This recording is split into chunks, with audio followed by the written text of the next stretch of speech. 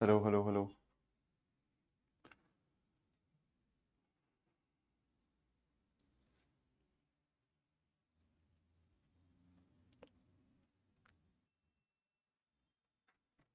Hello, hello, hello, hello. Good morning, everyone. Are the people still joining?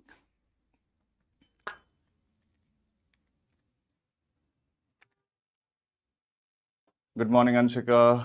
Good morning, Deepti, Ujjwal, Rukmani, Vikas. Good morning, all of you all. Welcome to this Maha Marathon 2026. If anybody does not know it, my name is Ranchan Kaul and I will be taking Indian economy in its entirety for your prelims preparation today itself. Now, firstly, Indian economy, you can expect somewhere around 16 to 20 questions in this year prelims. Now 16 to 20 questions, but there's a lot to study, there's a lot to revise.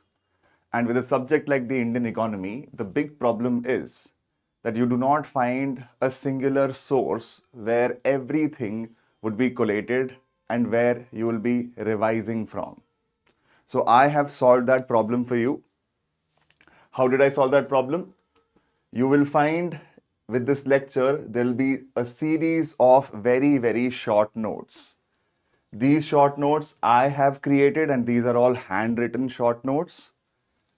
Roughly around 50 odd pages of these short notes, which will be made available to you at the end of the class. You only have to click on the link in the description and go to our app, and that is where you're going to find all the consolidated notes, which is going to help you revise very, very quickly, written by me, written by my hand, and in a very short and succinct manner. Now, not just that, at the end of this class today itself, you will also find one test which will be readily made available to you after this session is over. So if you want to practice for your prelims examination this year, you will find that test in the app itself.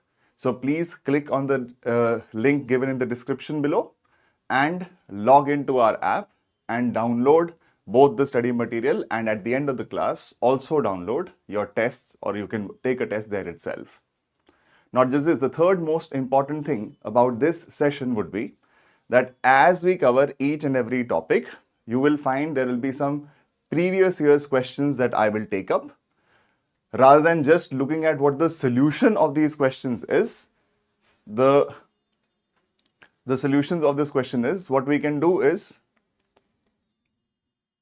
yes, thank you. What we can focus on today would be the approach.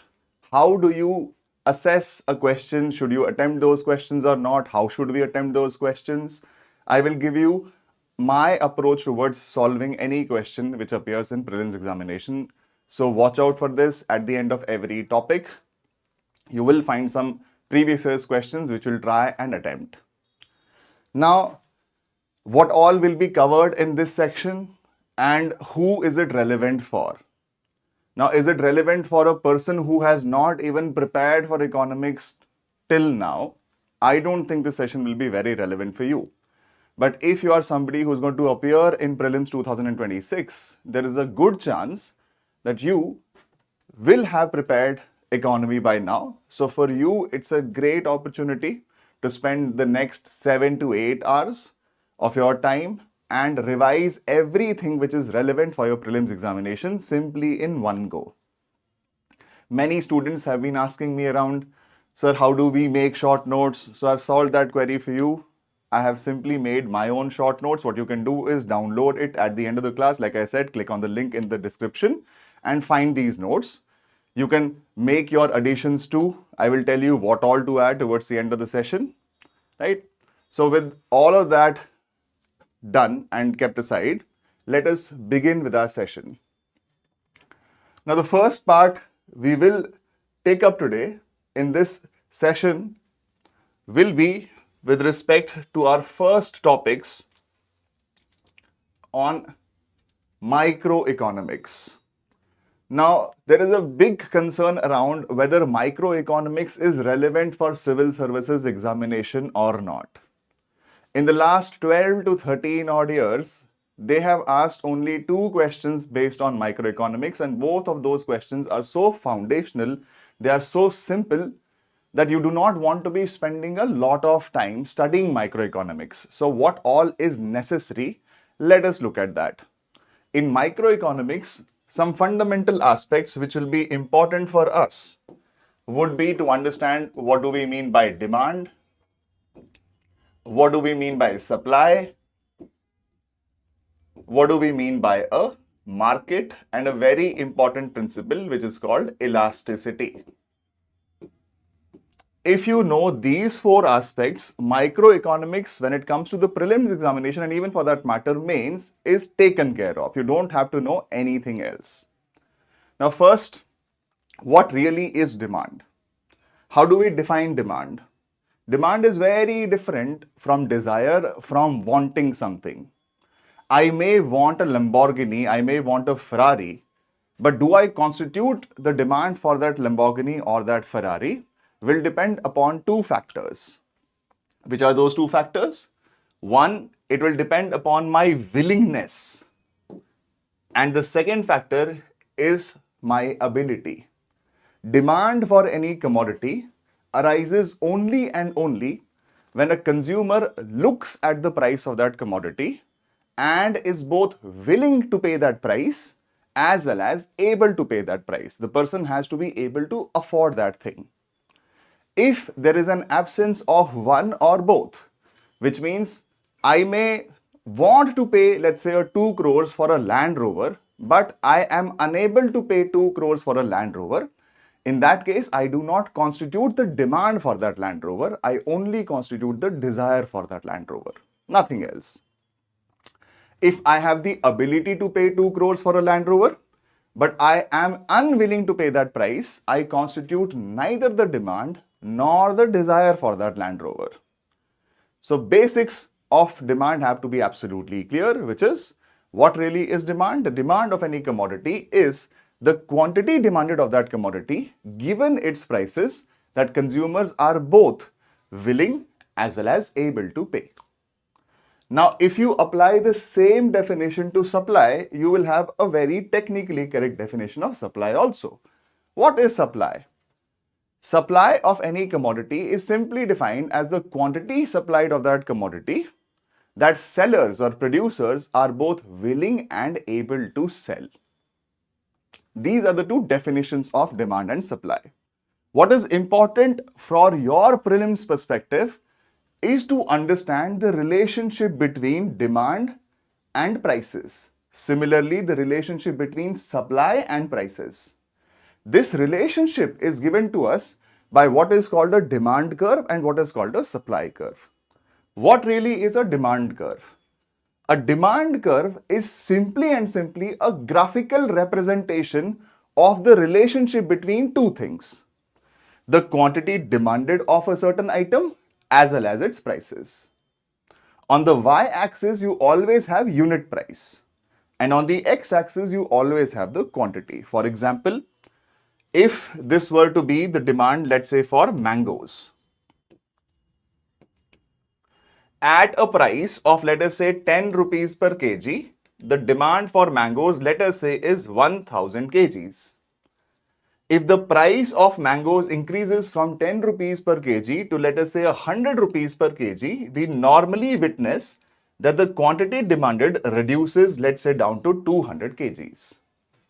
The graphical representation of relationship between 2 things, the demand of a commodity as well as its prices, is what is called the demand curve. For your prelims preparation, it is also very important to know that this curve is generally downward sloping. When we say generally downward sloping, what does it mean? It means as the price increases, quantity demanded decreases. Conversely, if the price decreases, quantity demanded should increase. Which means that there is an inverse relationship. Normally, there is an inverse relationship between 2 things. The price of a commodity as well as the quantity of that commodity which is being demanded. Inverse relationship. This is also what we call the law of demand. The law of demand says, ceteris paribus, which means keeping everything else the same, the quantity demanded of a commodity should vary inversely in relation to its prices. When the price of a commodity increases, normally you find that consumers will demand lesser and lesser of that commodity. Now, apply the same logic to the supply curve. What would the supply curve be? Much like the demand curve is a graphical relationship between two things, the price of a commodity and its quantity demanded. The supply curve is also a graphical relationship between two things, the price of a commodity as well as its quantity supplied.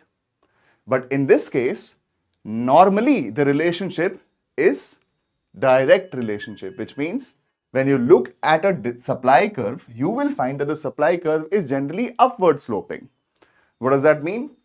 It means at a lesser price level P0, the quantity demanded supplied would be Q1. As the price of a commodity increases from P0 to P1, the quantity supplied should also normally increase. This is a direct relationship. Prices increases and quantity supplied will also increase. Price decreases, quantity supplied will also reduce.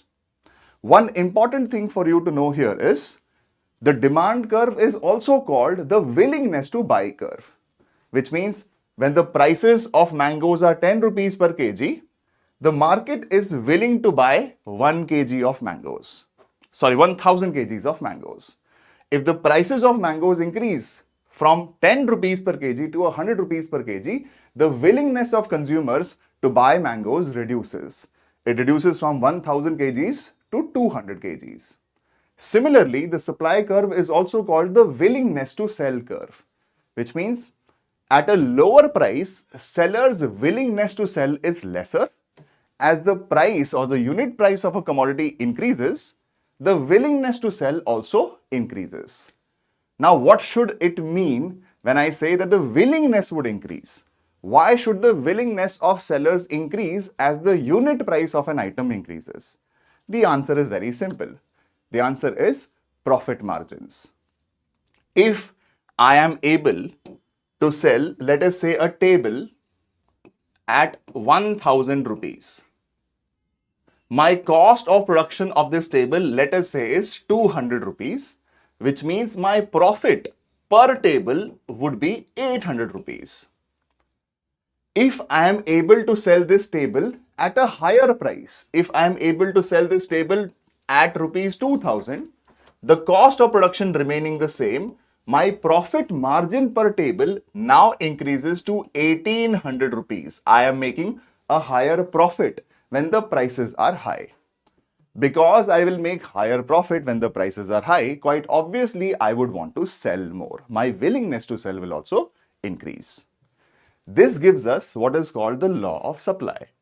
The law of supply, much like the law of demand, says what? It says keeping everything else constant, and that is very important. Keeping everything else constant, the willingness to sell is directly related to the prices. That means quantity supplied should vary directly in relation to the prices. When the prices increase, quantity supplied should also increase. When the prices decrease, quantity supplied should also decrease. Now, this is demand and this is supply. Law of demand, law of supply, demand curve and supply curve. Next thing is what is called determinants of demand and determinants of supply. What exactly is a determinant of demand?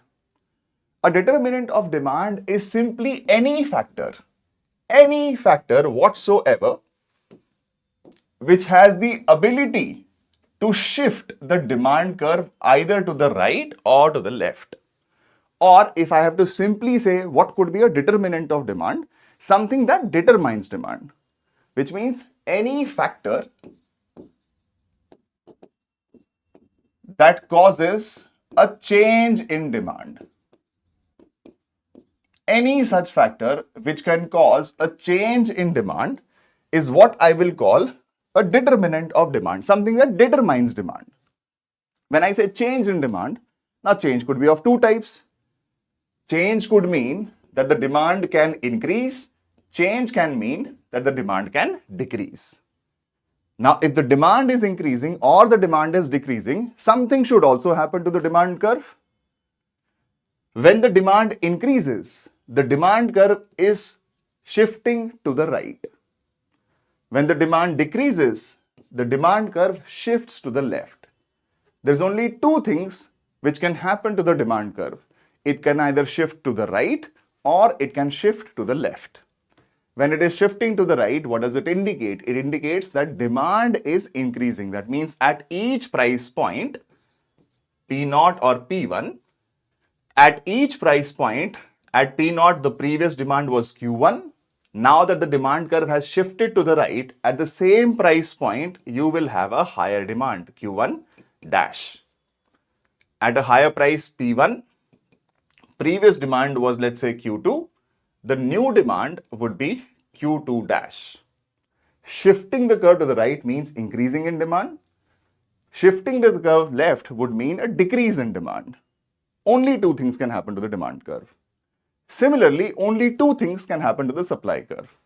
The supply curve can shift to the right. Once again, shifting to the right indicates an increase in supply, and shifting to the left indicates a reduction in supply. Two types of relationships. Like I said, there is a demand curve and a supply curve. The demand curve can shift to the right, demand curve can shift to the left. When it is shifting to the right, indicates an increase in demand. When it is shifting to the left, it indicates a reduction in demand. Similarly, the supply curve can shift two ways. It can go towards the right or can go towards the left. When it goes towards the right, it indicates an increase in demand, and when it shifts to the left, it indicates a reduction in demand. Only two things can happen. All those factors which can either increase or decrease demand, those factors which can either increase or reduce supply, these factors are what you call determinants of demand and determinants of supply. As an illustration, for example, I have given you a few examples of what could be the determinants of demand, what could be the determinants of supply. The determinants of demand, for example, could be prices. When the price of a commodity changes, should the demand of that commodity change or not? It typically does. We just discussed the law of demand. Similarly, incomes. If the incomes of people are increasing, generally you will find the demand should increase. When the incomes of people reduce, generally you will find the demand will reduce. Imagine that you wake up tomorrow and all of your parents have lost their jobs. What is going to happen to the internet connection that you're using? Would you be looking to buy more clothes this year? Would you be looking to go to cinemas more so?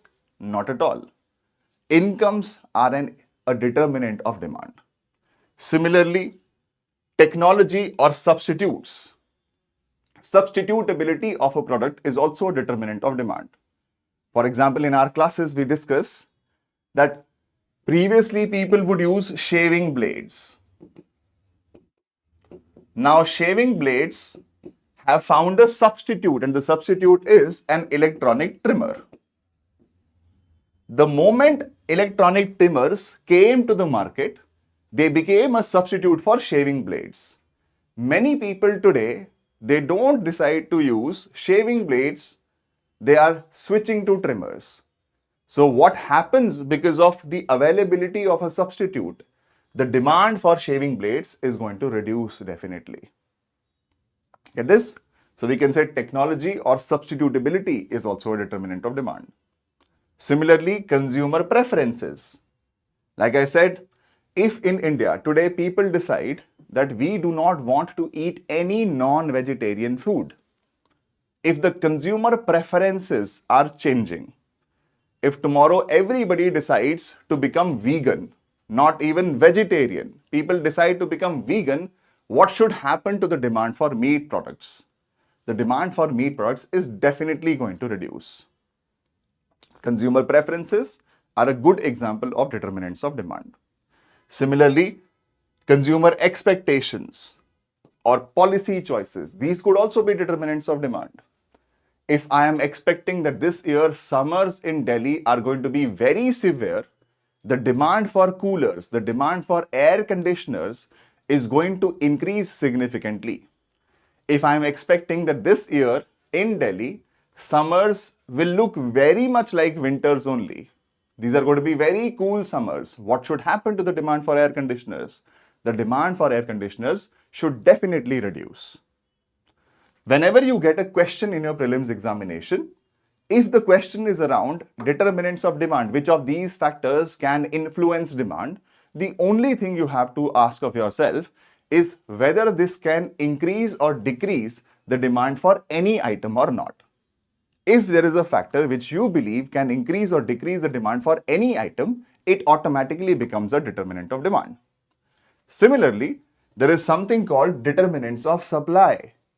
What are determinants of supply? Those factors which have an influence on supply itself, which means those factors which can increase supply or can reduce supply. Broadly speaking, these are factors with respect to costs, with respect to other factors such as disasters, such as unionism. These are what we commonly call externalities. If a producer's price or cost of production is increasing, which means his profit margin must be shrinking. And if his profit margin is shrinking, what should happen to the willingness to sell? The willingness to sell should also reduce. Determinants of demand and determinants of supply. One very important concept, and this concept, mind you, you will find being used across the board, both in your mains examination and your prelims examination, is the concept of what is called elasticity. What exactly is elasticity? We just discussed one thing, that there is a relationship between demand and prices. There is a relationship between supply and prices also. The relationship between supply and prices is a direct relationship, and the relationship between demand and prices is an inverse relationship, which means, does demand change when prices change? Yes. Does supply change when prices change? Yes. Now the question is how much? There are some items whose demand does not change a lot when their prices change. There are some items whose demand changes a lot when their prices change. What is that exact factor which determines how much should demand change when the price of an item changes? Similarly, what is that exact factor that determines how much should supply change when the prices change? That factor is what is called elasticity. What is elasticity? Elasticity is a general microeconomic phenomenon. What does elasticity talk about? Elasticity is also called responsiveness. It is also called sensitivity. Elasticity simply means that there is an item. There are two characteristics of this item. When one characteristic changes, what happens to the other one? It simply measures the responsiveness, the sensitivity, or the change in one variable subject to change in another variable. You pick any item, item A. For example, we can talk about an item which is shoes. Let us say Nike 1. Nike 1 is a single item. If the price of Nike changes, if it increases, what should happen to the quantity demanded? The quantity demanded should ideally reduce. If the price of Nike shoes decreases, what should happen to its quantity demanded? Ideally speaking, the quantity demanded should increase. How much will that be? Will be decided by what is called price elasticity of demand. We are expecting to know the change in one variable. Here the variable is demand. The change in demand of a certain item subject to the change in prices. Another item here will be prices. Subject to change in prices of that item. Now, the formula for elasticity is very simple. Elasticity for any item, for example, price elasticity of demand is very simple. It is percentage change in the quantity demanded of that item divided by the percentage change in the price of that item. For example, we can say that the price of Nike Air Force 1 used to be 1000 rupees and the quantity demanded at this price used to be, let us say, 1000 shoes. As the price of Nike increased from 1000 to, let us say, 2000 rupees, the quantity demanded of Nike shoes reduced from 1000 to 500 shoes. What is the price elasticity of demand of Nike Air Force 1? It is very simply going to be percentage change in the quantity demanded of Nike 1. What is happening to the quantity demanded? The quantity demanded is shrinking. This is half. Previously, 1000 shoes were being demanded. Now 500 shoes are being demanded. How much is the percentage change? The percentage change is a 50%, a negative 50%. Demand has reduced to half. How much was the change in the price of this item? The price had increased by 100%. The price had doubled up. 2000 minus 1000 upon 2000 multiplied by 100. That means a positive 100% change in the price of this shoe caused a negative 50% change, reduction in demand of this shoe. That means what would be the elasticity? The elasticity would be negative 0.5, which means 1% change in the price of Nike Air Force causes a minus 0.5% change in the demand of Nike Air Force 1. This is what is called elasticity. Now, elasticity can be of multiple types.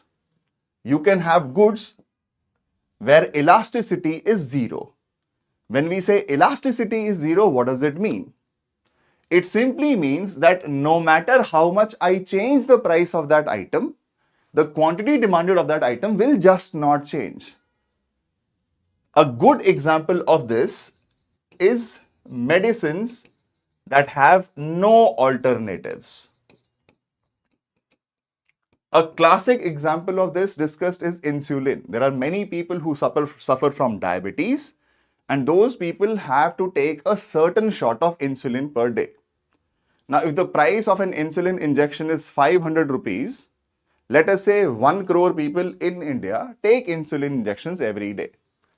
If the price of that injection reduces from 500 rupees to, let us say, 50 rupees, do you think people will start taking 3 to 4 injections every day?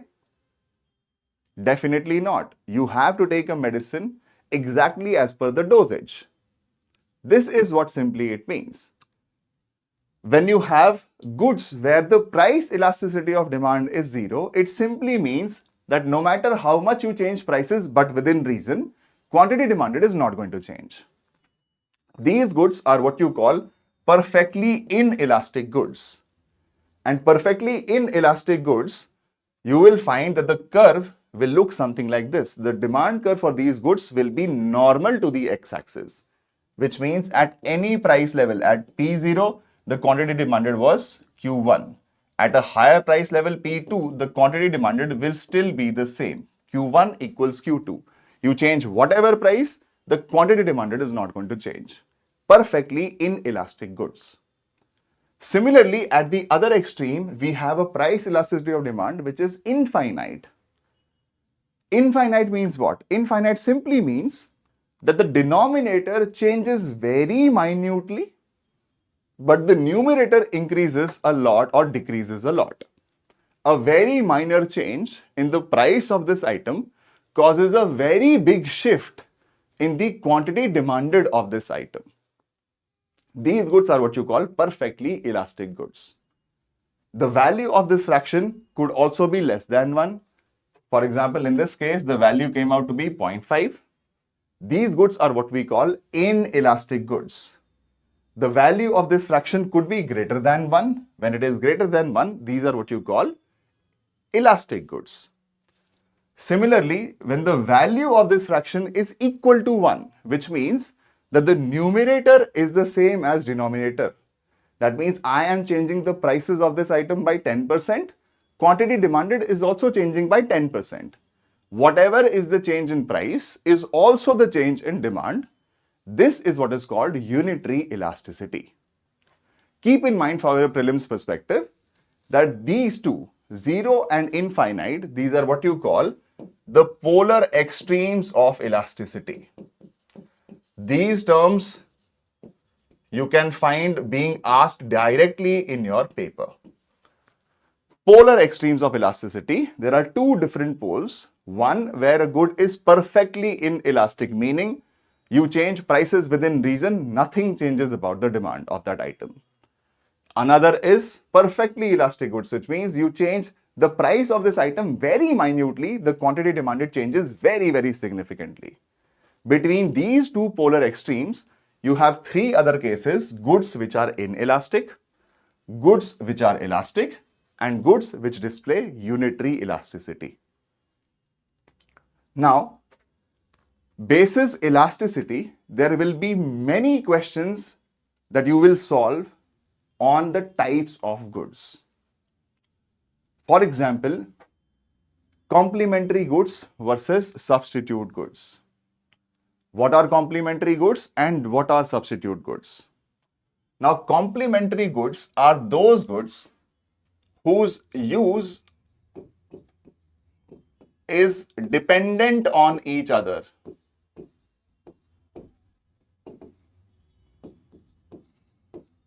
Or whose use is associated with each other. Now, what does it mean? It means if I buy a petrol car, would I be able to use a petrol car unless I buy petrol? If I don't fuel up my car, will I be able to drive it? If I am using an electric car, will I be able to use it without consuming electricity, without charging the batteries? If I am buying a diesel car, will I be able to drive a diesel car unless I buy diesel as a fuel? Therefore, petrol and petrol car, these are complementary goods. Why are they complementary goods? Because the use of one is dependent on the use of the other. Similarly, coffee and cookies. Can you have coffee without cookies? Certainly you can. Can you have cookies without coffee? Certainly you can. But normally we also witness that people consume coffee and cookies together. Their use is not dependent on each other. Their use is associated with each other. Frequently, you will find people consume biscuits and tea together. People consume cookies and coffee together. These types of goods are what you call complementary goods. Another set of goods are what you call substitute goods. What are substitute goods? Those goods whose use is either the same or is similar. That pair of goods where the use of both these items is either the same or is very similar. For example, if I want a beverage, I can consume tea, I can consume coffee. Their use is exactly the same. They may not taste the same, they are not the same beverages, but they are being used for the exact same purpose. Right? If I want to consume a chocolate, I can consume an Amul, I can also consume a Lindt chocolate. Exactly the same. Now, these goods are what we call substitute goods. Why am I bringing this concept here is because you can get a question on what is called cross price elasticity. This can be a direct question in your prelims examination. What happens to the cross price elasticity of substitute goods or of complementary goods? What is cross price elasticity? In the previous case, we discussed price elasticity, and when we discuss price elasticity, one thing you have to keep in mind here is we are talking about the same item. In our example, we took the item of Nike Air Force One. We said when the price of Nike Air Force One changes, what happens to the demand of Nike Air Force One? In here, we were talking about the same object. When we are to discuss cross price elasticity, here we are not talking about the same object. Here we are talking about two different objects. These could be related, these may not be related. For example, let us talk about the cross price elasticity of complementary goods. What will happen if the price of petrol increases? Should anything change about petrol cars? You can give me answers in your comments. Some people are asking, where will you find the notes? The notes will be given in the description of this video itself. Click on the description, you will find a link to these notes. These are very succinct, very condensed, short notes, which are going to be very extremely helpful for your revision purposes. Now, tell me, if the price of petrol increases, should that affect the demand of petrol cars in the economy? And if it should, what should be the effect on the demand for petrol cars? Right? Quantity of petrol cars demanded should definitely decrease. People will start considering other options. People will start considering, let us say, a diesel car. People will start considering public transport. People may start considering electric vehicles. Clearly, it is going to become expensive for you to drive petrol cars. Therefore, the quantity demanded of petrol cars should definitely change. And what should happen to it? They should reduce. Now, a question can be directly asked, which could be, what is the cross price elasticity of complementary goods? And when you get a question like this, they will ask you, will the cross price elasticity be positive? Will it be negative? The answer is very simple. Percentage change in quantity demanded of item A. Item A here, let us say, is petrol cars. If the price of petrol increases, the quantity demanded of petrol cars decreases. That means percentage change here should be negative. Quantity is reducing. Percentage change in price of item B. Item B here in this case is petrol. Right? What is happening to the price of petrol? The price of petrol are increasing. That means this is a positive change. Negative divided by positive, you will have negative. That means cross price elasticity of complementary goods is always going to be negative.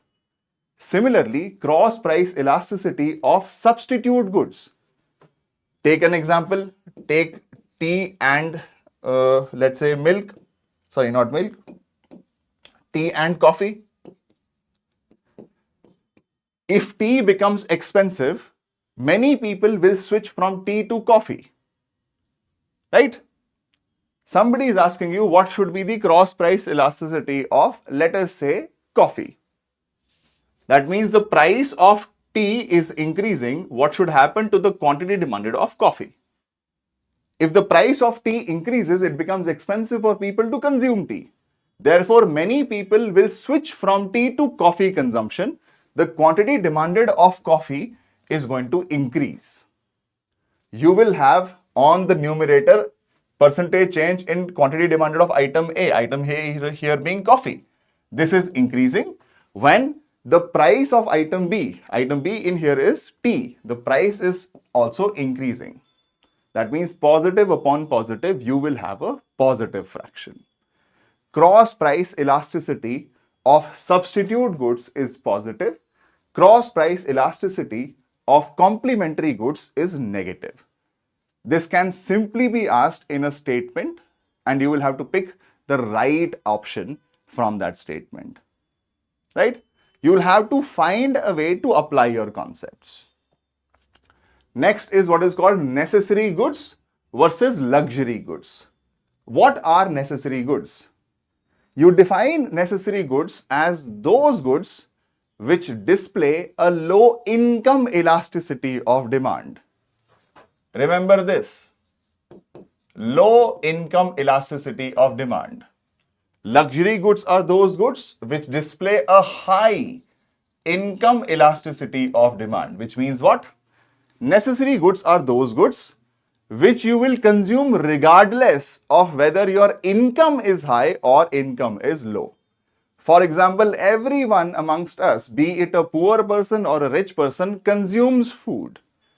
Every person, a rich person or a poor person, finds a requirement for clothes, finds a requirement for shelter. Your incomes may be high, your incomes may be low. The quantity demanded of these items does not change very significantly. They are less sensitive to changes in your income. These goods are what you call the necessary goods. What are luxury goods? Luxury goods are those goods which are very sensitive to changes in income, which means what? Which means If your income increases manifold, your consumption of luxury goods also increases. But the moment your income starts to reduce, when your income changes, the first few items out of your consumption that go will be luxury goods. They are very sensitive to changes in income. That is how you technically define necessary goods or essential goods as well as luxury goods. There is no other definition. Necessary goods are very less sensitive to changes in income. Luxury goods are highly sensitive to changes in income. What is normal goods versus inferior goods? Keep in mind, both normal and inferior goods are examples of necessary items. When you look at the words, you may try to think that this is about quality of these goods. It's not about the quality of these goods. Normal goods are those goods which display a normal economic behavior. When I say normal economic behavior, what does it mean? It means that these are those goods which you will consume more when your incomes are high, and those goods which you will consume less when your incomes are low. That is called normal economic behavior. For example, when do you travel more? As students, do you take a trip every year? As students, do you take a trip to, let's say, Himachal, to Uttarakhand, to Kerala every month? Do you travel a lot? But imagine you becoming an IAS officer, imagine you finding a great job. When your incomes increase, you will start touring and traveling so much more. Similarly, at this point in time, do you go to restaurants and cafes as students? You don't have that kind of money.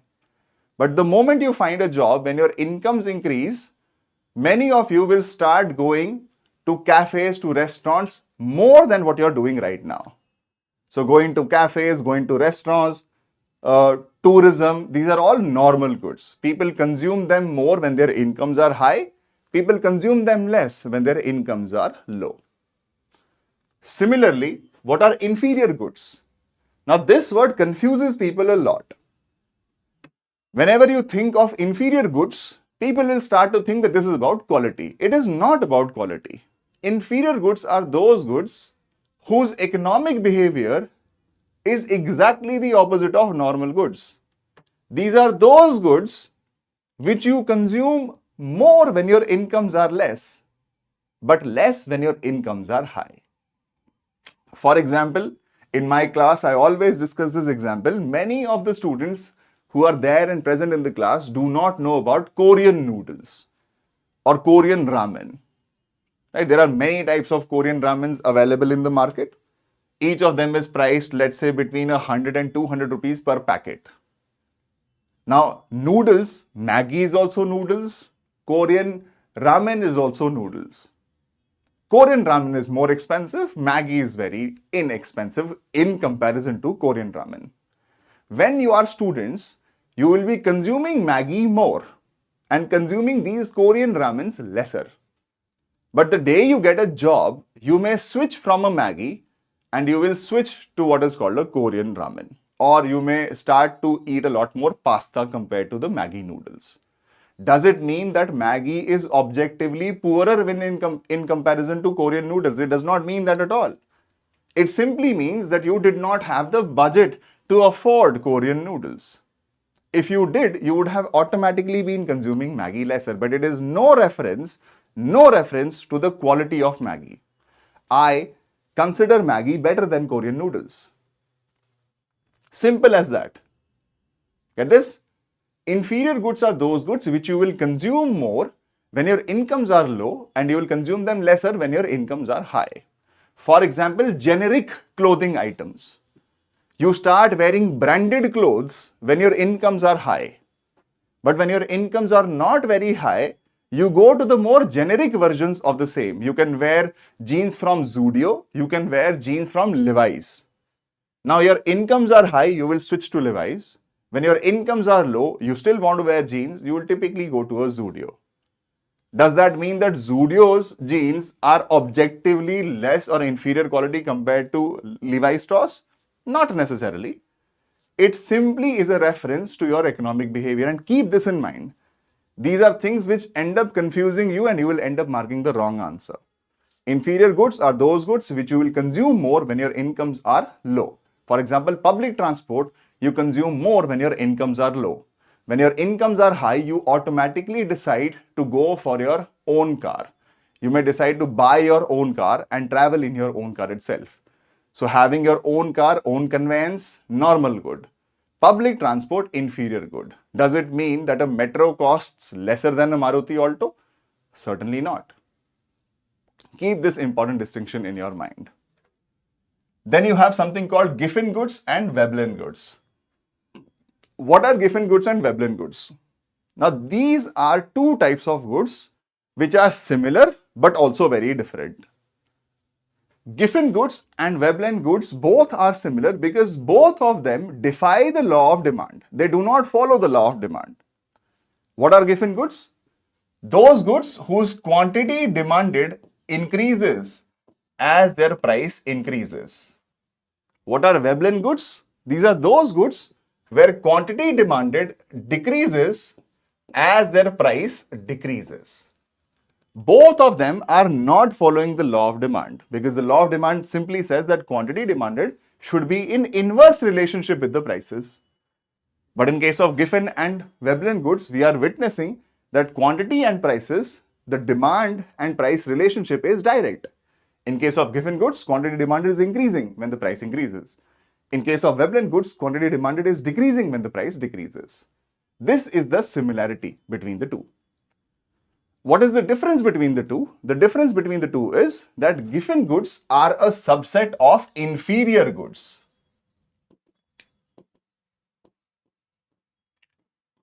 These are examples, some examples of inferior goods. And what are Veblen goods? Veblen goods are examples of luxury goods. For example, if iPhone starts to become really cheap, you will find that the quantity demand of iPhones will reduce, not increase, because iPhone at this point in time is a status symbol. The cheaper it becomes, everybody will be able to afford it and it will lose its exclusivity.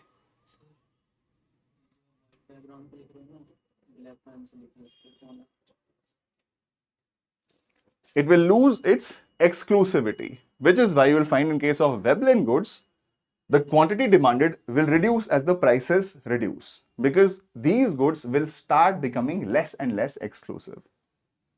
All right. Now, what is a market? A market is where you will find that the demand and supply of any item interacts with each other.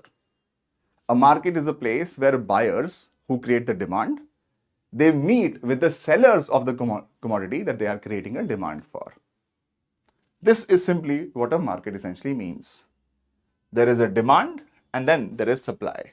Wherever the demand and supply curve intersects, the point of intersection gives you a certain price and a certain quantity level.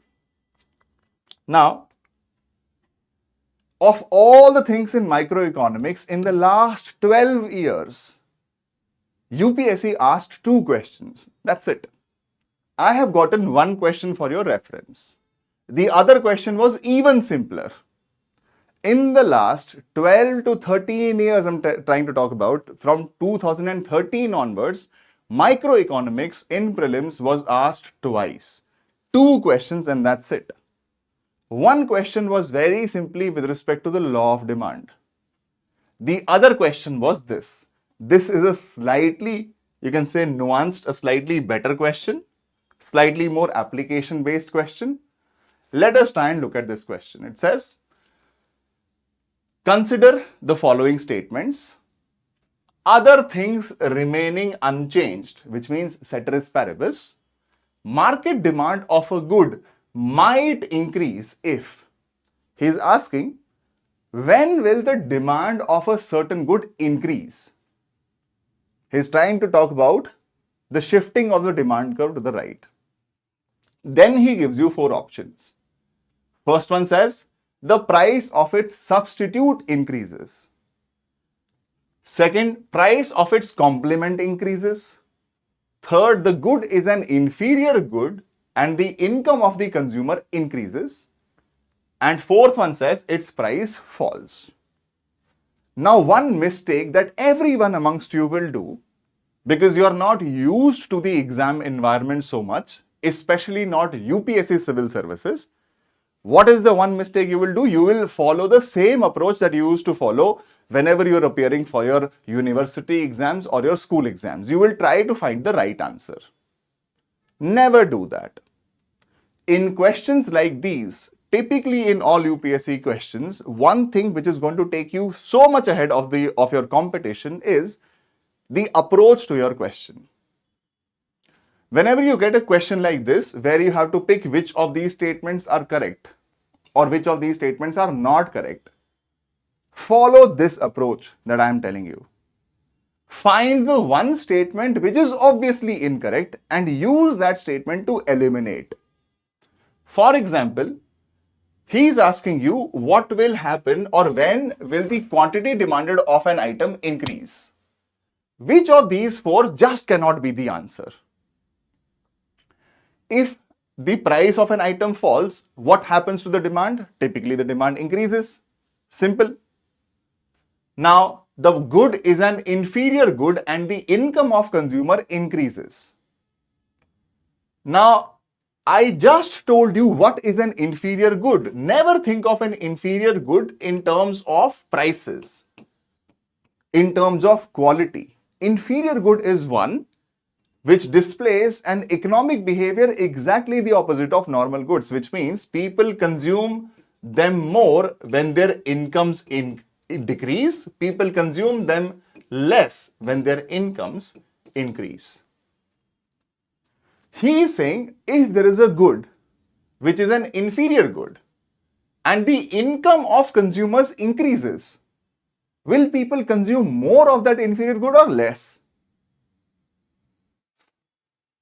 We just discussed what the meaning of an inferior good is. Those goods which you will consume more when your incomes are low, those goods which you will consume less when your incomes are high. So there is a good, this good is an inferior good, and the income of consumers is increasing. Will they consume more or less of it? Of course, they will consume less of it. That means, will the market demand of this good increase or decrease? It should decrease.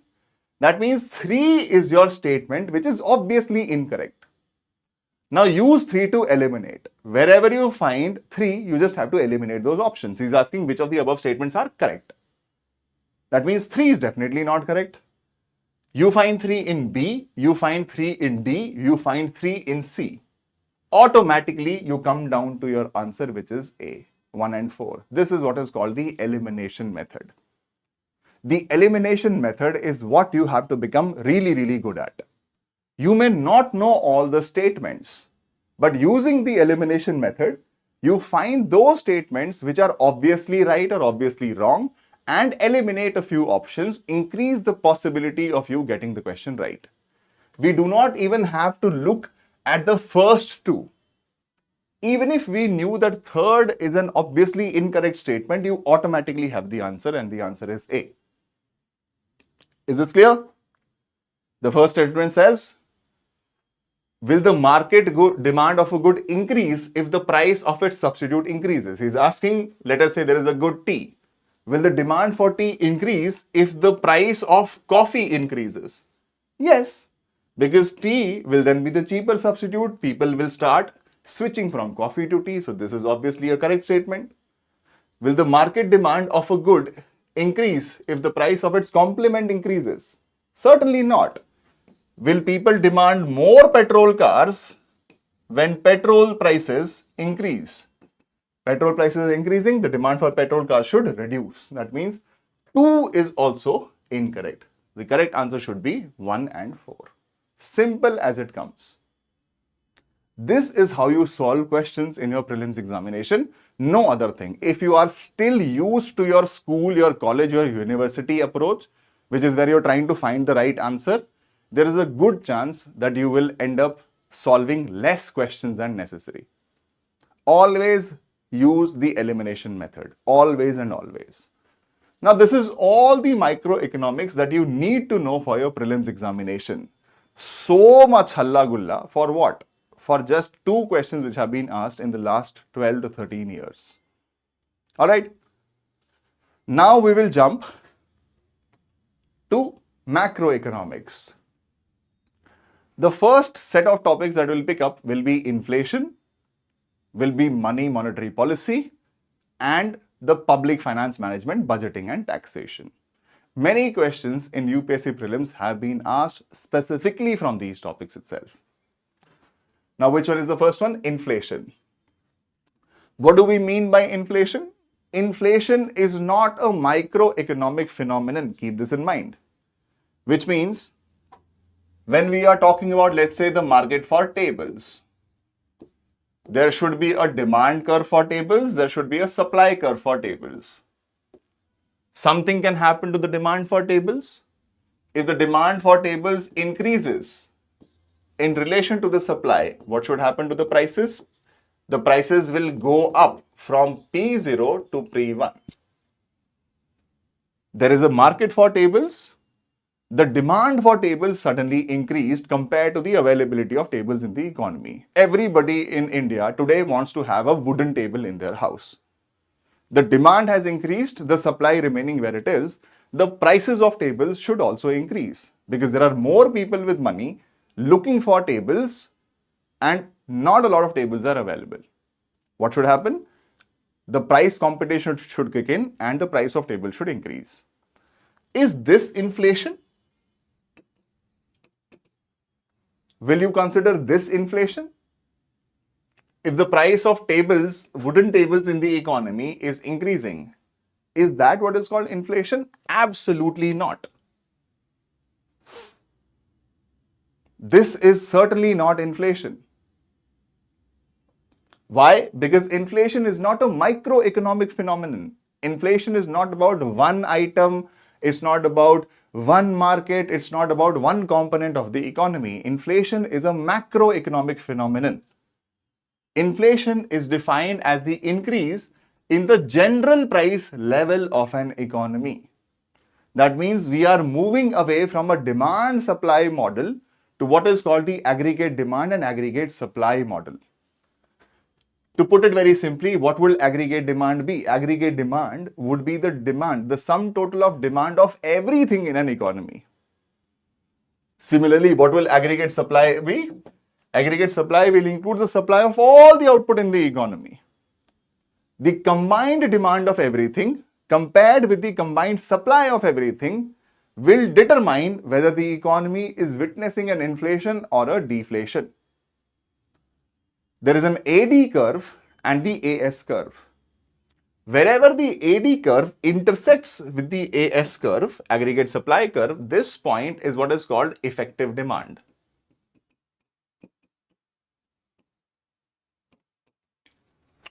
Something can happen to the aggregate demand curve, something can happen to the aggregate supply curve.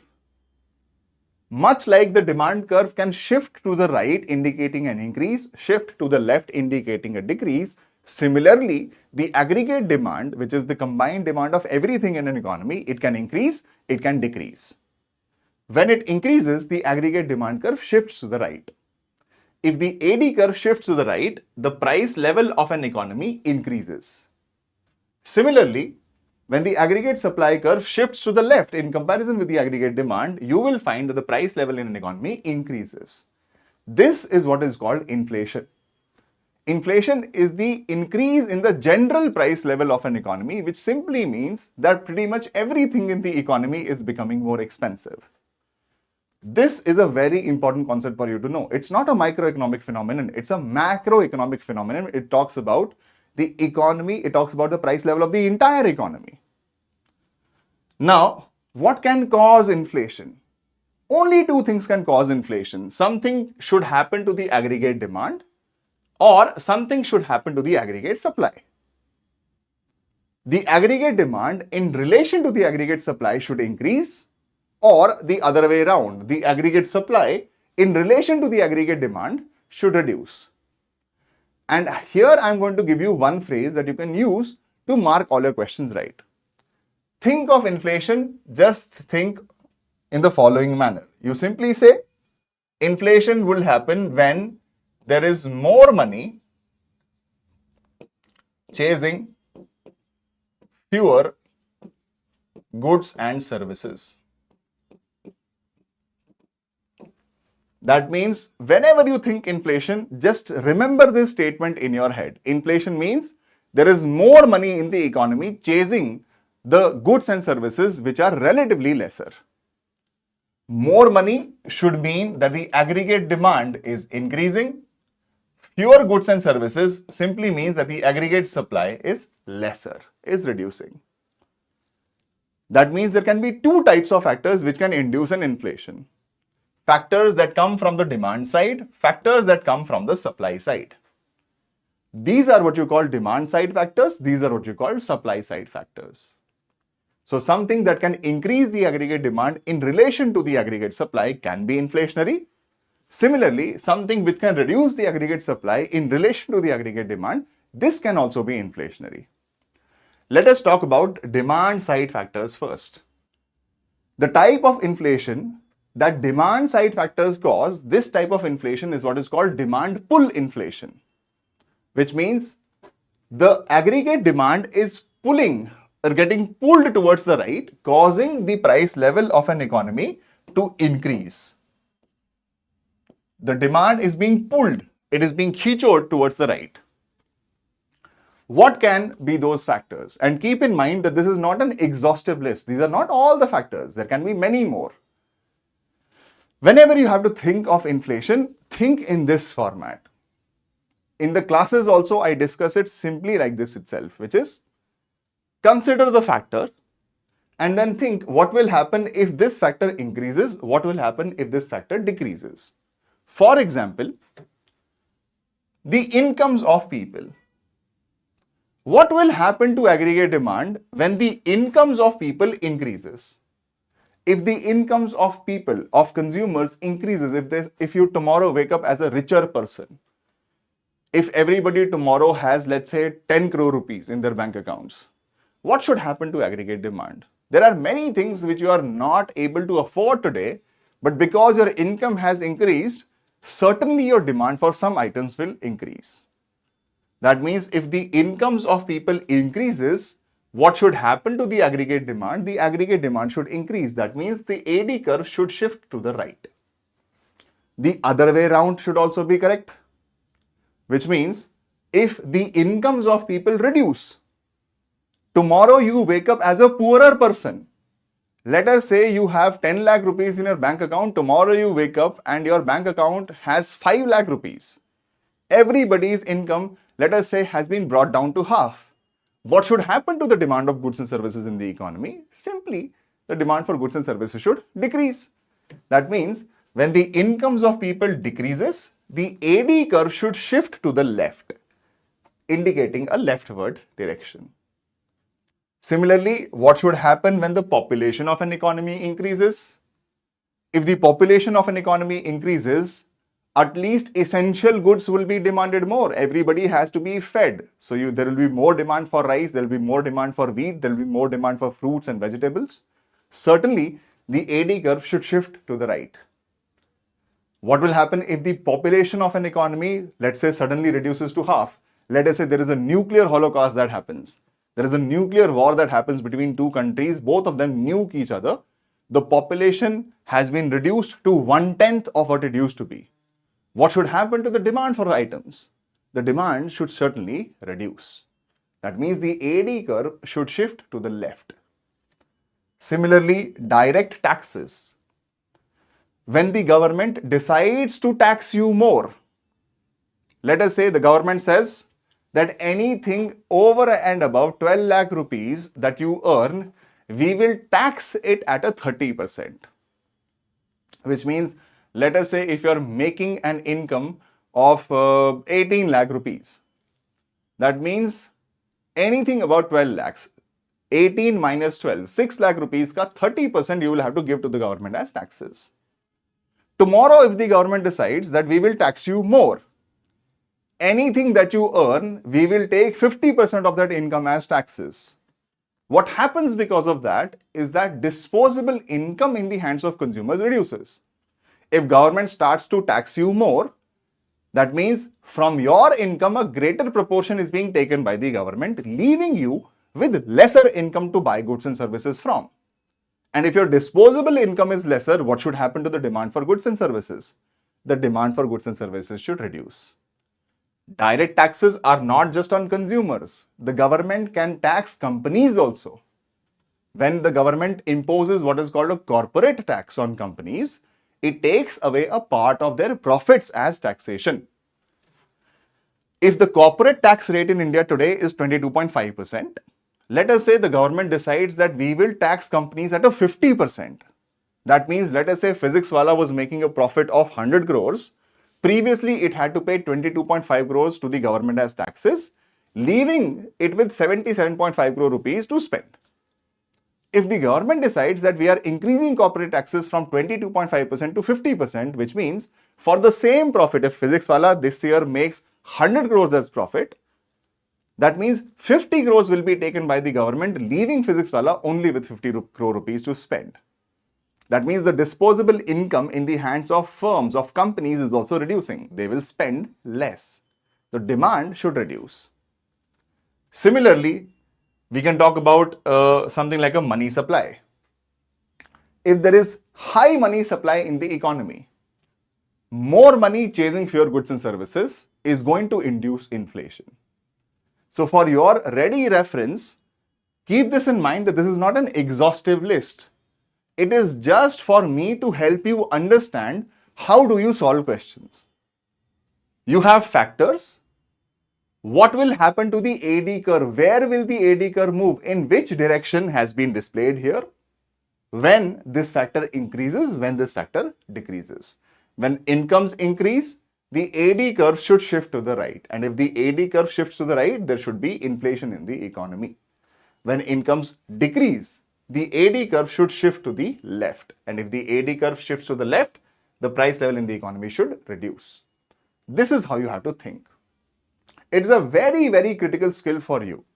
Keep this in mind that there will be no notes in the market, there will be no book in the market where they would have given you all of the factors which can cause or may not cause inflation. It just cannot happen. So in your exam hall, you will get some questions, you will be given some factors, and you will have to apply your mind and think, is it a demand side factor? Is it a supply side factor? If it's a demand side factor, what is the impact going to be on demand? It is going to increase demand or reduce demand. And basis that, you will decide whether the factor is inflationary or deflationary. These are demand side factors. The kind of inflation that these demand side factors cause, this kind of inflation is called demand pull inflation. Similarly, you have supply side factors also. Now, supply side factors are broadly speaking of two types. One is called cost related factors. The kind of inflation that these factors cause is called a cost push inflation. And the other factors are what you call supply side constraints, also called supply shocks. Think about cost related factors. Now, let me show it to you with an example. Think of the supply curve for Coca-Cola. At a price of 40 rupees per liter, let us say the supply of Coca-Cola is 750 ml. When you pay 90 rupees per liter, 90 per liter, the Coca-Cola company sells you 2 liters of Coca-Cola. This is the supply curve of Coca-Cola. You buy a 40 rupees bottle, you get a 750 ml. You pay 90 rupees, you will get 2 liters. This is what happens. Now imagine that the cost of production of 750 ml is, let us say, 25 rupees, and all the cost is the cost of sugar.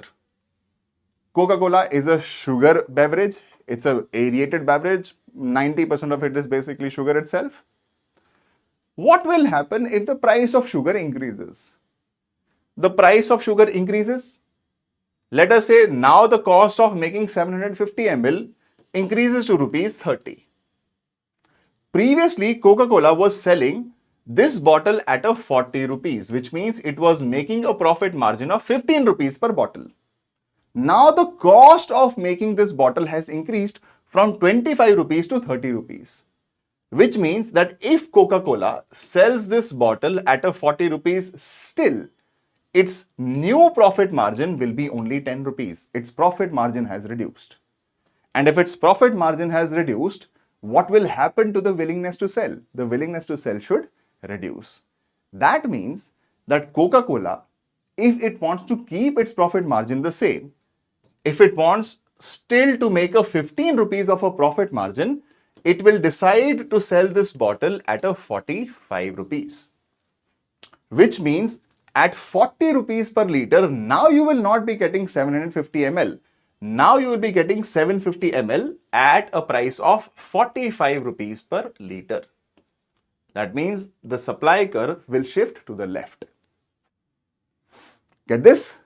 When the cost for a firm increases, other factors remaining the same, its profit margin reduces. And when its profit margin reduces, what happens to the willingness to sell? The willingness to sell also reduces.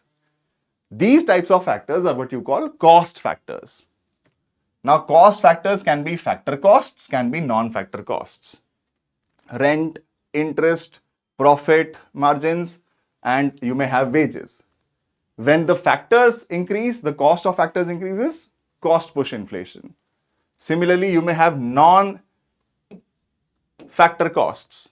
Raw materials, the prices of inputs, these are non-factor costs. Whatever causes the cost of production for a firm to increase, this is going to cause a cost push inflation. The firm will reflect this increased cost of production by selling its produce at a higher price in the market. Simple. Other factors are what you call supply shocks, supply side constraints. For example, last year, unfortunately, Punjab and Haryana witnessed a lot of floods. Because of those floods, because of those externalities which were beyond the control of every person, you would have found that much of the production of rice and of wheat, because both of these states are rice and wheat bowls of the entire country, the production of rice and wheat suffered, leading to lesser supply of rice and wheat in the market. This is an externality, a natural externality, it's a natural disaster. Similarly, you may have a situation where workers decide to unionize. There is some tussle between the owner of the company and the workers decided to go on a strike. Now, when the workers decide to go on a strike, what should happen to the production of that firm? The production of that firm should reduce. And when the production reduces, what happens to the supply? The supply reduces. These can be man-made factors, these can be natural factors, which are what you call supply side constraints. Two types of factors. One, cost-related factors. These costs could be factor costs, that means the costs of the factors of production, 4 factors of production, or non-factor costs, that means the cost of raw materials, the cost of inputs. Whatever causes the cost of production to increase causes cost push inflation. It shifts the supply curve towards the left. Now, there can be other factors too, which are called supply side constraints. Supply side constraints or supply shocks. Whatever causes lesser supply to come to the market. This can also cause inflation in the economy. Why? Because this is going to shift the supply curve to the left. Now, Vivek is asking PDF kahan milega? Vivek, link in the description. Click on the link, you will find this PDF. Now, what are the various types of inflation? There is a categorization of inflation on the basis of rate of inflation. On the basis of rate of inflation, you have the following 4 types. You have something called creeping inflation. Creeping inflation simply means when the annual rate of inflation, remember annual rate of inflation is up to 3%. If the annual rate of inflation is between 3 to 10%, this is going to be called walking inflation. When the annual rate of inflation goes above 10% or somewhere between 10 to 50%, this kind of inflation is called galloping inflation. Galloping is a term used for horses. That means this inflation is happening at a higher rate. And the last type of inflation is called hyperinflation. Keep this in mind that hyperinflation simply means an inflation rate of 50% or more per month. Now, this is something which may confuse you in your main examination, in your prelims examination rather. All the other three types, creeping inflation, walking inflation, galloping inflation, here the inflation rate is an annual inflation rate. But when you talk about hyperinflation, in hyperinflation, you are talking about a monthly inflation rate of 50% or more. These are the four types of inflation. Now, there are other terms which are used in context of inflation, but they are not the types of inflation. However, some people, they typically use these terms as types of inflation. They are not types. They are related terms. For example, something called deflation. Deflation is the exact opposite of inflation. Inflation is the increase in the general price level of an economy. Deflation simply means decrease in the general price level of an economy.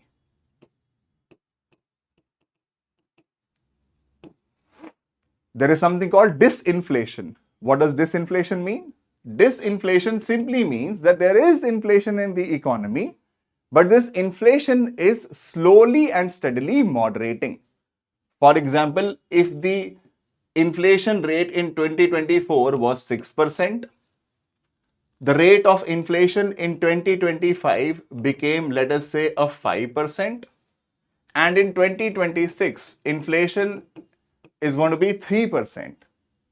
This means that in the economy, there is still inflation, but the rate of inflation is slowly easing. The rate of inflation is decreasing. This phenomenon is called disinflation. It's not a type of inflation. It's only a reference to what is happening to the rates of inflation in the economy.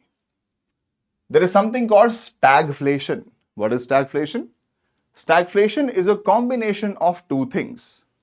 Stagflation means that the economy is stagnating,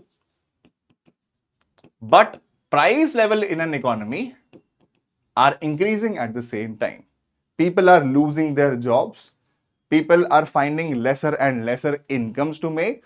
However, the price level in an economy is still increasing. This phenomenon is called stagflation, a combination of two words, stagnation and inflation. Then there is something called skewflation. Skewflation is again a combination of two words. One is called skew and the other is inflation. Skew basically means imbalance, which means when the inflation is imbalanced, some sectors in the economy are witnessing a higher rate of inflation compared to others. This phenomenon is going to be called skewflation. There is one more term which is called shrinkflation. Shrinkflation is a combination of two words, shrink plus inflation. What does this mean? This is a very clever marketing gimmick that many firms use. Whenever their cost of production increases, or if they want to sell their produce at a higher price, they will not change the price of that item. What they will do is they will simply reduce the quantity. This is also one way of passing higher prices to the consumers, which means, for example, in a 10 rupee Lay's packet, there used to be 10 grams of potato chips. Now the company wants to make this packet more expensive. What will the company do? The company is not going to change the price. The company is still going to sell you the same packet. Here it will be written big, like rupees 10, but the company is now going to sell you 5 grams of potato chips, which means the rest of it will be air. Now you are getting 5 grams of potato chips at 10 rupees. For a consumer, visibly, price has not changed, but the quantity has. Which means today, if you want to buy 10 grams of potato chips, you will have to pay 20 rupees, not 10 rupees. This phenomenon is called shrinkflation, where the producer shrinks the quantity of this output, but keeps the prices the same. Technically, an indirect way of passing higher prices to the consumers. These are not types of inflation. These are related terms with inflation, right? Now, yes. Now, something called impact of inflation. This is very important because there will be questions which are directly asked on the basis of impact of inflation. Whenever you think about the impact of inflation, think of the impact in pairs. For example, how does inflation affect consumers? How does inflation affect producers? For consumers, inflation is considered particularly bad. Why? Because for consumers, you find that the purchasing power of their money erodes. Which means, let us say last year you made 1000 rupees as income. You kept this income in the form of cash. You were thinking that you would be buying, let us say, 10 cans of Diet Coke, each of which is 100 rupees. You were thinking that you will buy this Diet Coke, 10 cans of it. You did not spend the money. What happens is between year 1 and year 2, there was inflation in the economy. The prices of Diet Coke, they increased from 100 rupees to 100 and let us say 50 rupees. Something happened in the economy, the prices of items in the economy increased. Now what is going to happen to your cash? You still have 1000 rupees only. You still have 10 notes of 100 rupees each. But with those 10 notes of 100 rupees each, with that 1000 rupees cash, will you now be able to buy 10 bottles or 10 cans of Diet Coke? Not at all.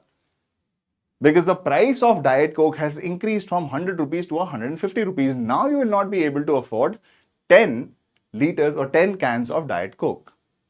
Nothing is happening to the can of Diet Coke. What is happening is the purchasing power of your currency is reducing. You still have the same amount of money, only that because of inflation, you will now be able to buy lesser and lesser and lesser goods and services with it.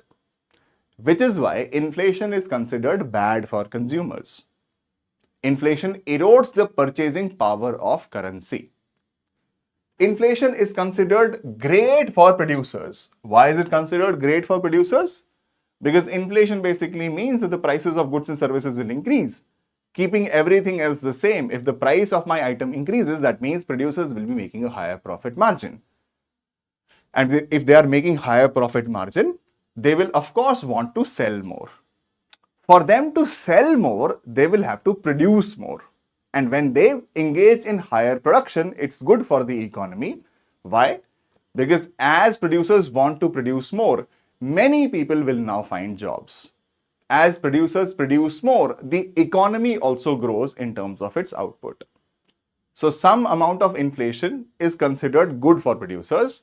Inflation is considered bad for consumers. Inflation is considered really bad for poor people. It is bad for the rich, it is bad for poor because it erodes the purchasing power of currency. But it is considered even worse for poor. The reason simply is that a poor person spends a majority proportion of his income or of his budget on essential items. Now, essential items are those items where the price elasticity of demand and the income elasticity of demand is lesser.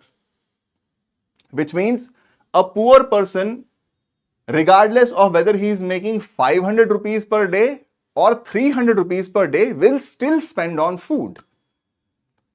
He will not be able to reduce the consumption of food. Whatever he used to consume, he has to spend that kind of money.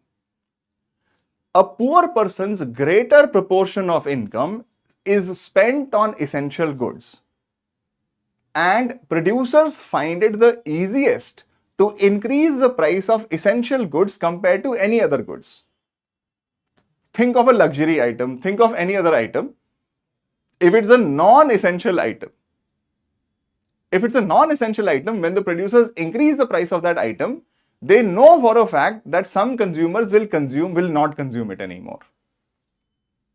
But producers also know this for a fact, that if they increase the price of rice, if they increase the price of wheat, if they increase the price of cooking oil, if they increase the price of cooking fuel, it's not like people will stop eating. People will still have to eat. So producers find it easier to increase the price of essential goods. A rich person spends money on essential goods, a poor person spends money on essential goods. Just that a poor person spends a greater proportion of his income on essential goods compared to a rich person. For example, at an income of let's say 2 lakh rupees per month, my expenditure on food is let's say 20,000 rupees. I make 2 lakh rupees a month, I spend 20,000 rupees, that means 10% of my income I spend on food. Now 20,000 is not spent by a daily worker. A daily worker may spend at best, let's say 5,000 rupees on food per month, but he makes an income of 10,000 rupees. He spends 50% of his income on food, I spend only 10% of my income on food. So when the price of food increases in the economy, surely it will hurt me because I don't want to buy things at a higher price. But it will affect the poor person even more because his income is only 10,000 rupees and now he will have to spend more than 5,000 rupees on food. Even if I have to increase it from 20% to 20,000 to 30,000, it does not hurt a rich person as much as it hurts a poor person, which is why inflation is considered particularly bad for the poor. Now, inflation is also considered good for borrowers, considered bad for lenders. Why is that so? The reason is, very simply put, what is called future value of money. Inflation benefits a borrower in real terms. Inflation hurts a lender in real terms. What does it mean? It simply means that when a person takes a loan from a lender, this person is taking a loan because he has to spend it today. He is enjoying the current purchasing power. But he has to return this money after some time. In this meantime, if there is inflation in the economy, in nominal terms, he is going to return as much money as he promised to. But in real terms, in purchasing power terms, he will be returning a lesser purchasing power. Keep this in mind. Future value of money is always equal to present value of money upon 1 plus the rate of inflation. That means if there is 10% inflation in the economy, the future value of 100 rupees will be present value of 100 rupees 100 upon 1 plus 0.1. This means it will be 100 upon 1.1. That means it will be less than 100. Future value equals present value divided by 1 plus rate of inflation. Which means if inflation is happening in the economy, then future value of your money will definitely be less than present value. Which is what is said that inflation benefits a borrower. In real terms, inflation hurts the lender in real terms. The lender gets a reduced purchasing power compared to the nominal value of money. Now, next topic is measuring inflation. How do we measure inflation? Two ways of doing it. One is called a GDP deflator. A GDP deflator is the ratio of the nominal GDP of a year to the real GDP of this year. I will take this up when I discuss GDP with you. More importantly, what we have is something called price indices. In India, we have two types of price indices. One is called a consumer price index. The other one is called a wholesale price index.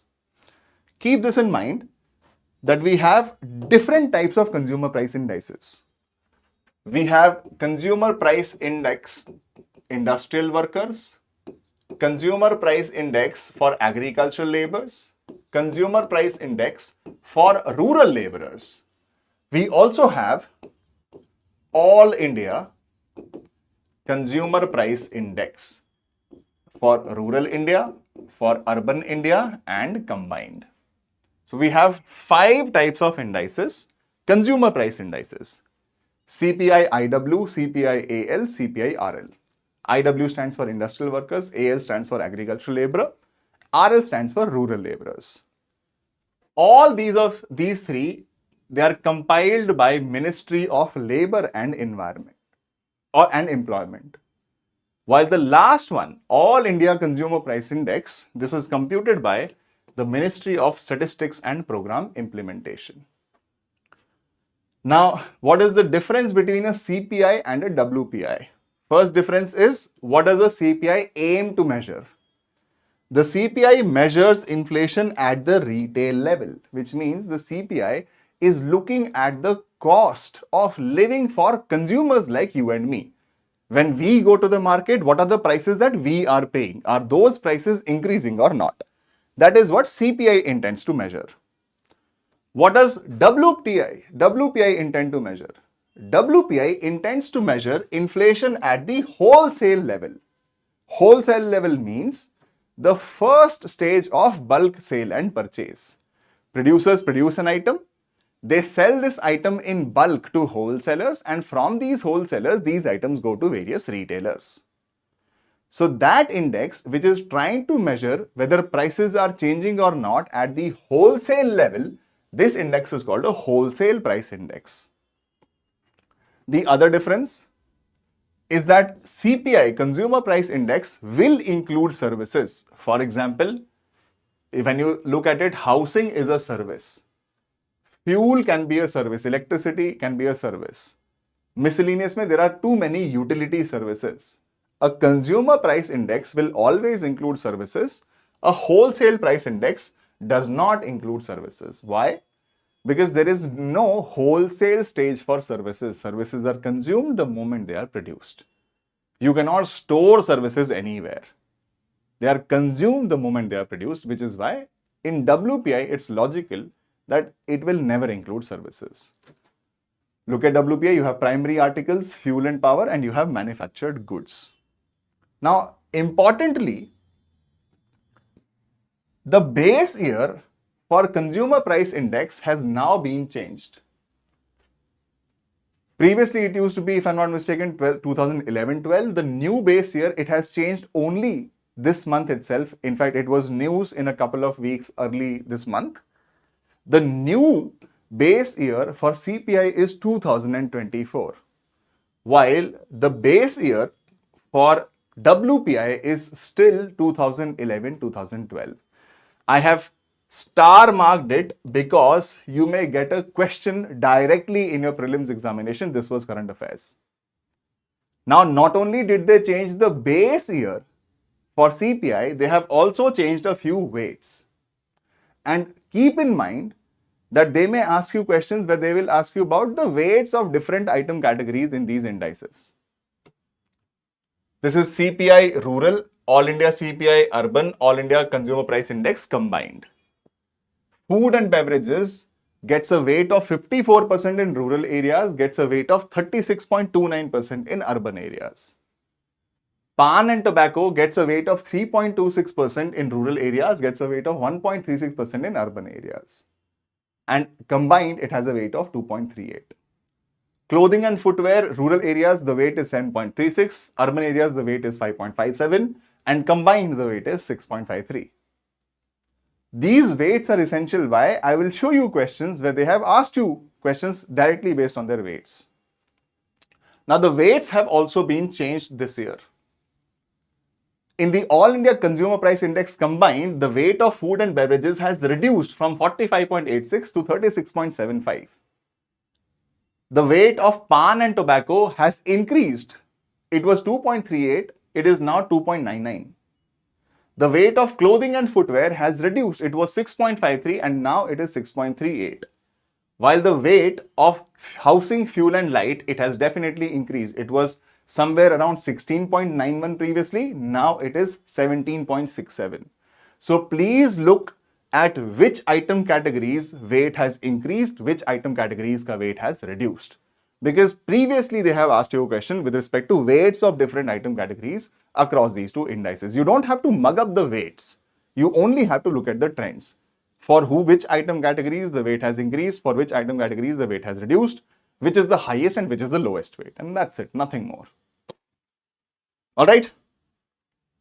Now, which ministry calculates the wholesale price index? The wholesale price index is calculated by the Ministry of Commerce. These are important factuals that you should know about these indices. Now, we may look at a few questions. See the kind of questions that they have asked in around inflation. This is not all the questions, but I've gotten some questions for your understanding. The first one says, with reference to the Indian economy, demand pull inflation can be caused or increased by which of the following? That means he is not talking about supply side inflation. He is only talking about demand side inflation, which means in your mind, you should have an AD curve, you should have an AS curve. Which of these factors will have the ability to shift the AD curve to the right? Of these following factors, which factors will shift the curve to the right? Now, like I said, please apply yourself here and don't look for the right answer. Look for something which is obviously incorrect. That means something which can reduce the demand cannot cause demand pull inflation. Think of these factors and tell me which of these factors will reduce the demand. Keep this in mind that aggregate demand is a combination of C, I, G and X. Demand from households, demand from companies, demand from the government and demand from the external sector. Which of these factors will reduce the aggregate demand, will not shift the aggregate demand to the right, will rather shift it to the left? Vedanta, absolutely correct. Rising interest rates. If the banks are increasing interest rates, tell me, it becomes expensive for people to borrow. If loans have become expensive, households and consumers like you and me, we will take more loans or lesser loans? We will of course take lesser loans. If loans have become expensive, companies will take lesser loans. And if companies and households are going to take lesser loans, what should happen to consumption demand? It should reduce. Investment demand, this should also reduce. That means this factor, rising interest rates, is a factor which does not shift the aggregate demand to the right. It in fact does the exact opposite. It shifts the aggregate demand to the left because now borrowing has become costly. And if borrowing has become costly, many people like you and me, we will pause our consumption decisions. We'll say, because loans today are very expensive, let us not construct this house anymore. Let me not buy a car this year. When the interest rates on loans reduce, I will probably go take a loan and buy something. So you use 5 and you eliminate. 5 is there in B, 5 is there in D, 5 is there in C. The answer automatically becomes A. You do not even have to look at the other ones. You have to look for the obviously incorrect option. Use that incorrect option to eliminate. And from the remaining options, select your best answer. This is the approach you should follow in the prelims examination. Consider the other one. The weightage of food in consumer price index is higher than in the wholesale price index. Like I said, this year they have changed the weights in consumer price index. It has happened only in February. So this is going to be current affairs for this month. Expect that they may ask you a question around this itself. They have done it previously. Nothing is stopping UPSC from doing it again. Now, the question here is the weightage of food in consumer price index is higher than the wholesale price index. It's absolutely correct. In wholesale price index, there is only 3 categories for you to look at. You have primary articles including food, 22.262. And in CPI, whether it be rural, whether it be urban, whether it be combined, the weight is going to be higher. Saransh is saying, will rising interest rates make people invest more to earn higher returns? Surely, Saransh, When the banks are promising you a higher interest rate on your savings, that means you will put your money with the bank, you will not spend this money. But for the bank to give you a higher interest rate, it has to earn that higher interest rate also. If the bank is promising you that I will give you 8% on your deposit, the bank has to earn more than 8% to be able to give you an 8%. That means it will charge more from the loans. And if it charges more on the loans, will people borrow more or less? That is the application of the concept, right? So, like I said, keep this in mind. This year it has changed, so you may get a question directly from here itself. Now, the weightage of food in consumer price index is higher than the wholesale price index. Let us say you may know it or you may not know it. Which of these statements is obviously incorrect? The WPI does not capture changes in the prices of services, which CPI does. This is absolutely correct because there is no wholesale stage for services.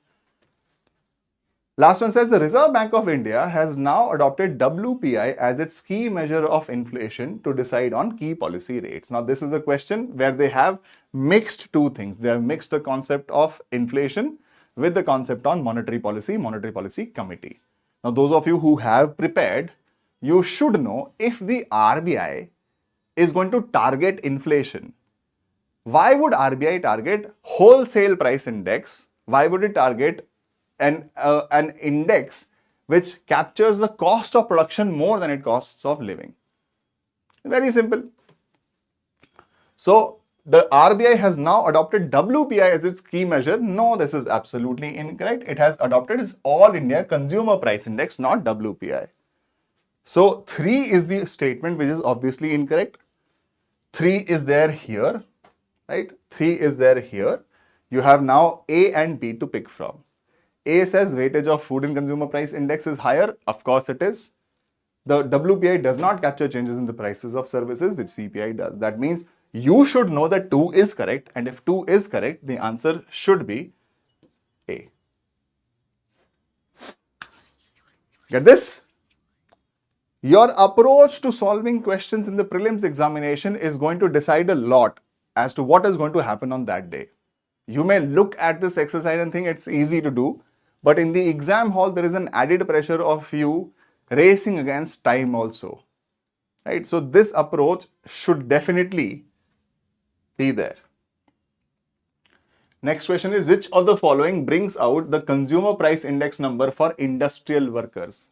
Factual. Isn't this factual? Right? Which of them? It is going to be the Labor Bureau. Ministry of Labor and Employment, the Labor Bureau is the one that comes out with CPI-IL, CPI-IW, CPI-AL, CPI-RL. Consider the following statements. Inflation benefits the debtors, inflation benefits the bond holders. Now, debtors are people who have borrowed money, borrowers. Bond holders are those people who are holding bonds. That means those people who have given these loans. These are lenders. Who does inflation benefit? Inflation benefits borrowers in real terms, not lenders. That means the answer here would be 1 only. A rise in the general price level may be caused by, he's asking you what can cause inflation? An increase in the money supply, a decrease in the aggregate level of output, an increase in the effective demand. Now, which of these? You have to pick the obviously incorrect option, which is a decrease in the aggregate level of output.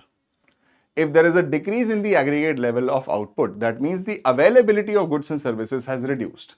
Keep this in mind. What is inflation? More money chasing fewer goods and services. That means something that can increase the aggregate demand or something that can reduce the aggregate supply. If lesser output is being produced, supply of goods and services in the economy is reducing. And if the supply is reducing, obviously this cannot cause inflation. This can cause inflation. The answer has to be D.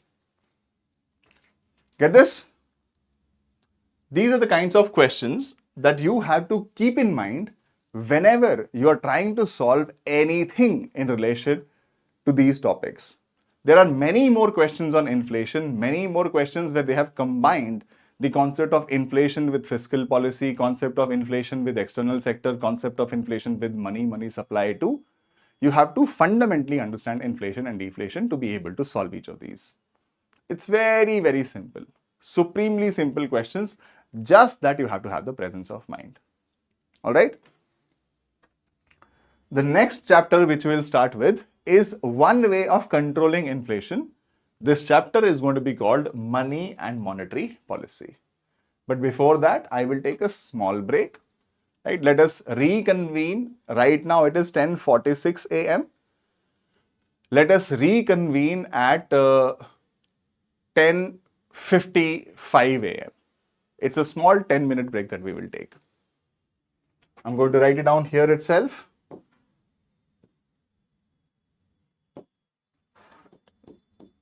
Class resumes at 10:55 a.m. We'll take a 10-minute break right now. All right.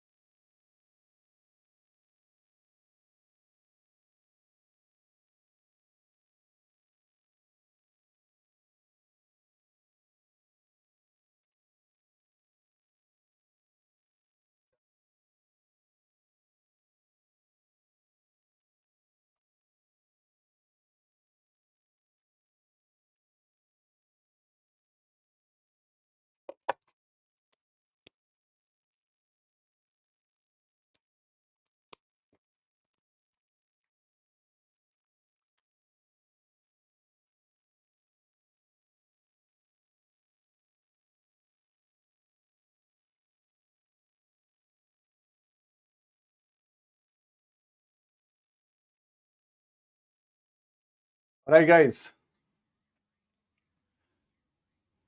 back again. Now let us pick up money monetary policy, a very favorite topic of UPSC. Many questions, especially in prelims examination, not so many in mains, have been asked from this topic itself. Money, money supply, monetary policy. Vedanta is saying, please explain fiscal stimulus once. I will explain it to you when we move to that part. All right. We'll move to public finance management. I'll discuss what fiscal stimulus essentially is. All right. Now, firstly, what really is money? Money is defined as anything which is commonly used as a medium of payment. Anything but has to be commonly used as a medium of payment. There are many types of money. First is what is called full-bodied money. What is full-bodied money? Full-bodied money is that kind of money where the face value becomes equal to the intrinsic value. What does this mean? It means that this is money which is being backed by a certain commodity. If there is an economy where gold, let's say, is money, and let us say in this economy 1 gram of gold comes at a price of 1 lakh rupees. If you are making a gold coin which is going to serve as money, and let us say this gold coin has 5 grams of gold in it, then what would be written as a denomination on this money? Since 1 gram of gold comes at 1 lakh rupees, any coin or rupee coin which is made of gold and has 5 grams of gold in it, the denomination written on it would be 5 lakh rupees. That means think of this as money, it is 5 lakh rupees. Think of this as commodity, it is 5 grams of gold, which when you sell in the market, you are still going to get 5 lakh rupees. This is what is called full-bodied money. Another is called token money, credit money, also called paper money. Now, paper, simply put, is a token. It's a representation of value. Isn't it? When you think of a paper note, if you have a paper note which has rupees 500 written on it, if you forget for the time being that this paper note is money, then it is simply paper, some paint on it. Will you buy this paper at 500 rupees? Consider the notes which are no longer legal tenders. The pre-demonetization 500 rupee notes. Will you today buy that 500 rupee note for 500 rupees? You will pay nothing for it because it has absolutely no intrinsic value and it has no face value either. This is called token money. Token money, paper currency, is simply a token that represents some value. A piece of paper which has written on it 500 rupees, but the intrinsic value of it is just paper, it is not 500 rupees. It, let's say, costs 5 rupees to make this paper note. Now, the difference between face value and intrinsic value of token money, this difference is what is called signage. That means RBI is printing a note, and on this note, RBI has written rupees 500. That means if you take this note to the market, you will be able to buy goods and services worth rupees 500. But it cost RBI rupees 5 to print this note. The difference between the face value 500 and the cost of printing this money 5 rupees 495 becomes what is called signage. Signage is the profit of the issuing authority. Signage is the profit of RBI, which typically RBI transfers it to the government. Technically speaking, it's the profit of the issuing authority. Next is called representative full-bodied money. What does this mean? It means that you have issued some token money, But this token money is being fully backed by commodity.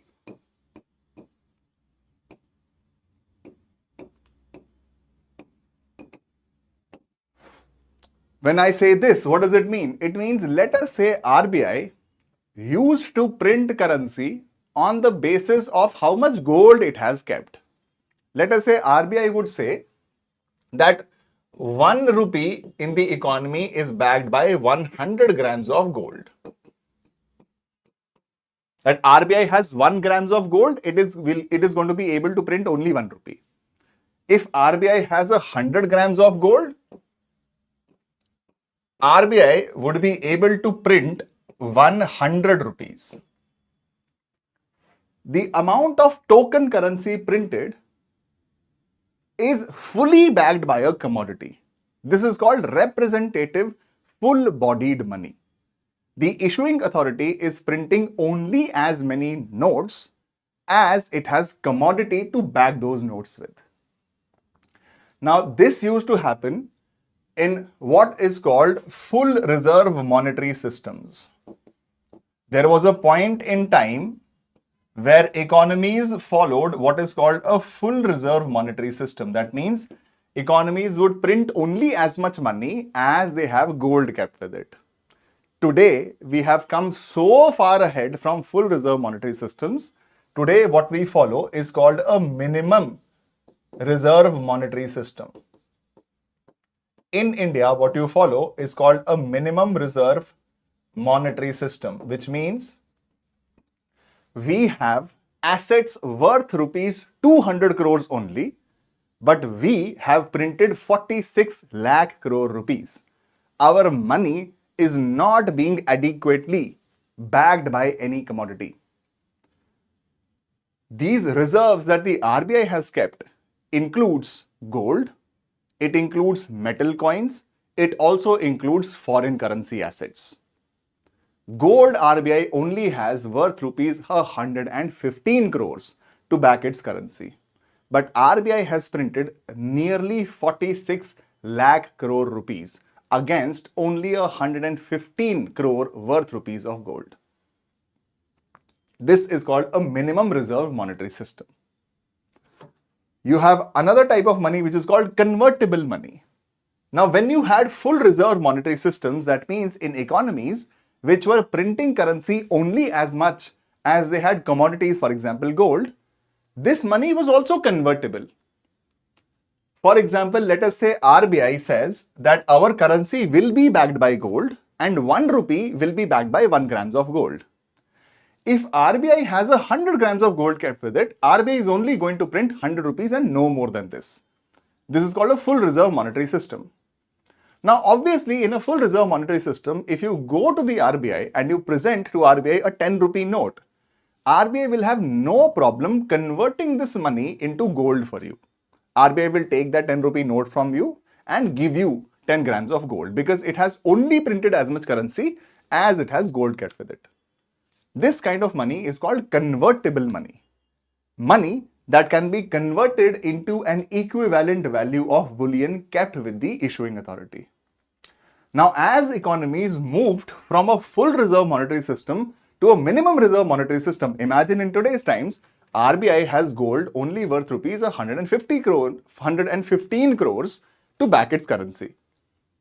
And it has printed 46 lakh crore rupees. Today, if you go take a 200 rupee note to RBI and tell RBI, please give me gold against it, RBI is not going to give you any gold against it because it does not have as much gold as the amount of currency that it has printed.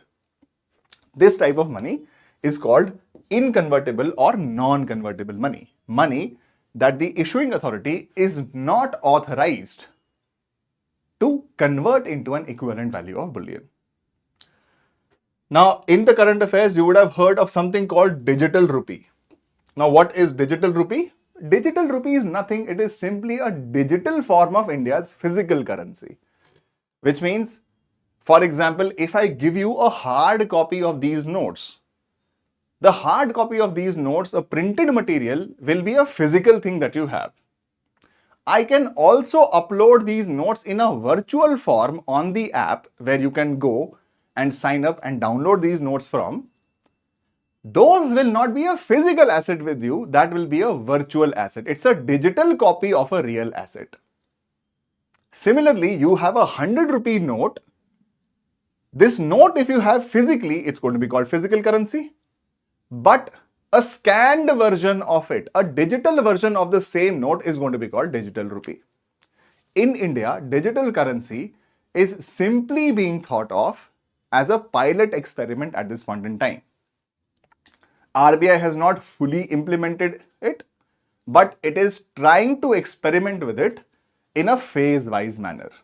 You only have to hold a digital wallet issued by the RBI itself. You can download it from iOS or also on Android, right? And you can get digital rupee also, but it is not being used in a full-fledged form. Get this? Other types of money. You have something called fiat money. What is fiat money? Fiat money is money which serves as money because the authority is saying that this is money. For example, in India, why is dollar not accepted as money? It is because RBI, the issuing authority, has simply said that dollar will not be money. In India, rupee is going to be money. Rupee is being backed by authority. Such money, which serves as money on the backing of an authority, is called fiat currency. And a good way of remembering it is, just remember 80 in fiat stands for authority. There is something called legal tender money. Now, what is legal tender money? Legal tender money is simply such money which is compulsory to accept for people as a mode of payment. For example, if you take money, if you have to, let's say, pay for land, if you have to pay for, let's say, a bike, you can go to the dealer and you can present the dealer with physical currency in the form of notes. The dealer will not be able to deny you that. This is called a legal tender. Legal tender means money which has to be legally, compulsorily accepted as a means of payment. If you do not accept, or if you start rejecting this money as a means of payment, in which case you can be filed a case against in the court of law.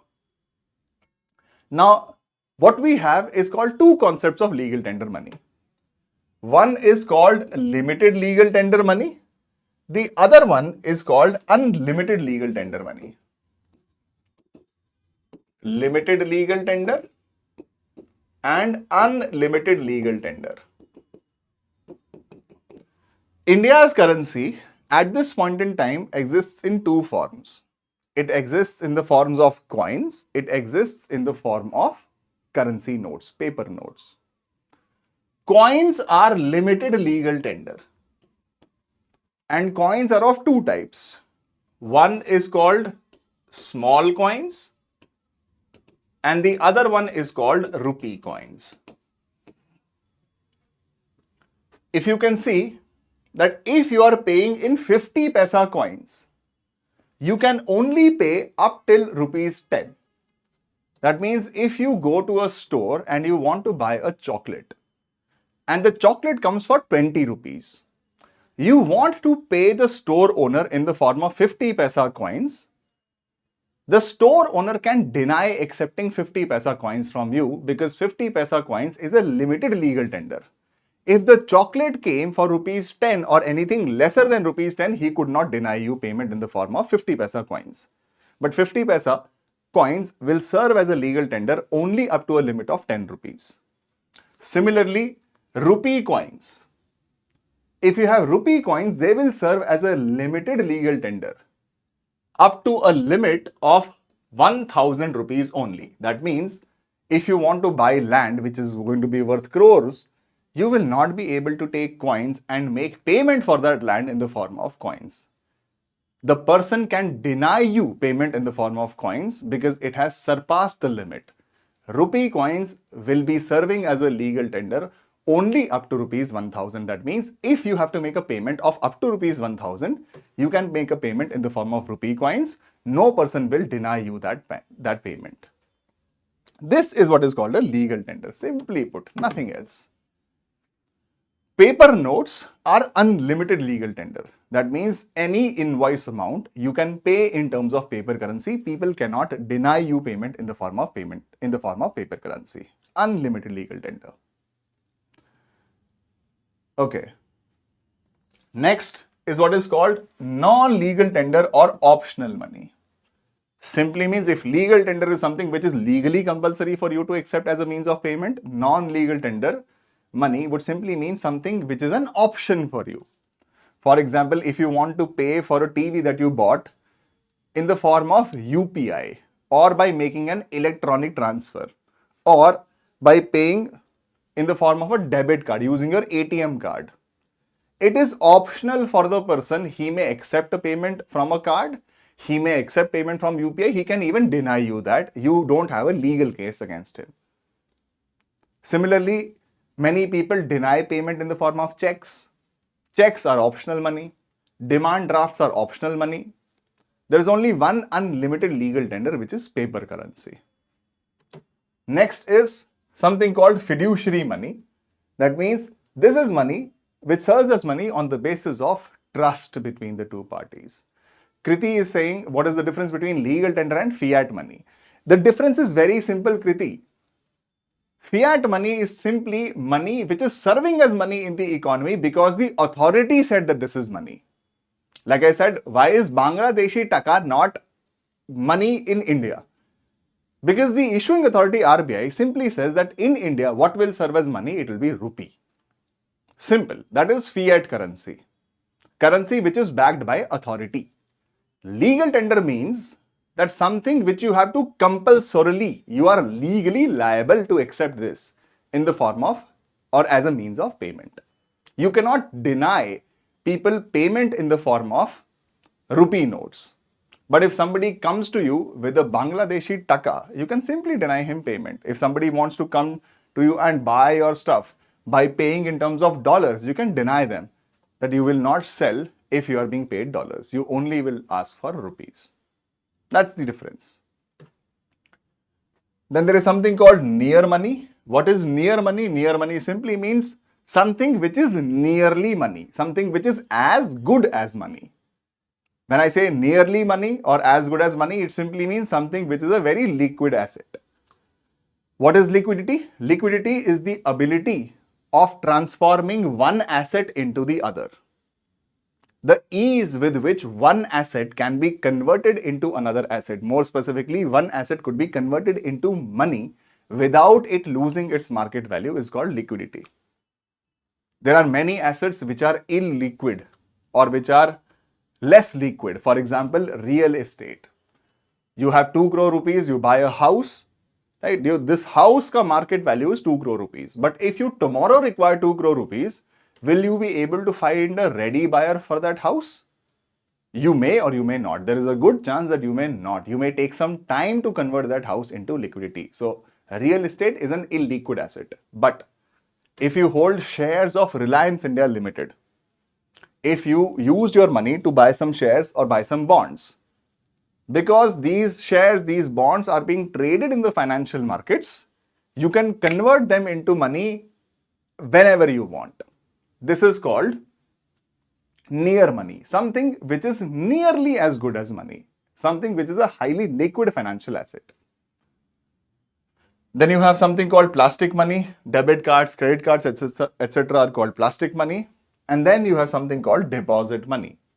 Keep this in mind that deposits are also money and deposits are different from currency. Why is deposit considered money? Deposit, the number, the account balance that you have, that is also considered money. Why is it considered money? Not because you can go to the bank and withdraw cash against it. It is considered money because you can use this number to make a payment. Whenever you pay through UPI, you are not actually physically transacting in physical currency. One number is being subtracted from your bank balance. The same number is being added to somebody else's bank balance. You are using these numbers to buy goods and services, which is why deposits or deposit balances are also called money. These are called secondary money. Currency is primary money, deposit balances are secondary money. The reason is simply put that you can use the deposit balance to pay for goods and services. All right. Now, in the news, there was something called stable coins also. What are stable coins? These are virtual assets. These are cryptocurrencies whose value is being pegged to a stable currency or any asset. Now, the difference between currency and money, keep this in mind that money is a bigger concept. Not all the money exists in the form of currency. Currency is money, of course, but currency is not the only money. Like I said, of all the money, there is something called primary money and something called secondary money. Primary money is currency and secondary money is deposits. Currency is a specific type of money. It's a physical form of legal tender money. Every currency exists in physical form and it is legal tender. Deposits, on the other hand, do not exist in a physical form. These are mostly numbers and they may or may not be a legal tender. They're not a legal tender generally speaking. Keep this in mind. Currency is a very specific type of money. It is physical or tangible and it has to be a legal tender also. Deposit balances are virtual. This is also what you may want to call digital money sometimes, or simply put, deposit balances. Get this in mind. People get confused a lot when they talk about money because whenever they think money, they're only thinking of currency. They're only thinking of notes or coins. Keep this in mind. The numbers that you see in your bank accounts, they are also money. They are called secondary money. Now, when the government or RBI, let us say, formalizes digital currency also, in which case the definition of currency may have to change, but at this point in time, digital currencies are being experimented with in a phase-wise manner. They have not become the reality just yet. So far, the definition of currency stays. Simply speaking, definition of currency is that it is a specific type of money, it is tangible, and it is a legal tender. Amira is saying, is deposit not backed by our money or cash? Not entirely, Amira. It's not entirely backed by your cash. All right. Now, liquidity we have discussed. What is money supply? Keep this in mind. The definition is very, very important here. What is money supply? Money supply, whenever you think of, you're thinking only of the money of the people. You're not thinking of the money of the government. You're not thinking of the money of the banks. You're only thinking of the money with the public. What kind of money? The public may hold their money in the form of deposit balances. The public can hold their money in the form of currency. So, a total stock of all types of money, currency or deposit money, held by the public at any given point in time, this is called money supply. What is important here for you to understand is, it does not include government's money. It does not include banks' money. It is only and only talking about the money of the people.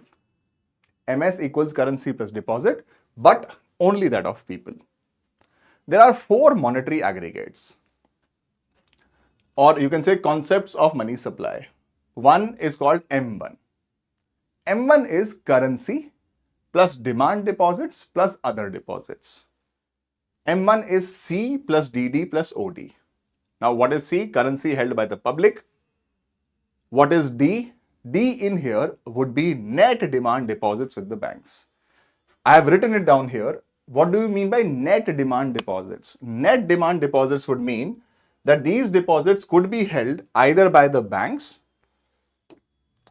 Now, banks may hold deposits of the people, deposits of the government, deposits of other banks.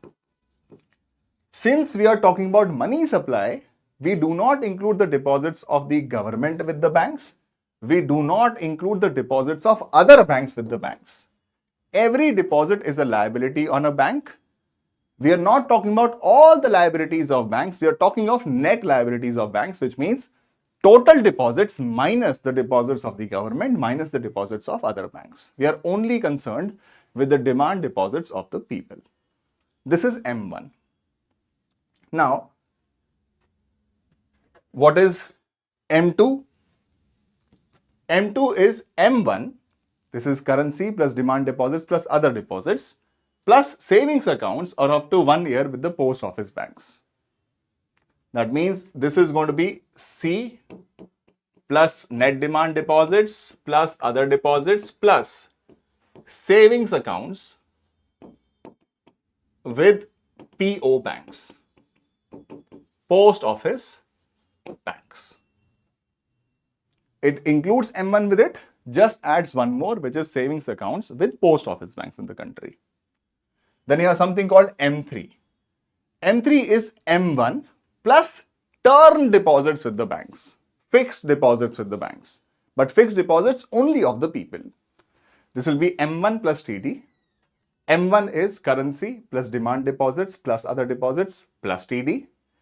Now DD plus TD will be called NDTL. NDTL stands for net demand and time liabilities, which means we are not talking about all the deposits with the banks. From all the deposits with the banks, we will remove government's deposits, we will remove other banks' deposits. We are only concerned with the demand deposits and time deposits of people held with the banks. This is what is called net demand and time liabilities. This is M3. Finally, you have M4. M4 is M3. This plus all the post office deposits, savings as well as term deposits. 4 monetary aggregates. Out of these 4 monetary aggregates, M1 and M3, M1 and M3, they are the most commonly used aggregates, but amongst all the monetary aggregates, M3 is the most commonly used monetary aggregate, which means whenever you read any news article about money supply in the economy, if they have not mentioned it otherwise, they are typically talking about M3.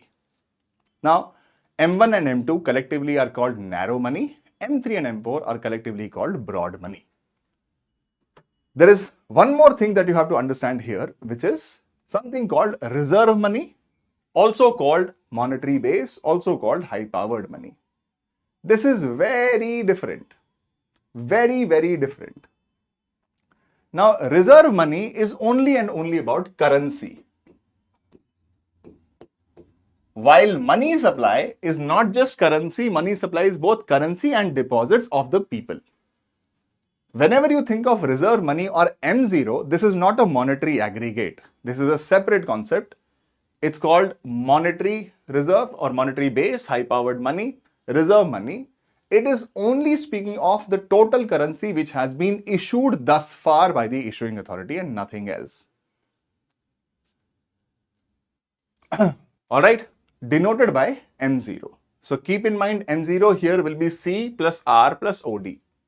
Here C is the currency held by both the public and the banks, which means some of your money you may hold in the form of currency with you, some of your money or some of your currency you have given to a bank. So all the currency kept with the banks and with the people, this is going to be called C. R stands for cash reserves of the banks kept with the RBI. If you have studied economics, you would know that Reserve Bank of India, or generally speaking monetary authorities, they have something called reserve requirements, which means every time the bank opens a deposit, a proportion of that deposit the bank has to maintain in the form of reserves with who? With the issuing authority. In our case, something called CRR, cash reserve ratio. Right? So that means if I had 100 rupees and if I kept 50 rupees in the form of cash with me and gave 50 rupees to a bank, if the reserve ratio, let us say, is 10%, which means the bank will have to keep with itself 45 rupees cash only, while 5 rupees it will have to park with the Reserve Bank of India. That means I had a total of 100 rupees cash. I kept 50 rupees as cash with me, currency held both by the public. This is cash kept with me. I gave 50 rupees cash to who? To the bank. Since the bank faces a reserve requirement, that means the bank will have to give a proportion of this money to the RBI. That means it can only retain 45 rupees cash with itself and has to give 5 rupees as cash to who? To the RBI. This is called the vault cash of banks. That means this is the cash kept in the tijori, in the vaults of banks. And this is called reserve money. Right? So R is cash reserves of banks held with who? With the central bank. And OD is the other deposits. Now there is a relationship between money supply and M0. This relationship is that money supply will be higher than M0. Why will it be higher than M0? Money supply is an exponent of reserve money. This small m is called money multiplier.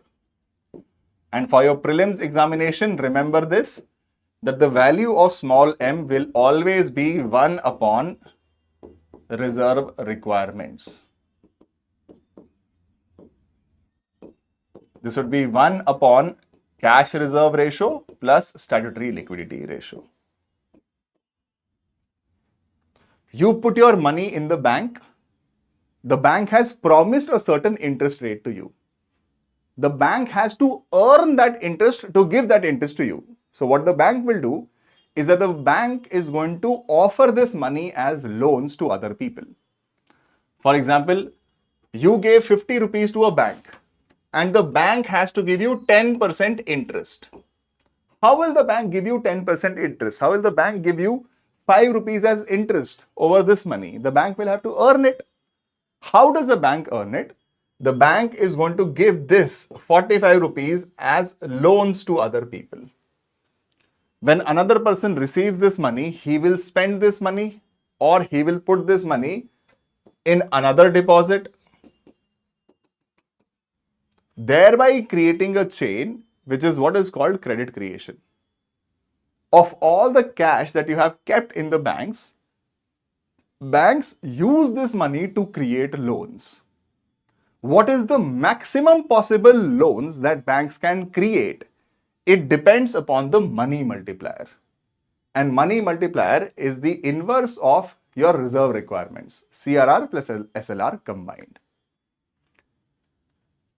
Now, move here, like I've written it down here. M equals 1 upon RDR, reserve deposit ratio. In India's case, this will be 1 upon CRR plus SLR. Right? The question is, what does the value of money multiplier depend upon? The value of money multiplier depends upon the credit creation capacity of banks. Which means, are the banks able to find borrowers for this money or not? It also depends upon the monetary policy, because money multiplier is the inverse of CRR and SLR. Both of them are instruments of monetary policy. So if RBI increases them or decreases them, money multiplier will also change. It also depends upon the banking habits of the people. What if people do not put any money in the banks? How will banks create loans? So fundamentally speaking, the value of money multiplier depends solely upon the credit creation capacity of banks, which in turn depends upon two things. One is reserve requirements imposed by the RBI on the banks, and the second is banking habits of the people. Are people coming into the banks with their money, depositing their cash with the banks or not? If you don't open any deposits, how will banks create any loans? Now, not only is this important for your examination purposes, you also have to look at other functions of the RBI too. Different types of functions, currency functions. RBI is the issuer of currency. RBI is also the manager of currency. When we say RBI is the issuer of currency, what does it mean? It means that paper notes in India are issued by RBI. Coins are issued or minted by the government on the basis of the Coinage Act, but the government consults the RBI as to how many coins does it have to mint. The overall currency requirement of the country is planned by RBI itself. It is the sole issuer of currency in the economy. And once the currency has been printed or minted, thereafter it will have to be managed. It will have to be first kept safe. It will then have to be distributed to various outlets in the country, right? It will have to be protected against fake currency. You will also have to think about what is going to happen to soiled notes. There are many aspects of its management. Who takes care of this? RBI takes care of this. This is called currency functions of the RBI. One more function of the RBI is called banking functions. Now, RBI is a banker to the banks. RBI is a banker to the government. When I say RBI is a banker to the banks, what does it mean? It means just like I bank with HDFC, HDFC is my banker. HDFC receives money on my behalf. Sometimes HDFC also makes payments on my behalf. So HDFC is my banker. Similarly, banks also hold an account with the RBI. One requirement of holding an account with the RBI is because banks have to maintain a cash reserve ratio. So they will always have an account with the RBI. RBI is the banker to the banks. And sometimes banks face something called a liquidity problem. Sometimes banks create more loans than the amount of cash that they have kept with it and face liquidity problems.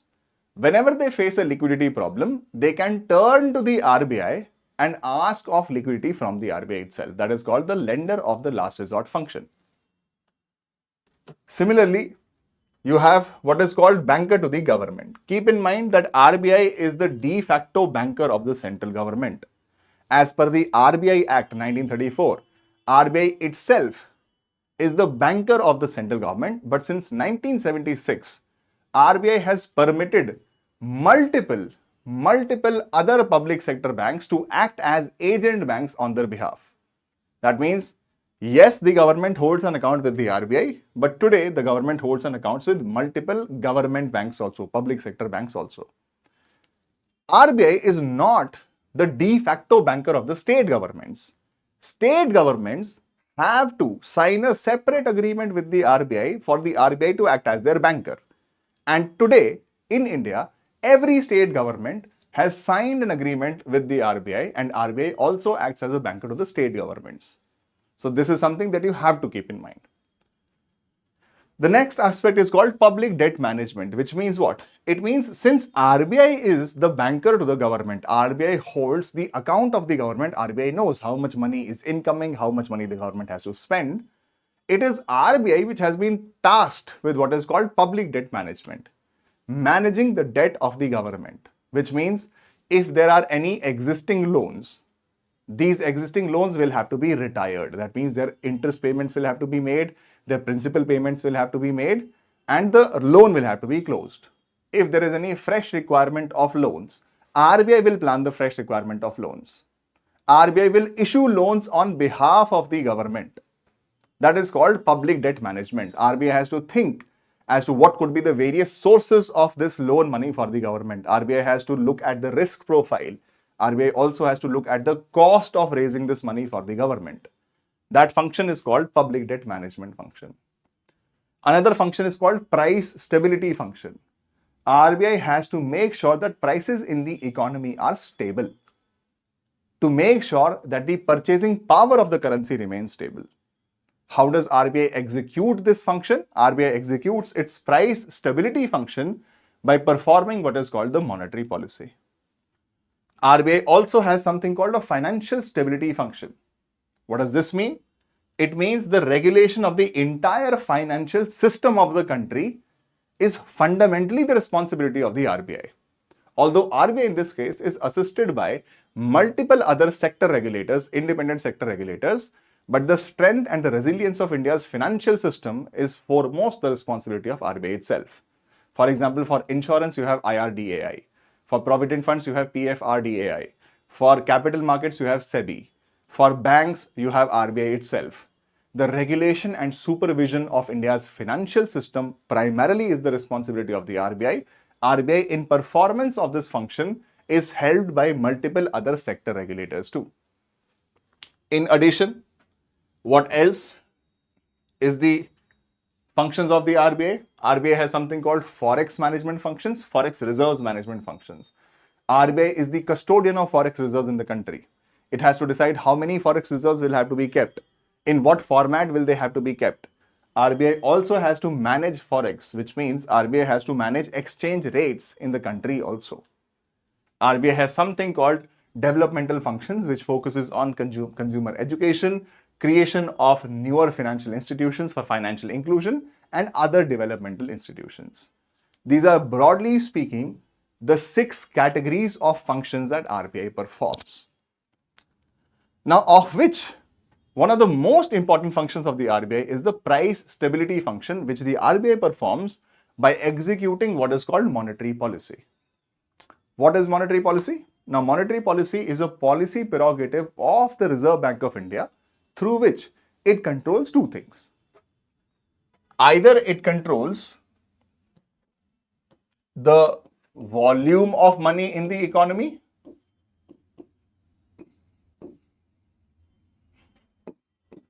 or it controls the direction of flow of credit.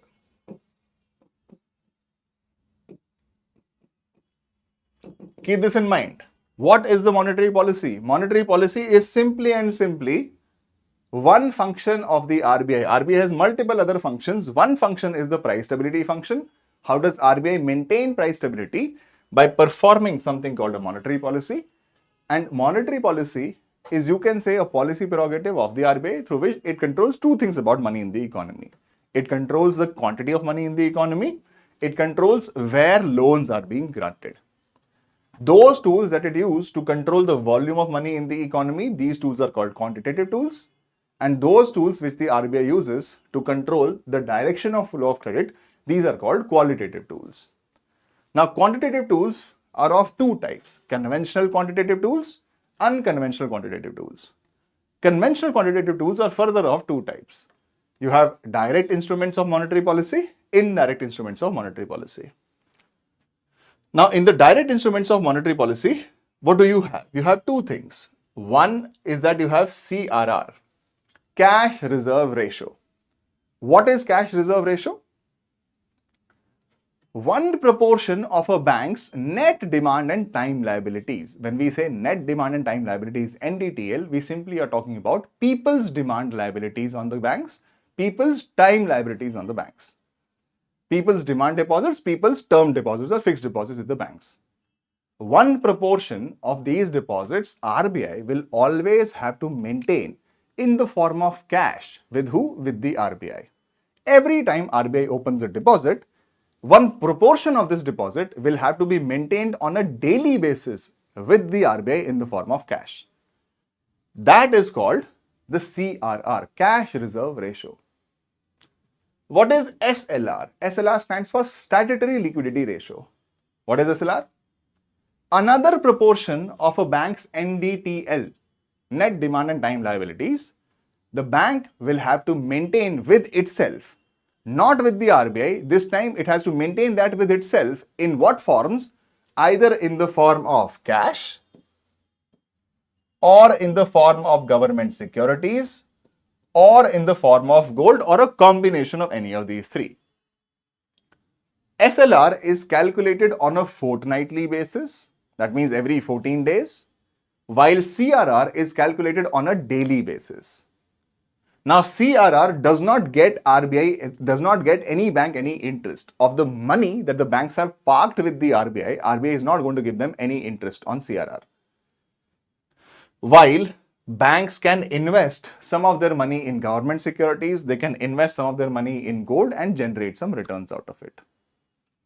In India, CRR and SLR combined, this is what you will call RDR, reserve deposit ratio. What proportion of deposits of people with the banks will have to be maintained as reserves by the banks themselves, either with themselves or with the RBI. And keep in mind that small m, money multiplier, is 1 upon RDR. That means today, if cash reserve ratio is 5% and SLR, let's say, is 15%, that means RDR for us will be 20% and money multiplier will be 1 upon 20%. Money multiplier will be 5 times. But if RBI decides to increase the money supply in the economy, what will RBI do? RBI will reduce the reserve requirements. Let us say RBI says CRR shall be kept at 5%. We will reduce SLR from 15 to 5%. That means now the reserve deposit ratio, this will become 10%, 5% plus 5%. And money multiplier now will be 1 upon 10%, that will be 10 times. That means if RBI has to increase money supply in the economy, RBI has to reduce the reserve requirements. If RBI has to decrease the money supply in the economy, RBI can increase the reserve requirements.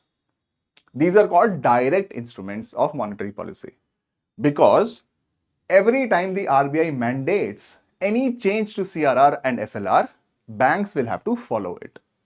Banks cannot say no, that we will not follow it. It is legally compulsory on the banks to follow it.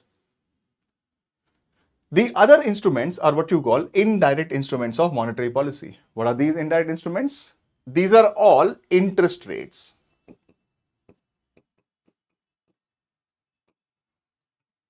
Keep this in mind that banks are in the business of extending loans, which means, let us say that the total cash kept with banks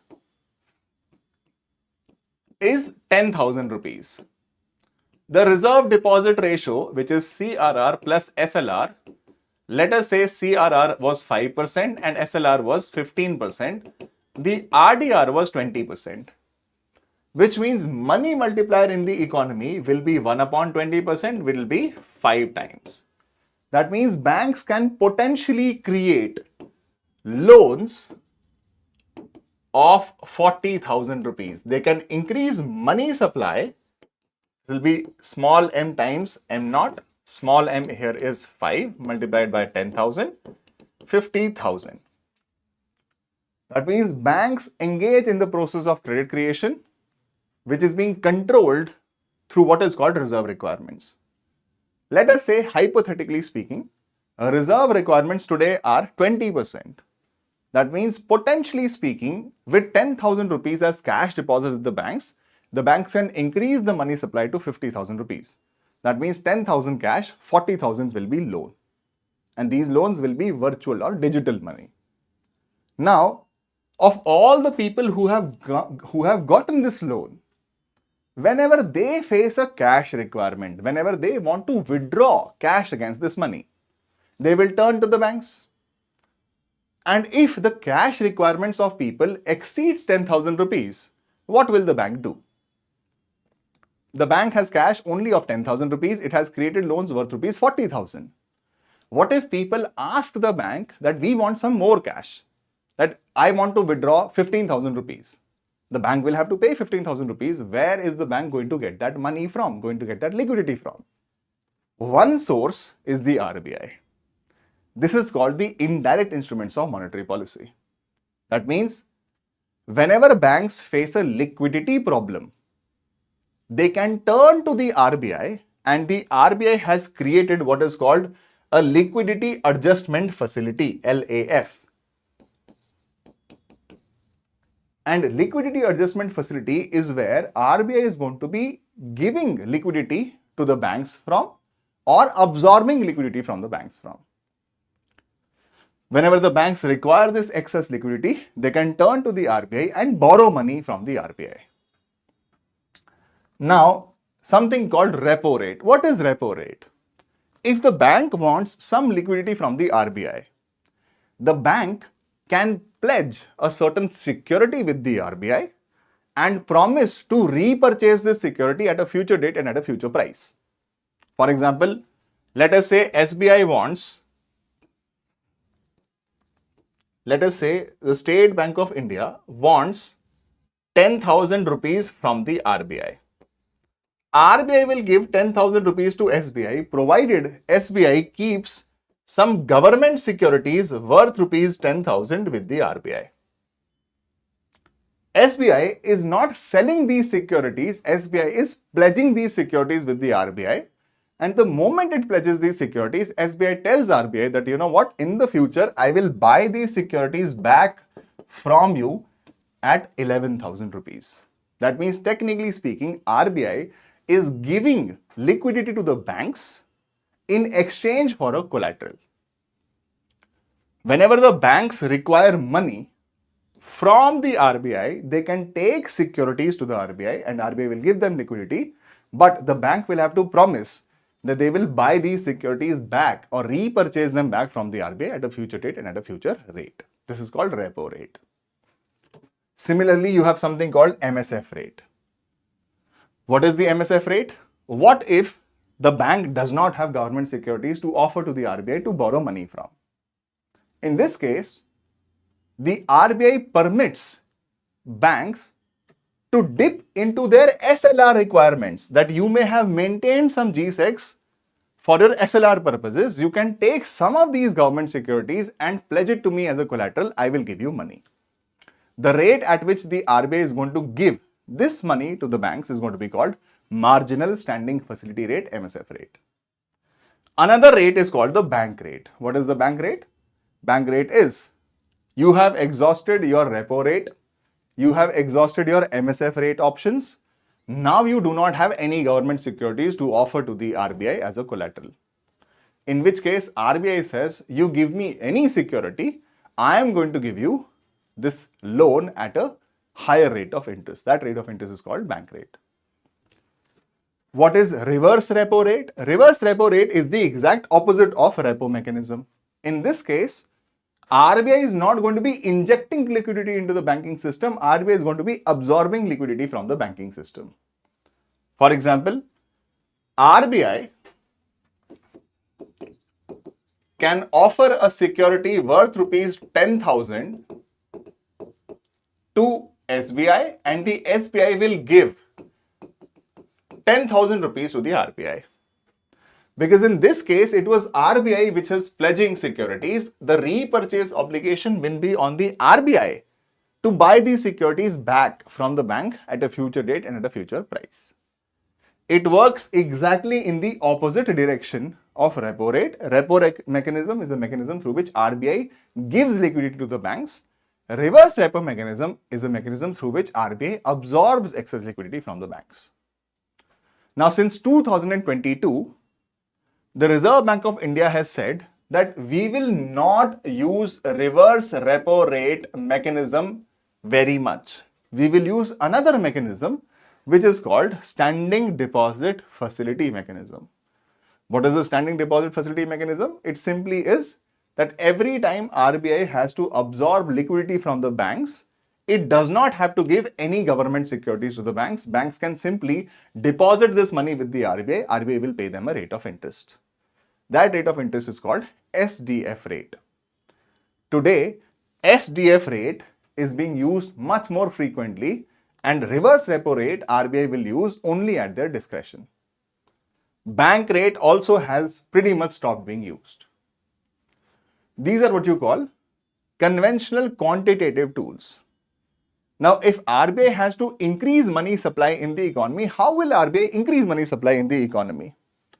Either it can reduce its reserve requirements or it can reduce the interest rates at which the banks can borrow money from the RBI. Because banks always face this liquidity problem. Banks always require more and more cash.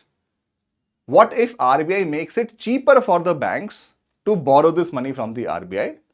This way, RBI can inject liquidity into the banking system. If RBI has to reduce money supply or monetary, you can say money supply in the economy, what will RBI do? RBI can either increase its reserve requirements or make it costly for the banks to borrow this liquidity from the RBI itself by increasing these interest rates. Get this?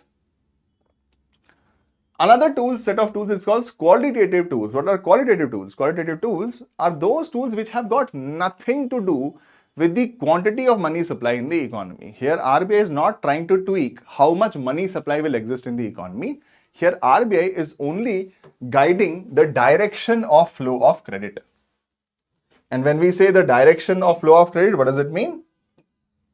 It simply means that RBI is going to be directing credit towards certain sectors or away from certain sectors.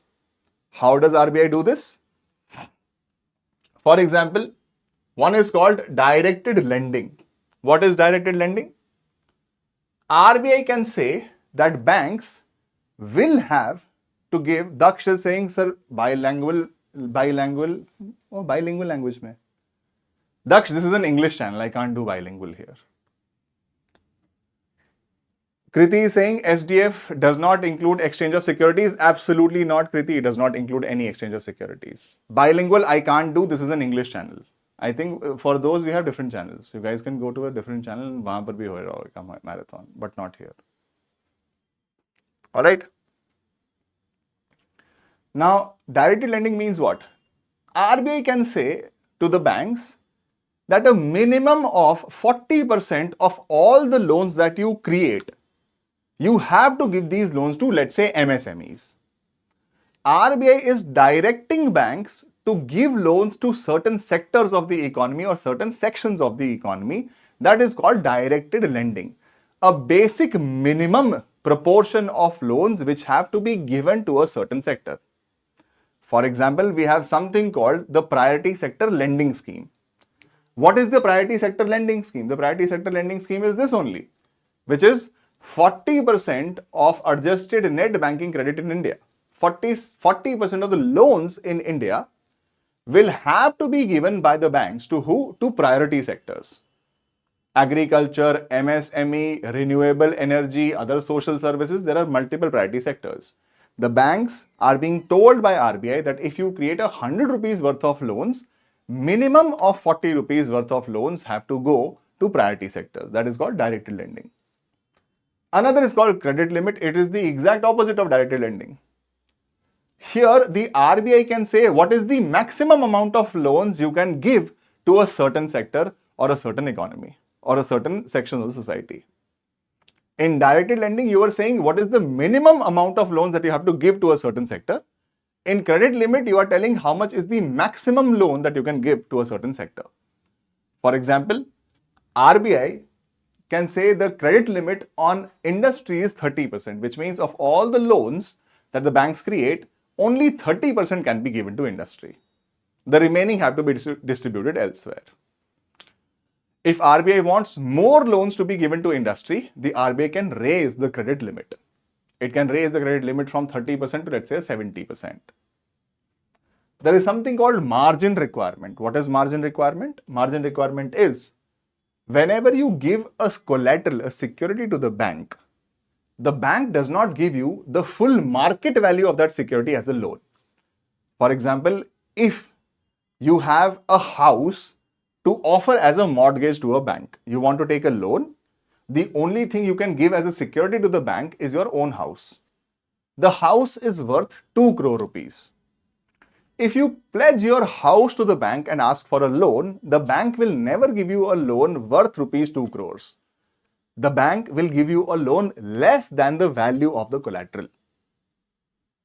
That part of the value of the collateral against which the bank does not give you a loan is called a margin requirement. For example, let us say in industry, the margin requirement is 30%, which means if you are, let's say, a shoemaker and you want to expand your plant, you want a loan of, let's say, 1 crore rupees.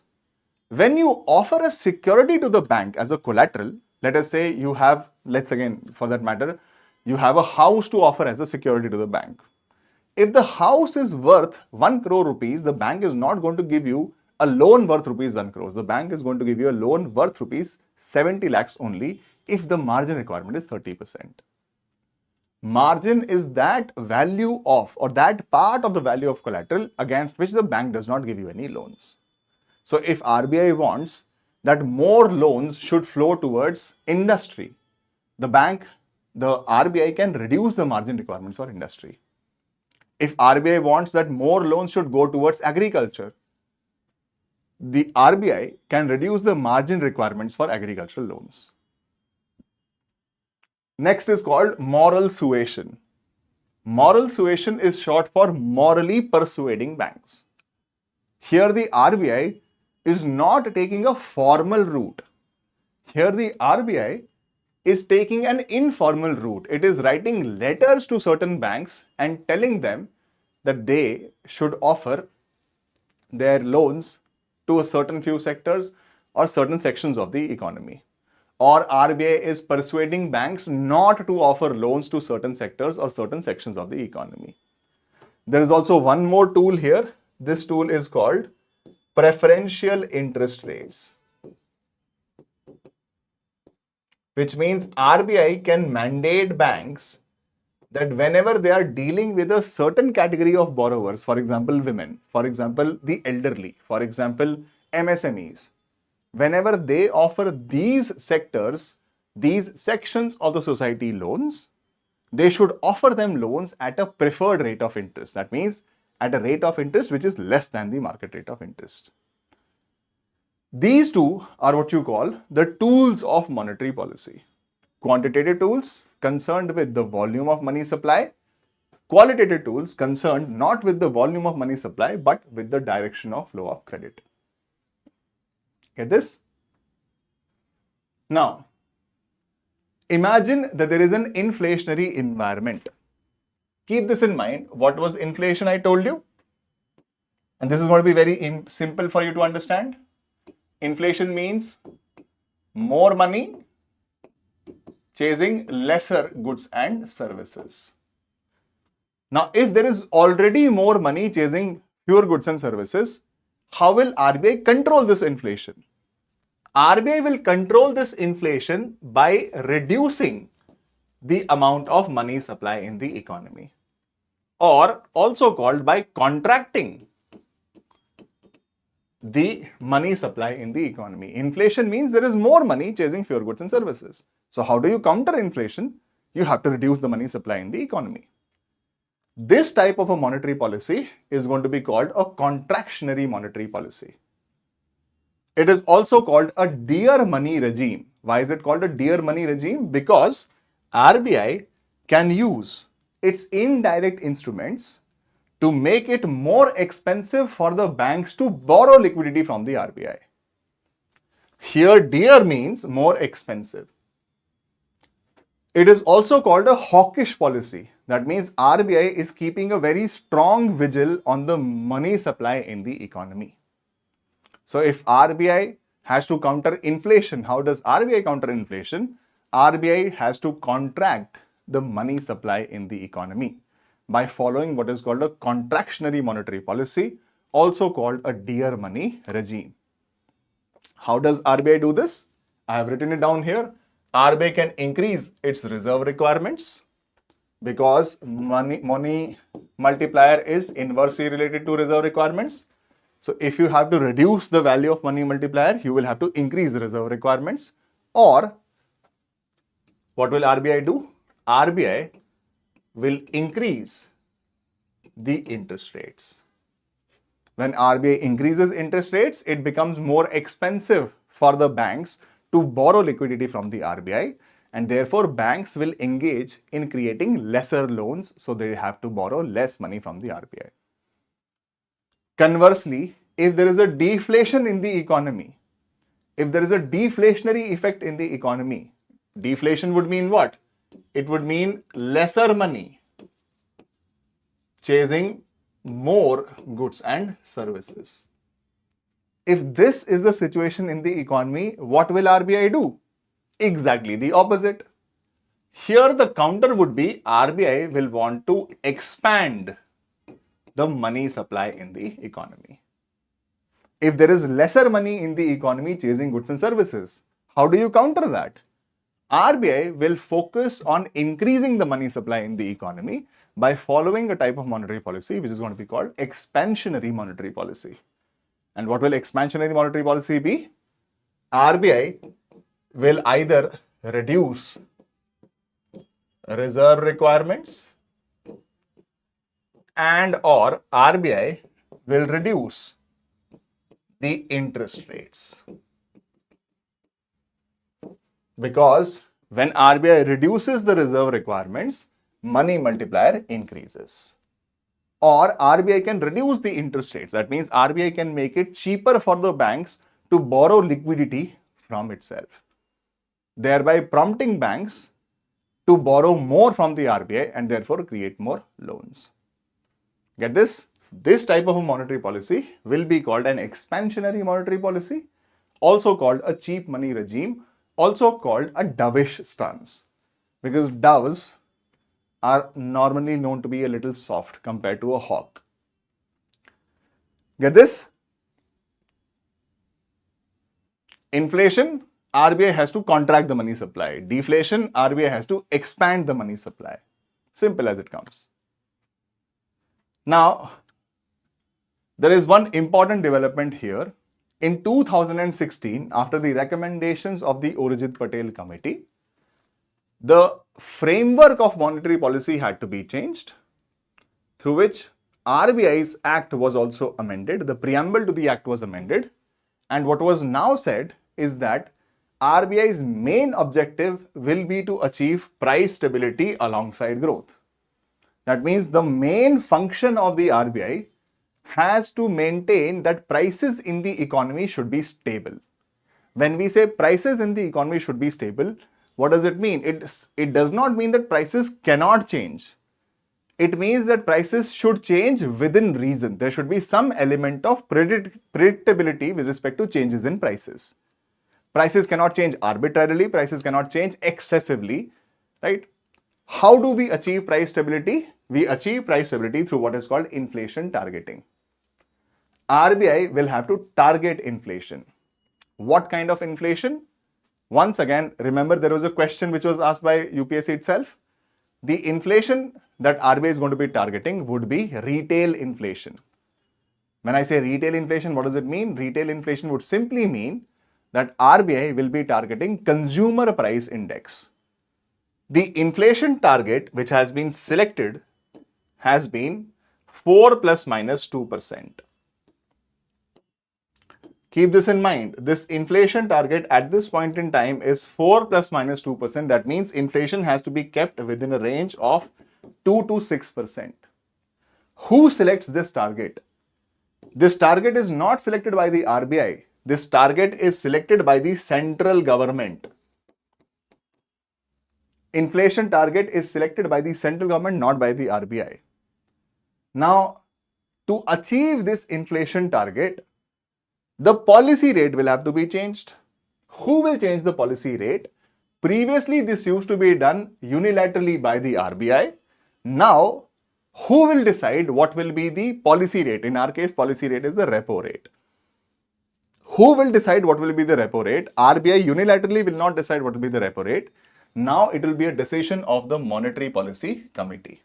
Previously, it used to be RBI single-handedly. Today, it is the Monetary Policy Committee. It's a 6-membered body. 3 members from the side of RBI, 3 members from the side of the government. Now, decision is held through voting. Every member gets 1 vote. Because it's a 6-membered body, you may have a situation of a 3 versus 3.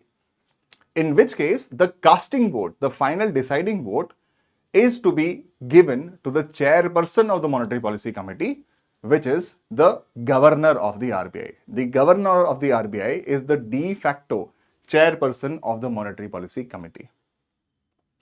This Monetary Policy Committee has to meet once every quarter and it has to publicize its decisions. That means it has to publish a report stating what would be its repo rate and also give a rationale behind this.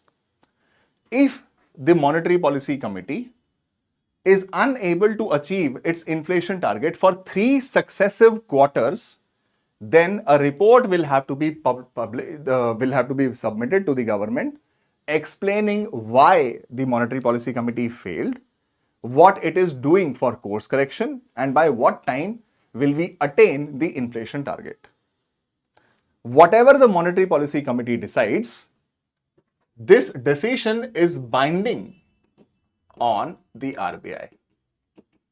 That means the MPC, which is members from the government and members from the RBI, they together decide what will be the repo rate. If MPC decides that there should be a 25, you can say 0.25% cut on repo rate, RBI cannot say no. RBI will have to follow it. This decision is binding on the RBI. RBI cannot say no. Get this?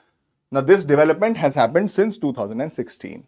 It's a rather recent development. Look at a few questions. In India, which of the following is responsible for maintaining price stability by controlling inflation? First one says Department of Consumer Affairs, Expenditure Management Commission, Financial Stability and Development Council, and D is RBI. It's the simplest question that you could have been asked. 2022, the answer is RBI. With reference to inflation in India, which of the following statements is correct? Controlling inflation in India is the responsibility of the government of India only. Is it the responsibility of the government of India only? Clearly not.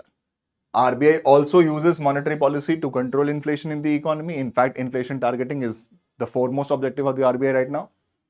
The Reserve Bank of India has no role in controlling the inflation. Absolutely incorrect. Decreased money circulation helps in controlling inflation. Yes.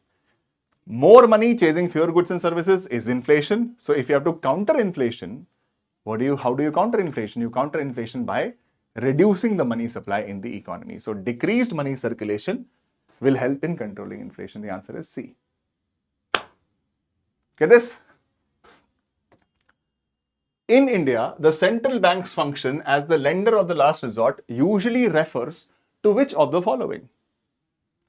First is lending to trade and industry bodies when they fail to borrow from other sources. Keep this in mind. Like I told you, lender of the last resort function is only a term used in context of RBI's banking functions and only in context of RBI's banker to the banks functions. Whenever banks which are facing a temporary liquidity problem, and these banks have to be solvent.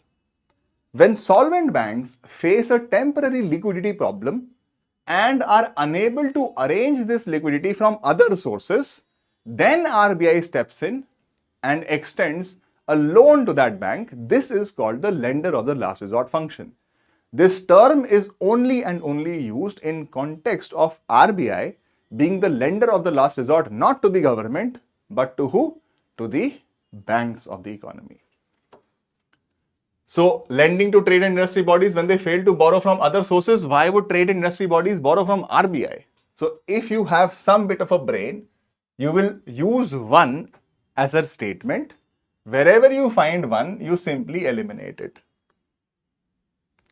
Now you have an option between B and D, 2 only or 3 only. 2 says providing liquidity to banks having a temporary crisis.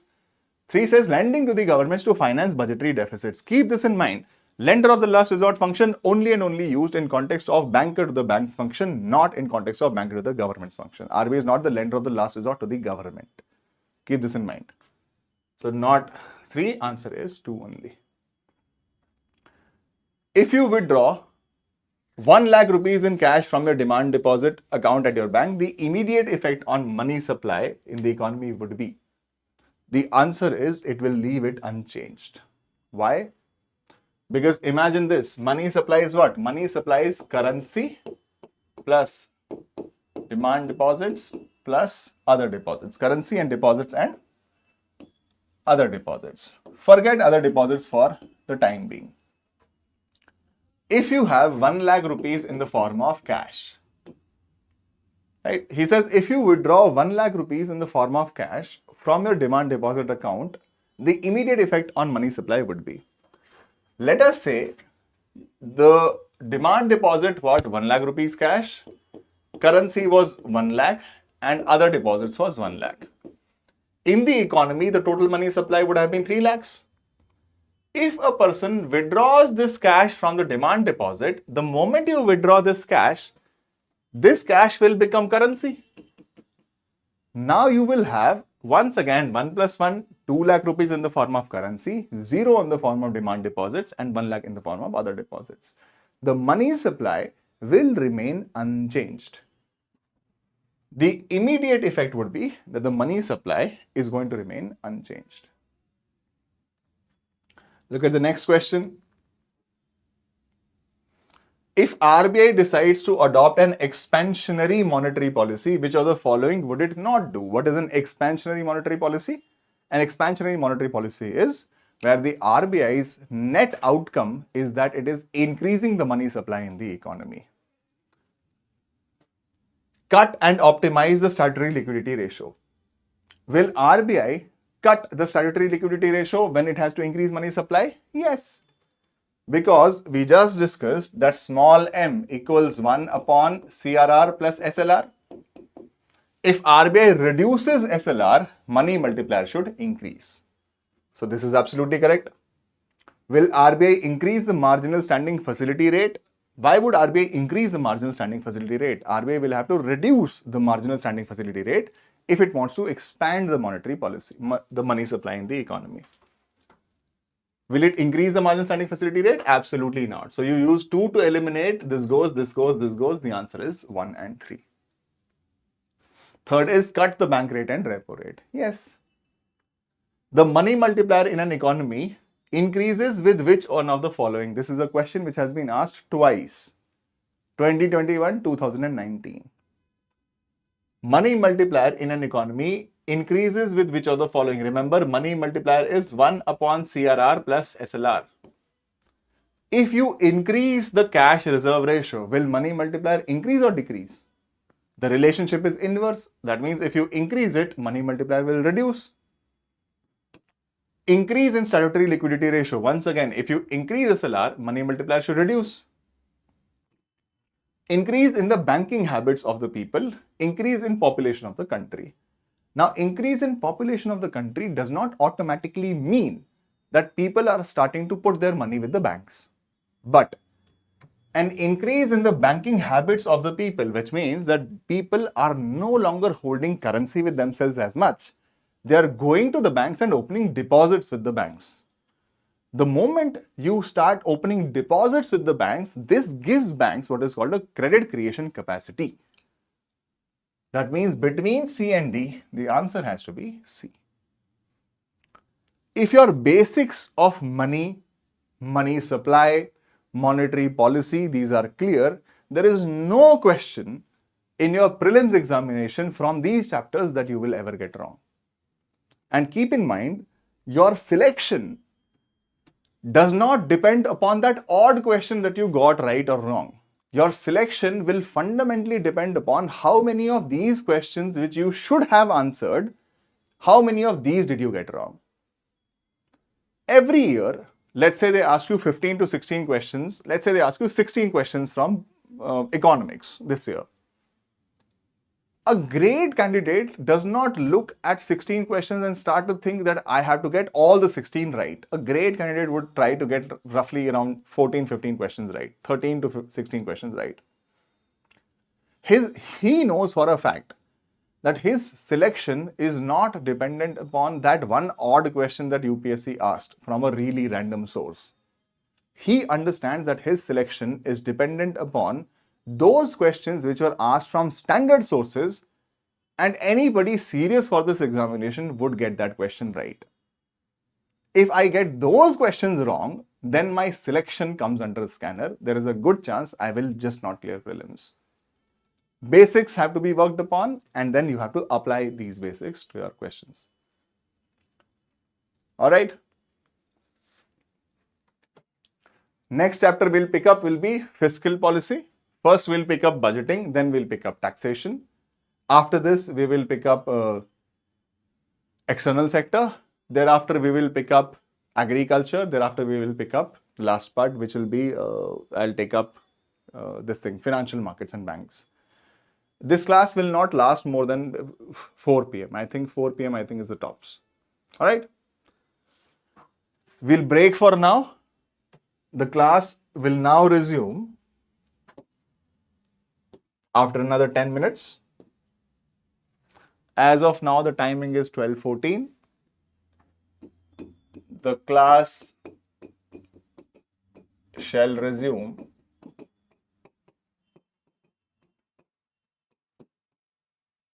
at 12:25 p.m. We'll take another 10 minutes break. Ria, the class will not last more than 4 p.m. 4 p.m. I think is the tops. बहुत ही हो गया तो 5. All right.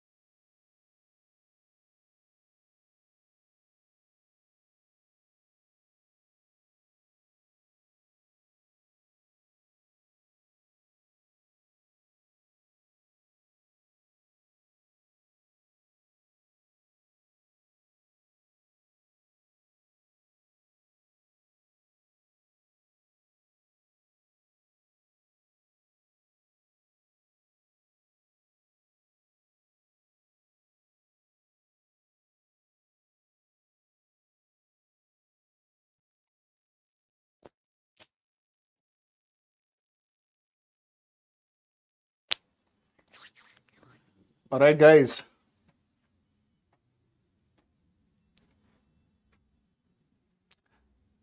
Next up, just a moment.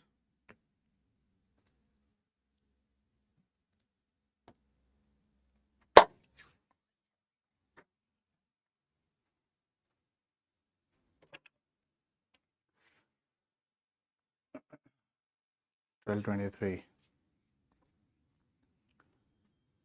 Next up is fiscal policy. The chapter broadly is called Public Finance Management. What really is public finance management? You can also call this chapter as fiscal policy. It is about three things. One, it is about budgeting. Second, taxation. And third is government's debt. Now, first, let us pick up budgeting. What is the union budget? Article 112 mentions something called the annual financial statement, which is what we commonly call budget for an entire economy, or the central government's budget, also called the union budget. What is the union budget? Or what is the annual financial statement? It's a statement that contains the estimated receipts of the government and the estimated expenditure of the government in the upcoming financial year. Every year, you will find that the Union Finance Minister presents in the House of People this statement called the annual financial statement, which is also popularly called budget. What does the statement contain? The government is basically saying that in the upcoming financial year,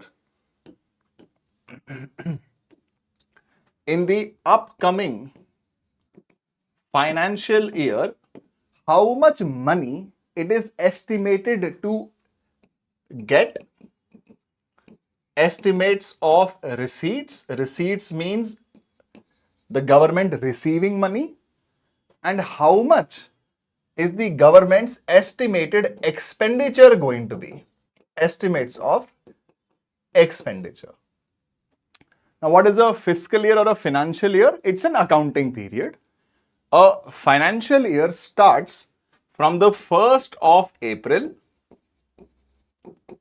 year X, and ends in the 31st of March, year X plus 1. That means that this year's budget would be for the budget of financial year 2026-27. This financial year has started year X 2026, 1st of April of 2026, and will end in the 31st of March 2027.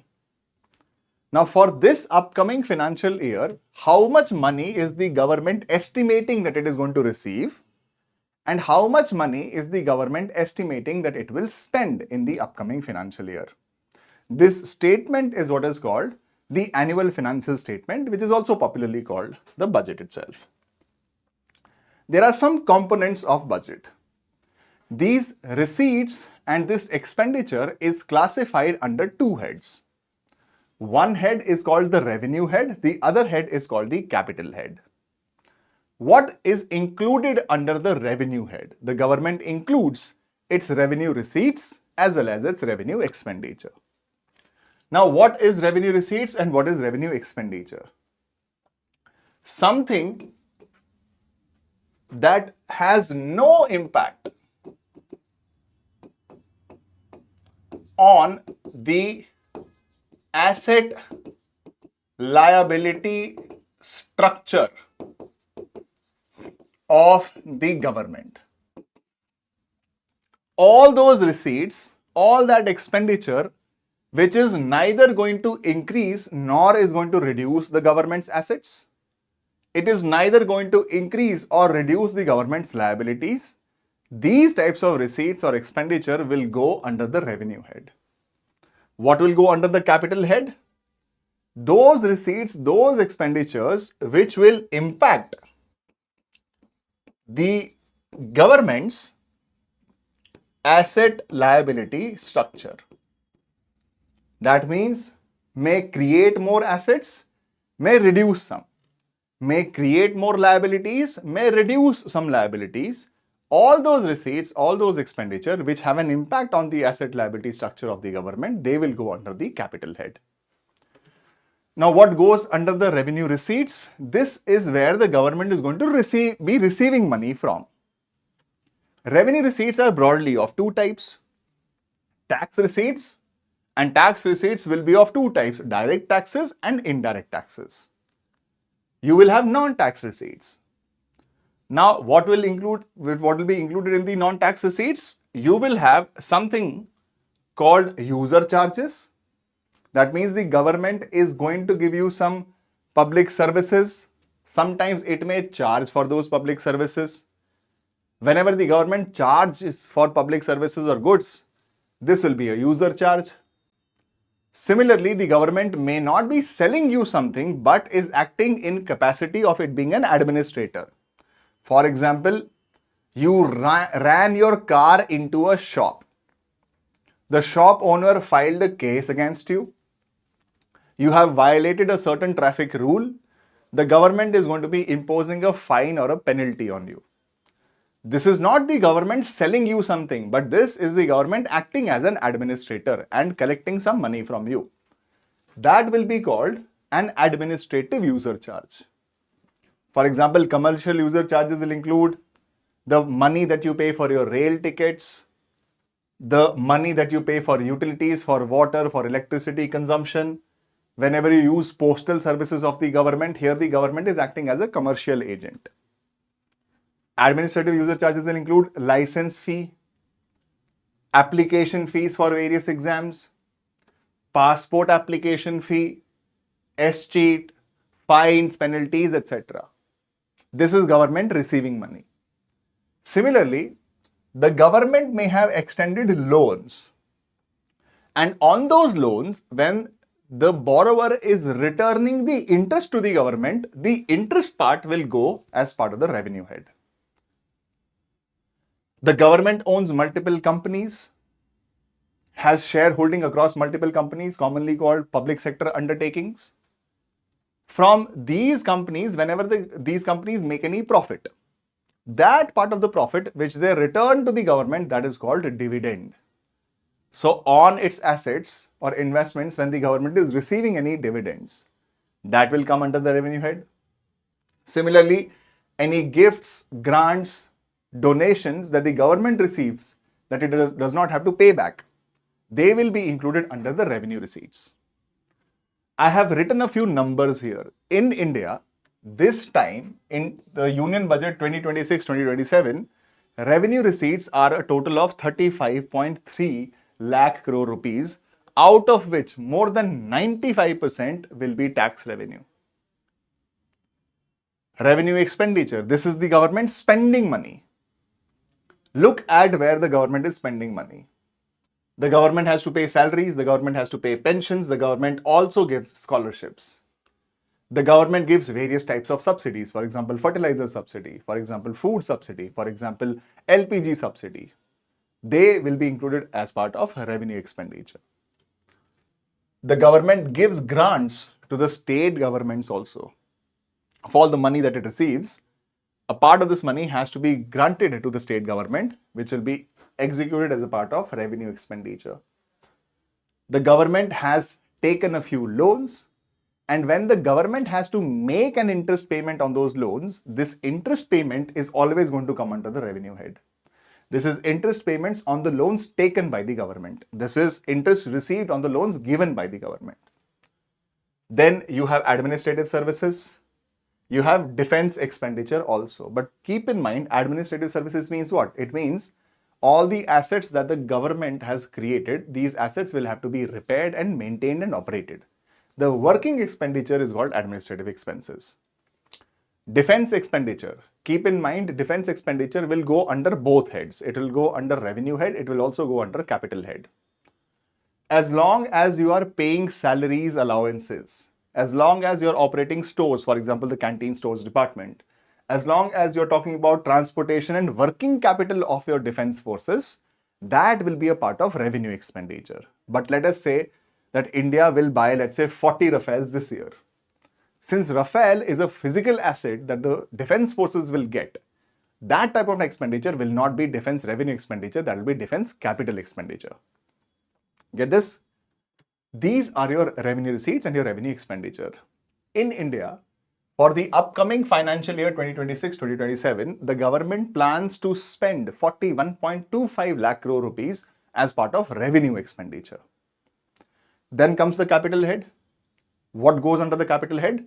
Such receipts, such expenditures, which will have an impact on the asset liability structure, which means something which can either create an asset or reduce an asset. Something which can either create a liability or reduce a liability on the government. Now what goes here? Capital receipts. Where does the government receive capital from? Capital receipts the government can receive in the form of debt. That means the government can borrow money. This debt can be sourced from internal sources, that is going to be called internal debt of the government. This debt can be borrowed from external sources, that is going to be called sovereign external debt. In India, debt capital for the upcoming financial year will be 16.95 lakh crore rupees, roughly 17 lakh crore rupees. And then you will have non-debt receipts. What will be included as part of non-debt receipts? Non-debt receipts will include selling your assets. For example, let's say the government decides to sell a part of its ownership in BSNL and get some money from it. The government sold Air India to Tata and received some money from it. Let's say the government sells a part of its ownership in LIC and gets money from it. This is the government selling its assets and getting money from it. Disinvestment and selling assets, pretty much the same thing. Disinvestment is essentially the same. Then you have principles of loans repaid by states. The loans which the central government has given to the states, when the states return the principal amount back, the principal goes as part of the capital head. Keep in mind, interest will always be a part of the revenue head and principal will be a part of the capital head. That means the government can get more money by borrowing it or by selling its assets. Similarly, capital expenditure, this is the government spending money. Where is the government going to be spending money? Repayment of loans, that means whenever the government has taken a loan, as long as it is making those interest payments will go as part of revenue expenditure. But when it has to make the payment for the principal amount of the loan, that will go under the capital head. Similarly, loans advanced, that means when the central government decides to give a loan, because it is giving money, it's an expenditure, loans advanced will also be a part of the capital head. Why? Because a loan granted by the government creates a future stream of income for the government. The government will earn some interest on this money. That means by extending a loan, the government is creating an asset for itself. Similarly, money spent on building infrastructure. This is called money spent on building real assets. Construction of highways, construction of rail transport, airways, energy infrastructure, such sorts of infrastructure. These are real assets being created by the government, and real assets being created by the government will go as a part of capital expenditure. Now, it does not mean that the government has to spend only on real things. The government can also buy financial assets. It can acquire the ownership of multiple companies by investing in their shares. That is going to be called financial assets. So fundamentally speaking, capital expenditure would be what? If you look closely, capital expenditure includes repayment of the principal amount of a loan. That means the government is reducing its liability. Capital expenditure also means that the government is giving a loan. That means the government is creating an asset for itself. This asset could be in the form of a loan. The government can also be creating physical assets in the form of infrastructure. The government can be creating financial assets. That means, what is your capital expenditure? Capital expenditure is basically something. This is money spent by the government through which it increases its assets or it reduces its liabilities. Conversely, capital receipts. The government is borrowing money. If the government is borrowing money, the government is creating a liability onto itself. The government has to return the money alongside the interest. That means this is money received by adding liabilities onto itself, or this is money received by selling some of your assets, by disinvesting from your companies. That means this is money received either by creating a liability onto yourself or by reducing your assets. Which means what will be the capital head? And in your exam, this is how you'll have to think. In your exam, just remember this. Capital expenditure will be money spent through which the government is either creating an asset for itself or is reducing a liability. Capital receipt is one way of getting money either by incurring a liability or creating a liability onto yourself or by selling some assets off, reducing your assets. Because they impact the asset liability structure for the government, which is why they will come under the capital head. All the residual items will go under the revenue head. Now, once you know the components of a budget, thereafter what is important for you to understand is the concept of deficit. What is a deficit? The word deficit comes from the word deficiency. What does this mean? This means whenever the government's expenditure exceeds its receipts, that means the government is receiving 100 rupees, but it wants to spend 200 rupees. How do you spend more than the amount of money that you're getting? That is called the government is facing a deficiency of money. And from this word deficiency, you have another word which is called deficit. There are multiple types of deficits. For example, you have something called a revenue deficit. What is a revenue deficit? A revenue deficit is incurred when the government's revenue expenditure exceeds its revenue receipts. That means the difference between government's revenue expenditure and its revenue receipts, this is going to be called revenue deficit. In this year's budget, like I said, the government is expecting to receive 35.3 lakh crore rupees in the upcoming financial year as part of revenue receipts. But the government plans to spend 41.25 lakh crore rupees as part of revenue expenditure. The difference, imagine this to be 41 lakh crores, 35 lakh crores. This 6 lakh crores worth of difference is going to be called revenue deficit. That means the government is facing a deficiency under its revenue head. It plans to spend more on revenue expenditure compared to the amount of money that it is getting from its revenue receipts. Next is what is called effective revenue deficit. What is effective revenue deficit? From this revenue deficit, we have to take out some part. One expenditure we will have to remove. What expenditure we will have to remove? If you see clearly, in revenue expenditure, there is one expenditure, grants to states. Some of these grants to states are given by the central government, but the states use these grants to create assets. Of all the money received by the government gives a share of this money to the state governments. Now, some part of these grants, state governments may use to create assets for themselves. Because the state government is using this money to create assets for itself, the central government decided to say or decided to call this concept very necessary for calculation of what is called effective revenue deficit.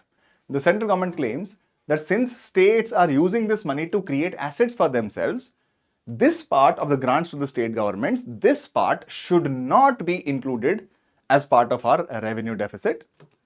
That means what we will resultantly get is going to be called effective revenue deficit. What will ERD be? This is revenue deficit minus grants to states for capex, which means from revenue expenditure, take away grants to states for capital asset creation. From these revenue expenditures, take away one part, which is grants to the states for capital assets creation. The remaining concept that you have is going to be called effective revenue deficit. The government is claiming that effectively revenue deficit should be this, because some part of the revenue expenditure is not technically revenue expenditure. States are using that money to create assets for itself. Next is the concept of budget deficit. What is the concept of budget deficit? Budget deficit basically means that the government is facing an overall deficiency of funds. It means the government plans to spend more money. The government's total expenditure is greater than the government's total receipts. For example, the government wants to spend 21 lakh crore rupees, but it has only 19 lakh crore rupees. It is facing a deficiency on the overall budget. The difference between total expenditure and total receipts of the government, this is called budget deficit. Total expenditure will include both revenue expenditure plus capital expenditure. Total receipts will include both revenue receipts and capital receipts. Now keep in mind, the practice of showing budgetary deficit was given up in the year 1997. Previous to 1997, we used to show three types of deficits: budget deficit, fiscal deficit, and revenue deficit. Since 1997, we only show budget deficit, so we only show fiscal deficit and revenue deficit, also effective revenue deficit now. What is fiscal deficit? Fiscal deficit is something which is slightly more important. Fiscal deficit is an indication of the government's borrowing requirements. Understand it well. Now, the government says that we have to spend, let us say, 2 lakh crore rupees as part of revenue expenditure. The government says in the upcoming financial year, we want to spend 50,000 crore rupees as part of capital expenditure. This is the money that the government is estimating to spend in the upcoming financial year. But without borrowing, how much money am I getting? Right? What are my sources of money without borrowing or without creating any debt onto myself? All my revenue receipts are not my liabilities. Tax money I don't have to return. Non-tax revenue receipts I don't have to return. All my revenue receipts, tax plus non-tax receipts combined, let us say, come out to be 1 lakh crore rupees. This is money that I am getting without borrowing. In my capital receipts, there is one part which is borrowing, the other part which is non-borrowing. Debt and non-debt capital receipts. I am not looking at debt capital receipts. I am looking at only and only non-debt capital receipts, which means I am looking at money that I am going to be getting from disinvestment.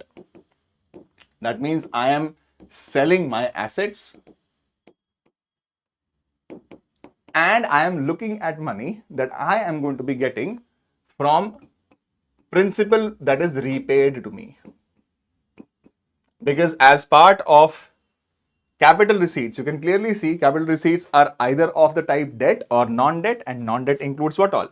Non-debt includes selling your assets or disinvestment, principal of loans repaid. Without borrowing any money, I have only these options: selling my assets or getting the principal back on the loans that I had extended. Now, this investment, let us say, is going to get me 10,000 crore rupees, and principal repaid is going to get me, let's say, another 10,000 crore rupees. That means without borrowing any money, I am going to get a total of how much? I am getting a total of 1 lakh crores plus 20,000 crores. I am going to be getting 1.2 lakh crore rupees. This is the amount of money that I am receiving without borrowing any. In the upcoming financial year, I am planning to spend 2.5 lakh crore rupees, but without borrowing, I have only 1.2 lakh crore rupees. The difference between the two is called fiscal deficit, which means how much money will I have to borrow in the upcoming financial year. How will I spend 2.5 lakh crore rupees if I have only 1.2 lakh crore rupees? I will have to borrow the remaining amount. Fiscal deficit is nothing. Fiscal deficit is the excess of government's total expenditure over its non-debt receipts. That means how much money is the government expecting to spend in the upcoming financial year and how much money it is going to get without borrowing anything. That means total expenditure will include capital expenditure plus revenue expenditure, Non-debt receipts will include revenue receipts plus non-debt capital receipts. In our example, our capital expenditure was 50,000 crores, the revenue expenditure was 2 lakh crores. That means 2.5 lakh crores minus how much was our revenue receipts, tax and non-tax both, 1 lakh crore rupees plus 20,000 crore rupees minus 1.2 lakh crore rupees. This means my fiscal deficit is 1.3 lakh crore rupees. The government is facing a deficiency of 1.3 lakh crore rupees, and this money the government will have to borrow afresh. This is government's fresh borrowing requirements. This is called fiscal deficit. Simple. So you have a revenue deficit, excess of revenue expenditure over revenue receipts. Effective revenue deficit, this is revenue deficit minus grants to states for capital assets creation. Then you have budgetary deficit, this is total expenditure minus total receipts. Then you have fiscal deficit, this is total expenditure minus non-debt receipts, right? Fiscal deficit represents government's borrowing requirements. Apart from this, you have one more type of deficit which is called primary deficit. What is primary deficit? From the fiscal deficit, whatever is the value, take out one more portion, which is interest payments. Interest payments is a portion of the revenue expenditure, which means from this money that I am going to be borrowing, 1.3 lakh crore rupees, how much money will I be spending on interest payments for the previous loans? That is called primary deficit. These concepts of deficit are extremely important for you to understand. In fact, last year itself, if you can see a few questions which were asked, in 2025 itself, there were 2 questions which were asked precisely from this. Suppose the revenue expenditure of the government is 80,000 crore rupees. See, the revenue expenditure is 80,000 crore rupees. The revenue receipts of the government are 60,000 crore rupees. The government budget also shows borrowings of 10,000 crores. Government is showing borrowing of how much? Of 10,000 crores and interest payments of 6,000 crores. 6,000 crores. Revenue deficit is 20,000 crores. What is revenue deficit? This is revenue expenditure minus revenue receipts. Revenue expenditure is 80,000 crores. Revenue receipts is 60,000 crores. That means revenue expenditure is 20,000 crores. This is correct. Fiscal deficit is 10,000 crore rupees. Now, a lot of people got confused here. They said they have not told us anything about capital receipts. They have not told us anything about capital expenditure. How can we calculate fiscal deficit? They have told you clearly that the government budget shows borrowings, how much the government is going to borrow in the upcoming financial year. The borrowing shown is 10,000 crore rupees. So clearly borrowing is fiscal deficit. So fiscal deficit is 10,000 crore rupees. Very simple. Then you have primary deficit. Primary deficit is what? Primary deficit is fiscal deficit minus interest payments. You have 10,000 crore rupees minus interest payments of 6,000 crore rupees. Revenue deficit should be 4,000 crore rupees. And the answer is 1, 2 and 3. This is a question that they asked last year itself for you to calculate it. Very, very simple. Does government borrow each year for fresh borrowings? Now, Kriti, so far it has always. The government, I don't remember it ever being in a fiscal surplus. Does the government have to necessarily borrow? Depends upon how much it wants to spend and how much it is going to get without borrowing. But so far, it is always borrowing. Clear? This is a question which they asked last year itself. Very simple question. Here, the only twist that they had made is they did not specify capital expenditure. They did not specify any capital receipts. Debt or non-debt included, nothing. But they simply mentioned that the government is showing borrowings of 10,000 crore rupees. Fiscal deficit is a representation of borrowings for the upcoming financial year. So fiscal deficit is 10,000 crore rupees. Clear?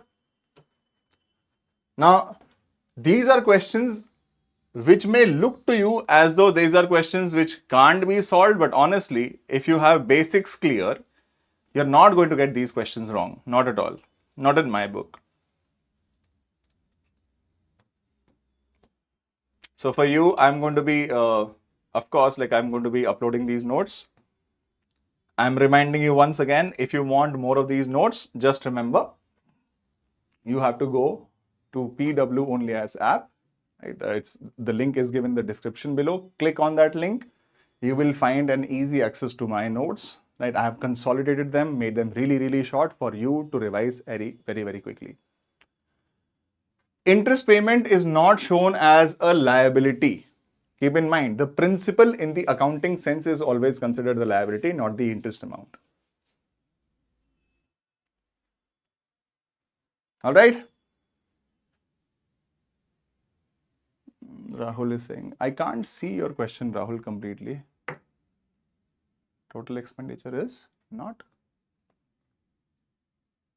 Is there any confusion so far?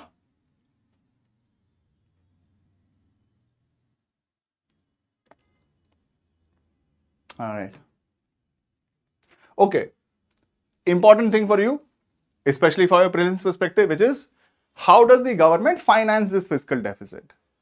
What are the sources of borrowing for the government for this fiscal deficit? I have written them down for you. The government can take this borrowing from external sources. That means the government can borrow from the rest of the world. This can be called multilateral and bilateral assistance programs.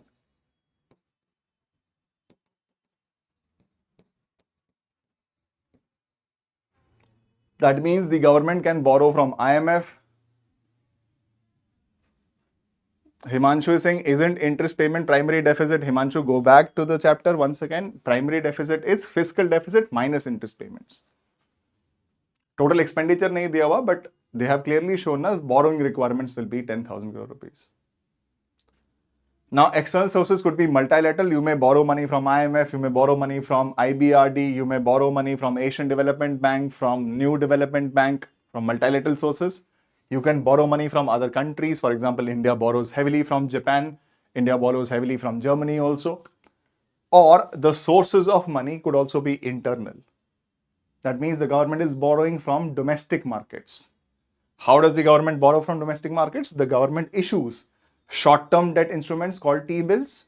The government issues long-term debt instruments called bonds or dated government securities. The government floats these securities in the market, and households, firms, banks, external sector, foreign investors can also come and subscribe to these securities. Keep in mind, if these securities are being bought by foreign investors, that will count as part of sovereign external debt because the source of money is external. Can households invest in government securities? Yes, you can invest in government securities. In fact, there is a scheme launched by the RBI itself, which is called Retail Direct Scheme, through which you can participate in the primary subscription of government securities. You can directly buy it from the government itself. All right. These are government floating securities in the market. And then government can also use the National Small Savings Fund. Keep in mind that this includes what all? This includes your PO banks, post office banks accounts, Sukanya Samriddhi Yojana accounts. There are many old age accounts which are a part of what is called NSSF, National Small Savings Fund. Not just this money, the government also can borrow from state provident funds. The government can also borrow money from insurance and pension funds. This part of the government's debt is called government's internal debt, and this part of government's debt is called government's external debt. Keep in mind, fiscal deficit, if it has to be financed, it can only be financed by borrowing. The government can borrow internally, the government can borrow externally also. I have, for your ready reference, mentioned the sources of borrowing for fiscal deficit, just so you can revise easily later. All right. Ashok is saying, sir, is this sufficient for prelims? Ashok, there is nothing which is ever sufficient for prelims. If I tell you that this is the only thing you have to do and nothing else, I will be lying to you. I am only helping all of those people who have completed economics. They have completed preparing for economics. I am giving them a basic rush up, like a brushing up of revision of various chapters in a very succinct manner, right? Newcomers can also find this useful, but of course, if you have not studied a single page of economy so far, this is not going to be very helpful for you. All right.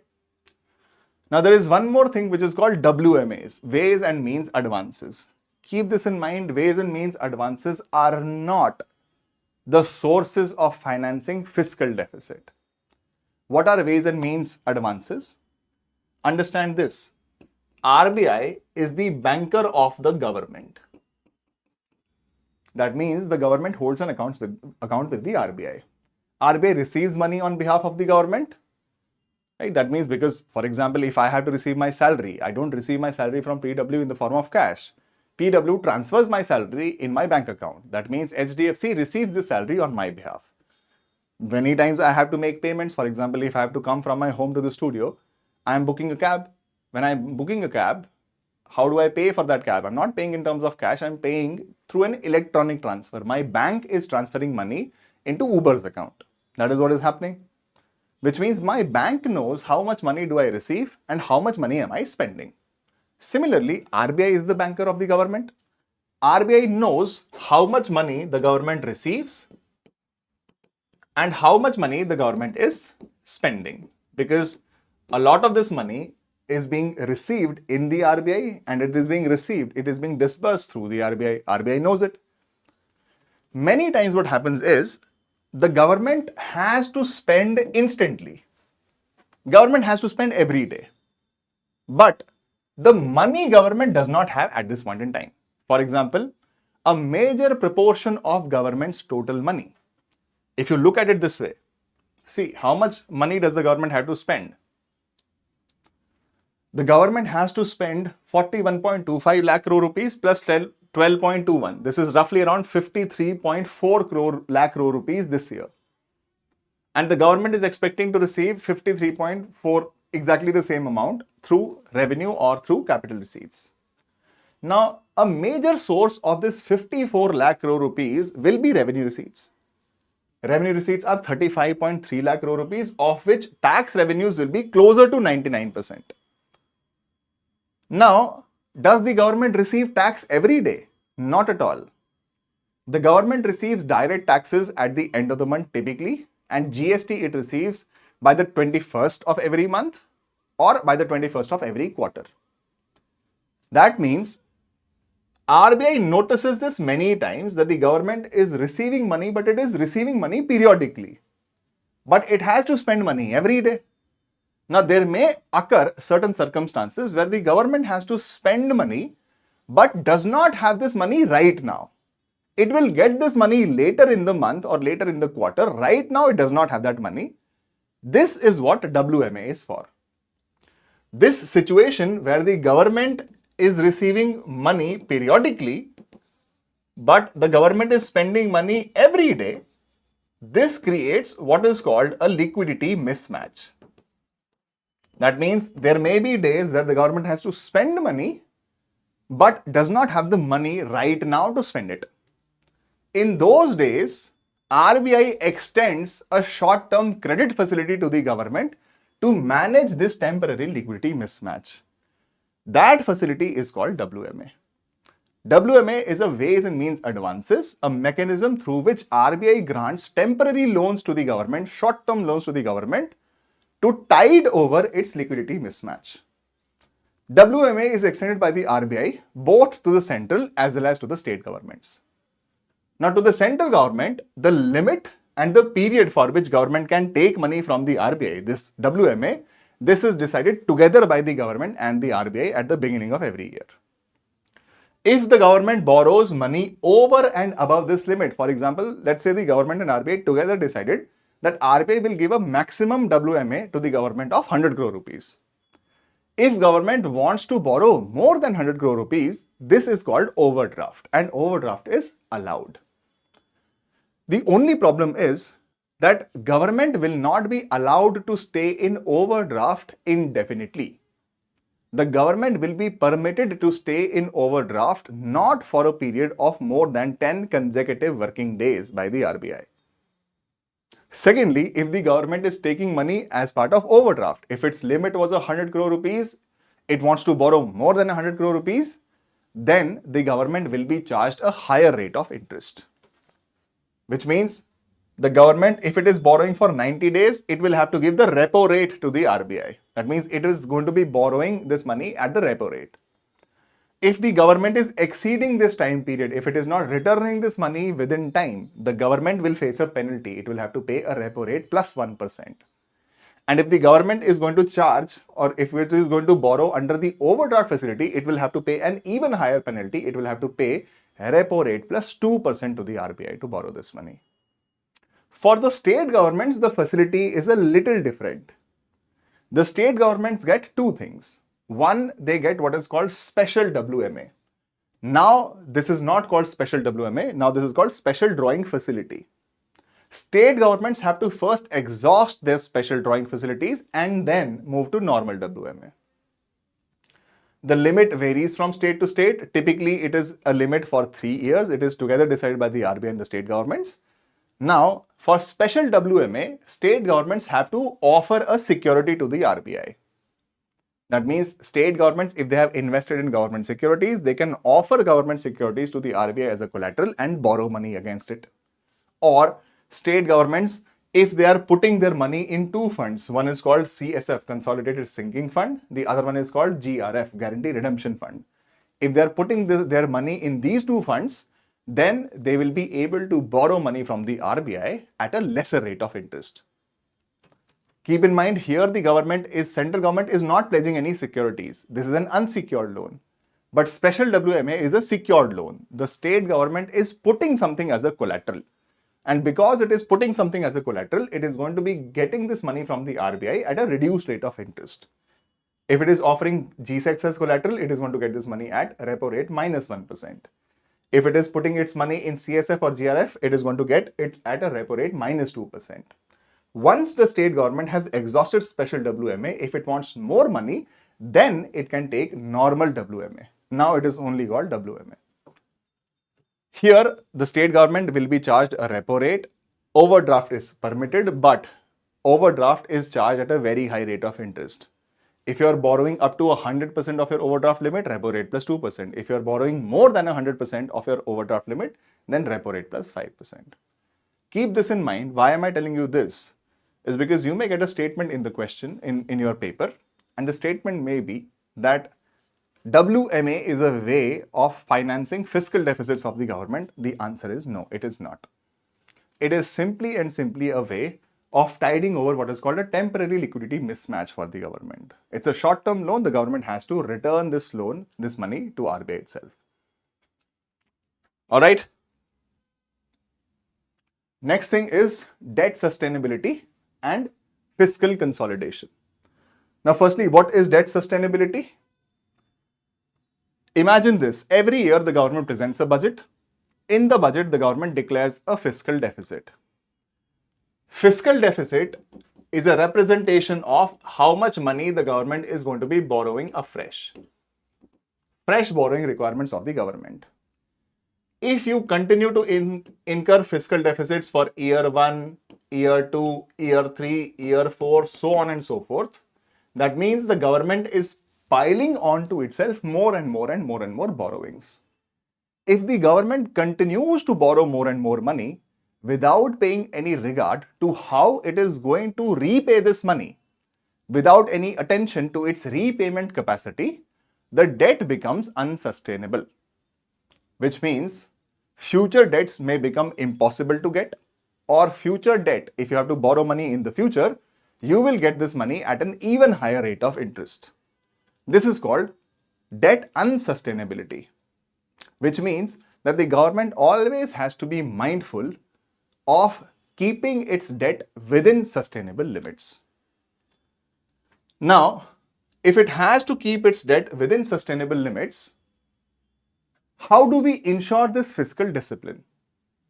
In India, we ensure this fiscal discipline externally. We enforce this discipline on the government because we have passed an act. This act is called Fiscal Responsibility and Budgetary Management Act, Budget Management Act 2003. Now, as part of Fiscal Responsibility and Budget Management Act 2003, what were the original objectives? In 2003, under the act, the government had to reduce its fiscal deficit to 3% of GDP and revenue deficit to 0% of GDP by the year 2008. Not just this, the government, in addition of presenting the budget in the parliament, it also has to present three more statements: macroeconomic framework statement, medium-term fiscal policy statement, fiscal policy strategy document. The government also will get something called an escape clause. What is an escape clause? An escape clause simply means that there may be a war which may happen. There may be a natural calamity which may happen, or there may be such other circumstances which require the government to spend more money. For example, a war does not come announced. Natural disasters do not announce themselves before coming. There can be some externalities which may emerge where the government has to spend more money. And if it has to spend more money, of course it cannot maintain its fiscal discipline. The government can trigger what is called the escape clause. It can escape these targets.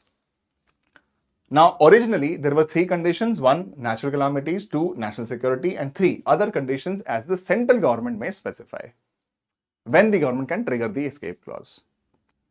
Under the original FRBM Act, debt monetization was just disallowed, which means if the government has to borrow money, it cannot get RBI to print money against its borrowing requirements. For example, if the fiscal deficit is of 1.3 lakh crore rupees, the government cannot simply tell RBI to print 1.3 lakh crore rupees. That is just not allowed. Now, this was a legislation for the union government, not for the state governments. The 12th Finance Commission recommended state governments to adopt their own fiscal responsibility legislations. This one does not apply to states. States have their own FRBM acts.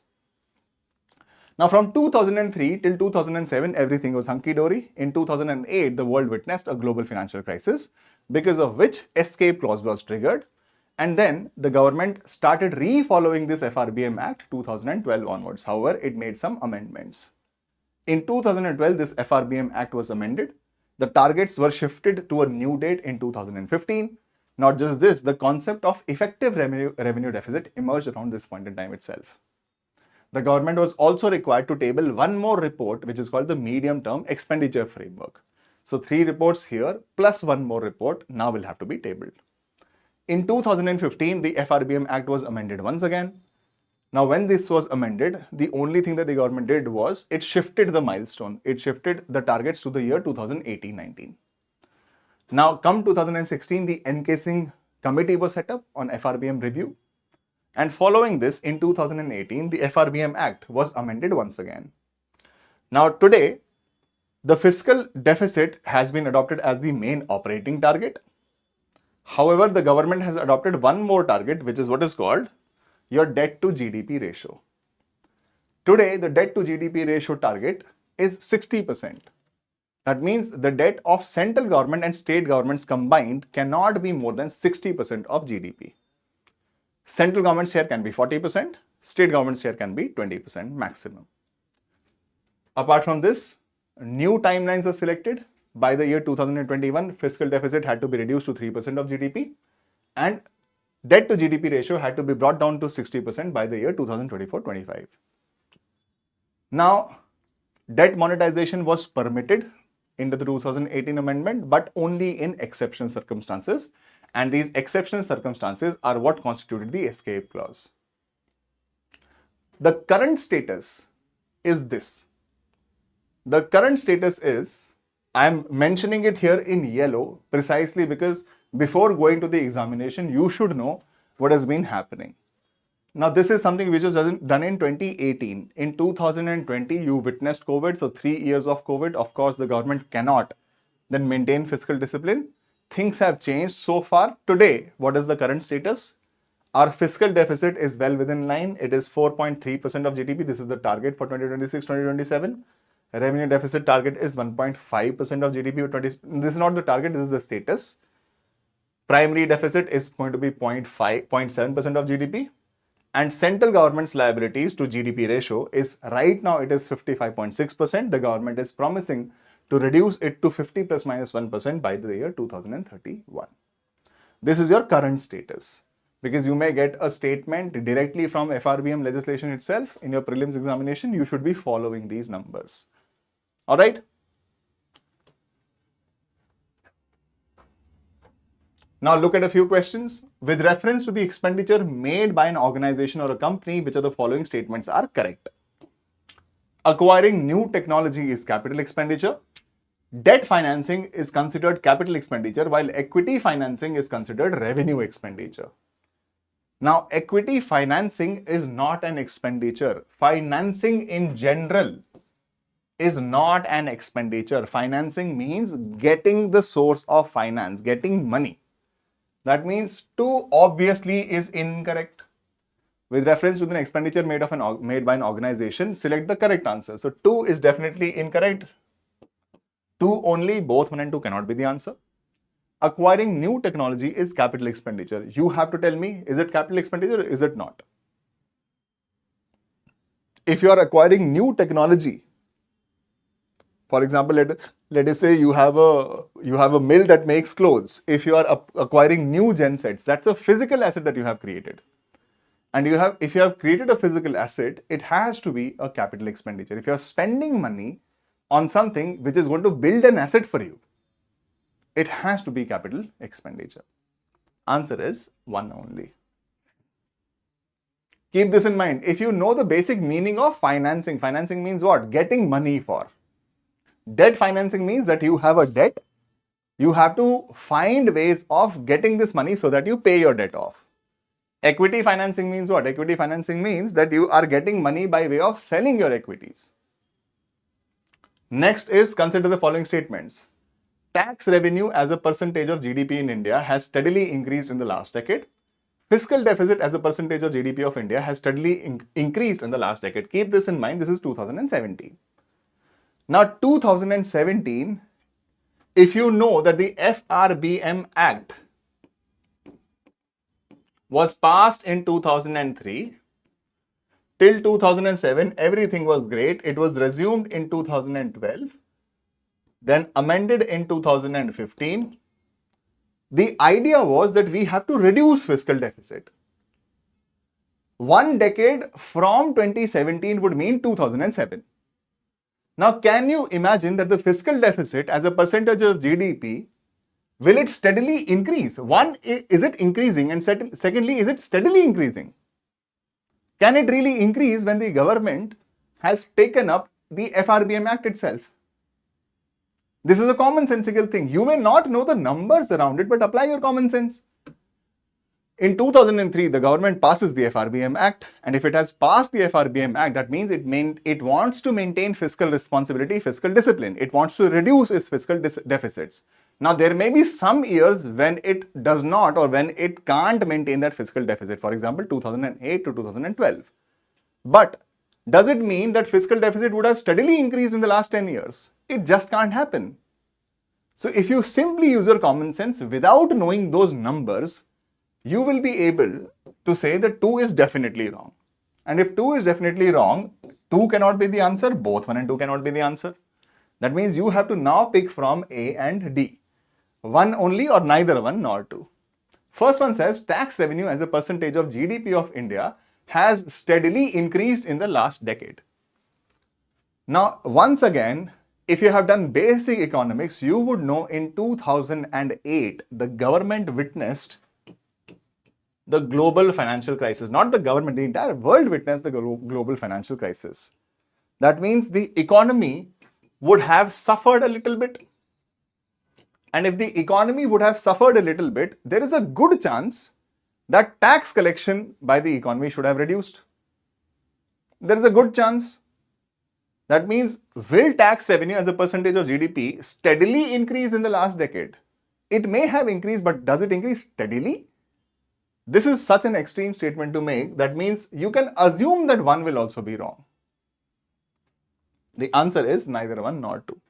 Now, this should give you some hint that they are interested in knowing some trends. In this year's PIB doc, you can clearly see what are the trends in tax receipts as a percentage of GDP. Gross tax revenue for the government since 2019-20 till 2026-27 estimates. Right? Can you clearly see that has it steadily increased? It is not steadily increased even in the last decade. 10, 10.2, 11.5, then 11.4, then 11.5, 11.5, then 11.4, then 11.2. Get this? This is only for your ready reference, so you should know some idea around the trends with respect to tax collection in India. Yes, Himanshu, new technology can be intangible, but capital expenditure does not mean that you have to build a real asset. You can also build a virtual asset. Get this?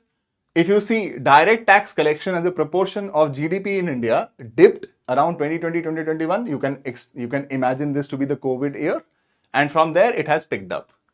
Indirect tax collection increased as a proportion of GDP, and then it has started to reduce as a proportion of GDP. Look at these figures. This is for 2026-27. I have added it here for your ready reference so that you should know this. Problem? Next, there has been a persistent deficit budget year after year. Which actions of the following can be taken by the government to reduce this deficit? He is saying the government is witnessing a budget deficit year after year. That means the government's total expenditure is higher than its total receipts year after year. How will the government reduce this deficit? Reducing revenue expenditure, introducing new welfare schemes, rationalizing subsidies, reducing import duty. Now, once again, use your common sense to see how do you reduce deficit. Budget deficit is total expenditure minus total receipts. How will you reduce a budgetary deficit? Either you increase your total expenditure or you reduce your total receipts. If you increase your total expenditure, your budget deficit is going to reduce. Or if you reduce your total receipts, the other way around, you either reduce your total expenditure or you increase your total receipts. That is the only way you will contract the budget deficit. Which of these will not lead to a reduction in total expenditure? If the government introduces new welfare schemes, that means the government is deciding to spend more. And if the government is going to spend more, its total expenditure will increase or reduce? It will increase, and if it increases, budget deficit is going to increase. That means wherever you find 2 has to be taken out. Now you have an option 1 only and 1 and 3 only. That means 1 is definitely correct. Reducing revenue expenditure, of course, it is going to be correct. 3 says rationalizing subsidies. Rationalizing subsidies means cutting down on subsidy expenditure. Obviously, since subsidy is also an expenditure, if I am rationalizing subsidies, I am reducing my expenditure. The answer is 1 and 3. Next, consider the following statements. Capital receipts create a liability or cause a reduction in the assets of the government. Yes, capital receipts can be non-debt or debt. Debt receipts are receipts which the government takes a liability for. Non-debt receipts the government gets by selling some of its assets too. So capital receipts, do they create a liability? Yes, they may create a liability or they may cause a reduction in the assets. Borrowings and disinvestments are capital receipts. Borrowings are capital receipts, disinvestments are also capital receipts. Interest received on loans creates a liability on the government. Now, interest received on a loan, how does it create a liability for the government? Interest that the government has to receive, it is not going to create a liability on the government. That means the answer for this has to be 1 and 2 only. These are such basic questions that they ask. When you start getting these basic questions wrong, that is where your ability to clear this examination gets hurt the most. Most of you will get stuck कि हमको ये number नहीं पता था, वो number नहीं पता था. But the eventual idea is that you get all those questions right, which every serious aspirant is going to get right. Himanshu, I have told you 20, 30 times now, new technology can be intangible. Yes, it can be intangible. AI is intangible. But what's your point?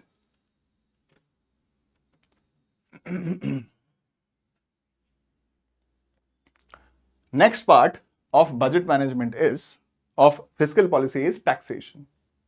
What is a tax? A tax is a compulsory payment. Keep this in mind. It's a compulsory contribution made by a person towards the expenditure of the state, which is made in the common interest of all. Which means that the government enforces a tax from you. The government has to do many things. The government has to produce public goods. The government has to create a public provisioning of private goods also sometimes. The government has to do a lot in terms of law and order, in terms of regulation of markets. The government is going to require money for many of these purposes. Now, how does the government get the money for that purpose? The government forces every citizen and sometimes non-citizens of the economy also to pay taxes to it. A tax is a contribution, not a voluntary contribution. It's a compulsory contribution that everyone, regardless of whether you are making any incomes or not, that you have to make towards the expenditure of the state. Right? There are some principles of taxation that you should know. First is the principle of certainty. This principle simply says that a good taxation system makes sure that all the taxpayers know in advance how much tax rate they will be subjected to, how much tax will they have to give, and when will they have to give, in what format they will have to give it. You have to have an element of certainty. Principle of economy. What does the principle of economy mean? It means the government should not impose such taxes on the people that it is very costly for it itself to collect those taxes for. That is called the principle of economy. For example, the imposition of wealth tax. One of the reasons as to why wealth tax was done away with in India is because of the canon of economy itself. The government had to face many legal cases. It had to fight those legal cases in the court. That also means that the government had to pay for lawyers. Now, compared to the amount of money that you are collecting as part of wealth tax versus the money that you have to spend on these court cases, it makes no sense for you to be imposing such taxes. Then you have something called the canon of convenience. What is the canon of convenience? The canon of convenience simply says that taxes should be collected in a manner that it is convenient for the taxpayer to pay. Canon of productivity. What does this tax mean? A tax is said to be productive only when it acts as an incentive to production. Tax collection must be sizable and should not hamper production. Here, something very important you should know, something called a Laffer curve. What is a Laffer curve?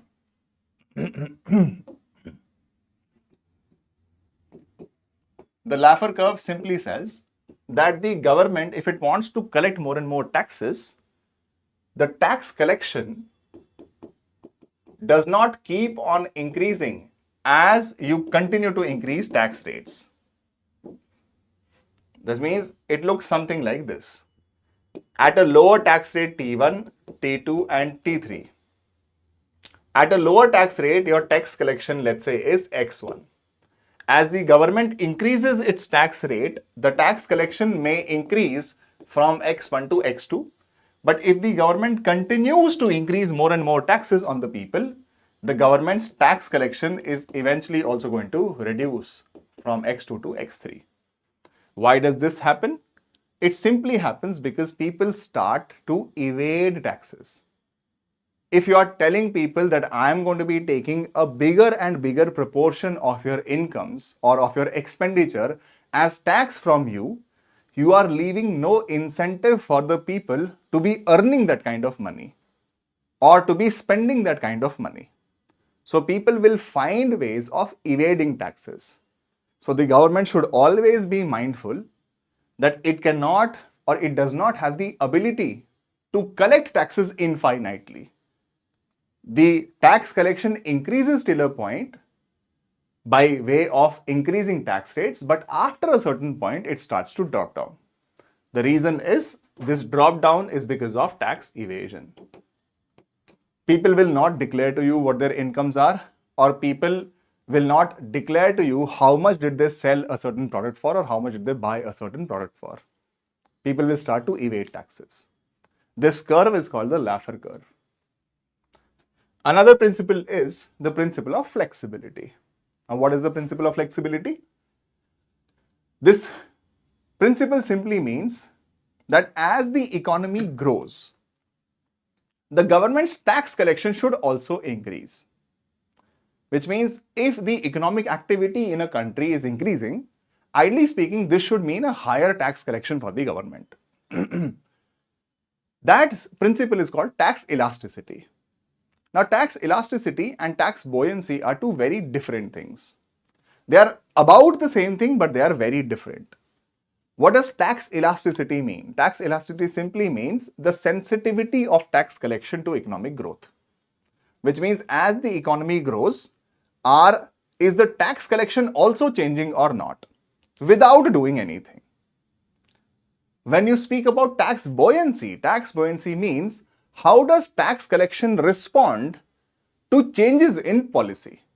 If the government is, let us say, increasing tax rates or decreasing tax rates, is there any effect on the tax collection of the government or not? That is what is called tax buoyancy. Across a lot of videos and lots of classrooms, this concept is taught wrong. Tax buoyancy and tax elasticity, the only difference is two words, ceteris paribus. In case of tax elasticity, we assume everything is constant, only that the economy is growing or not growing and tax collection is changing or not changing. Tax buoyancy is where everything is not constant. Tax buoyancy is where the government is allowed to change the taxation policy and what is the impact of the taxation policy on the tax collection. Now, another principle is called the principle of equality or equity, which means should a taxation burden be equal for everyone or should taxation be designed in a manner that it presses a higher burden on some people and a lesser burden on some people. There are multiple types of taxation systems on the basis of this principle. One system is called progressive taxation system. Progressive taxation system simply means as a person's income increases, the tax rate also increases. That means the tax rate is progressively increasing as the income or the taxable base increases. You have one more type of system which is called a regressive taxation system. It is the opposite of progressive taxation system, which means as one's income increases,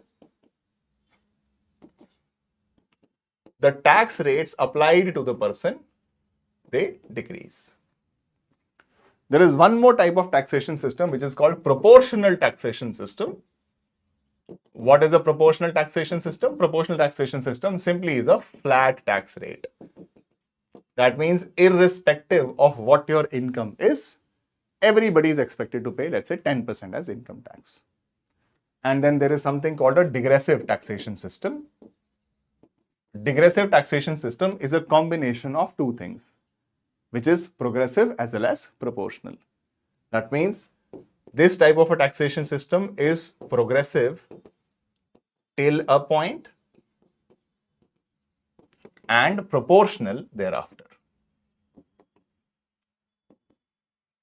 For example, I may say something like this, that for an income of 0 to 10 lakh rupees, 10%, 10 to 20 lakh rupees, 20%, 20 to 50 lakh rupees, 30%, 50 lakhs and above, 50%. That means the taxation is progressive till a point.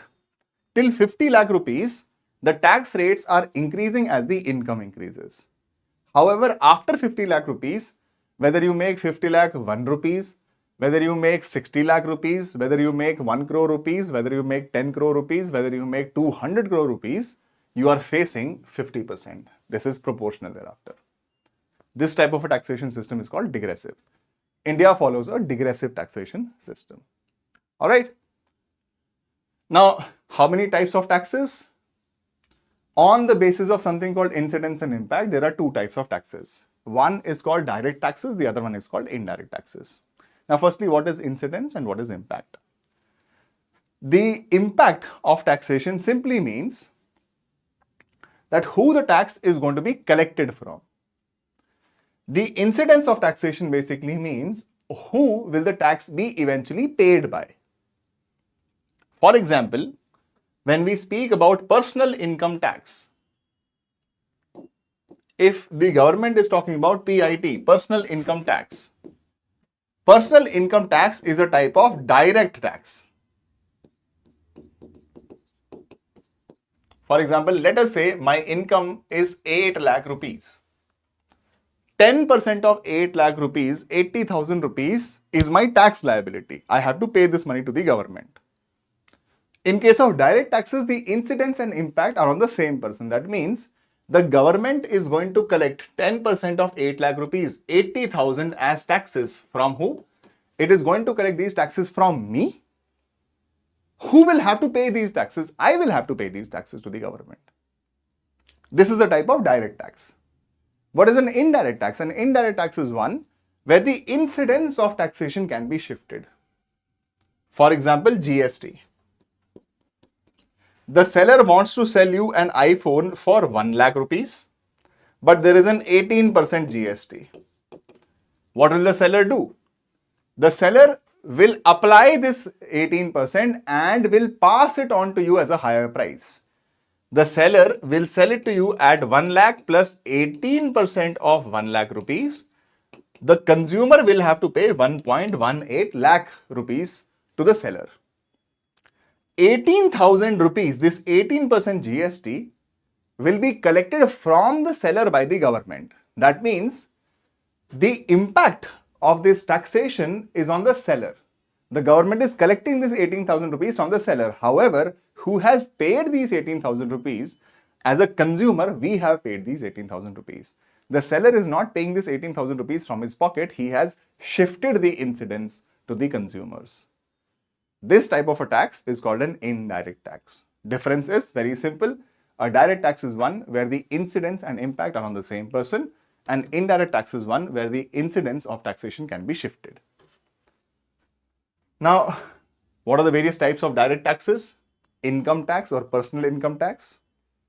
Corporate tax, this is income tax for corporates. That means the tax which the corporates will have to pay to the government on the profits that they are making. If a firm is making losses, it does not have to pay any corporate tax. If the firm is making 0 rupees as profit, it does not have to pay any corporate tax. A corporate tax levied on the profits of the firm. Something called MAT and AMT. MAT is minimum alternate tax. AMT is alternate minimum tax. This simply means if the firm shows its tax liabilities to be lesser, then the government will force the company to pay a certain proportion of its profits as a tax regardless. For example, let us say the corporate tax rate in India is 20%, while the MAT provision in India is, let's say, a 15.5%.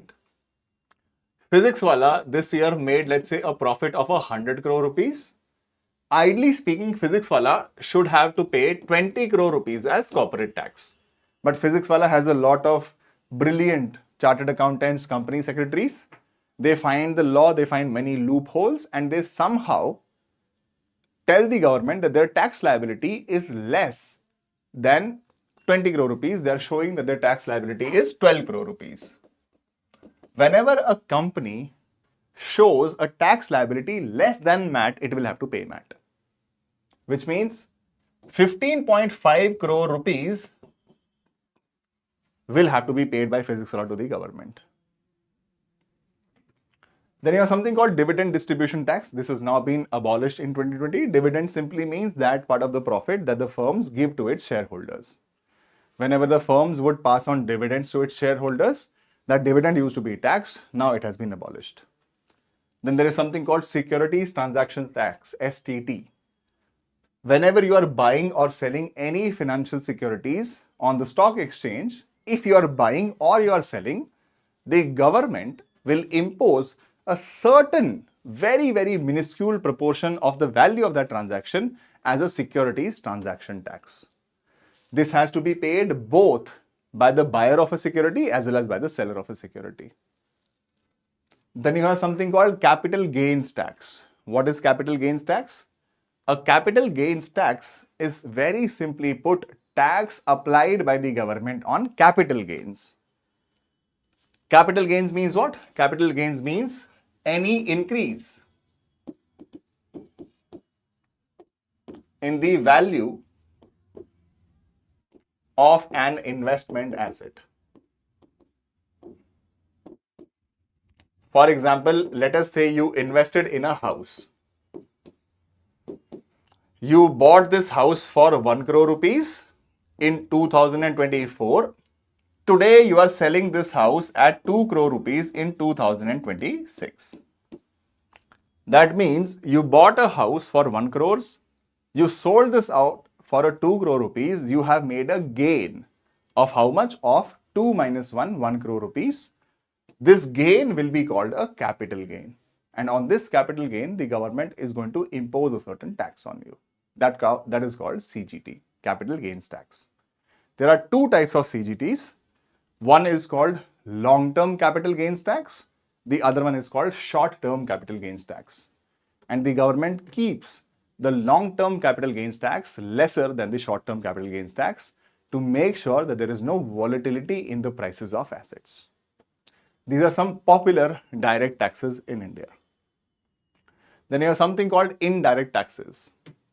Now, previous to GST, the central government had the following indirect taxes. The central government had customs duties, central excise tax, it had service tax and central sales tax.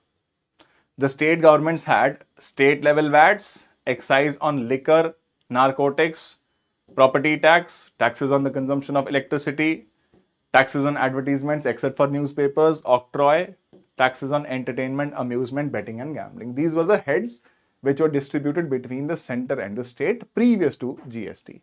Now we are 9 years into the adoption of GST, so we don't have to go this far back. Just look at the features of GST for you. That should be good enough for your prelims examination. What are the various features of GST? Firstly, this distinction that the central government is going to levy a tax on production and the state government is going to levy a tax on sale, this distinction has been removed. Production of an item or the sale of an item, both of them will be called supplies and GST applies on supplies. It does not make a distinction between production and sale or purchase. Whether it is production or it is sale or purchase, both of them will be called supplies and GST will be levied on supplies, not on production or on sale separately.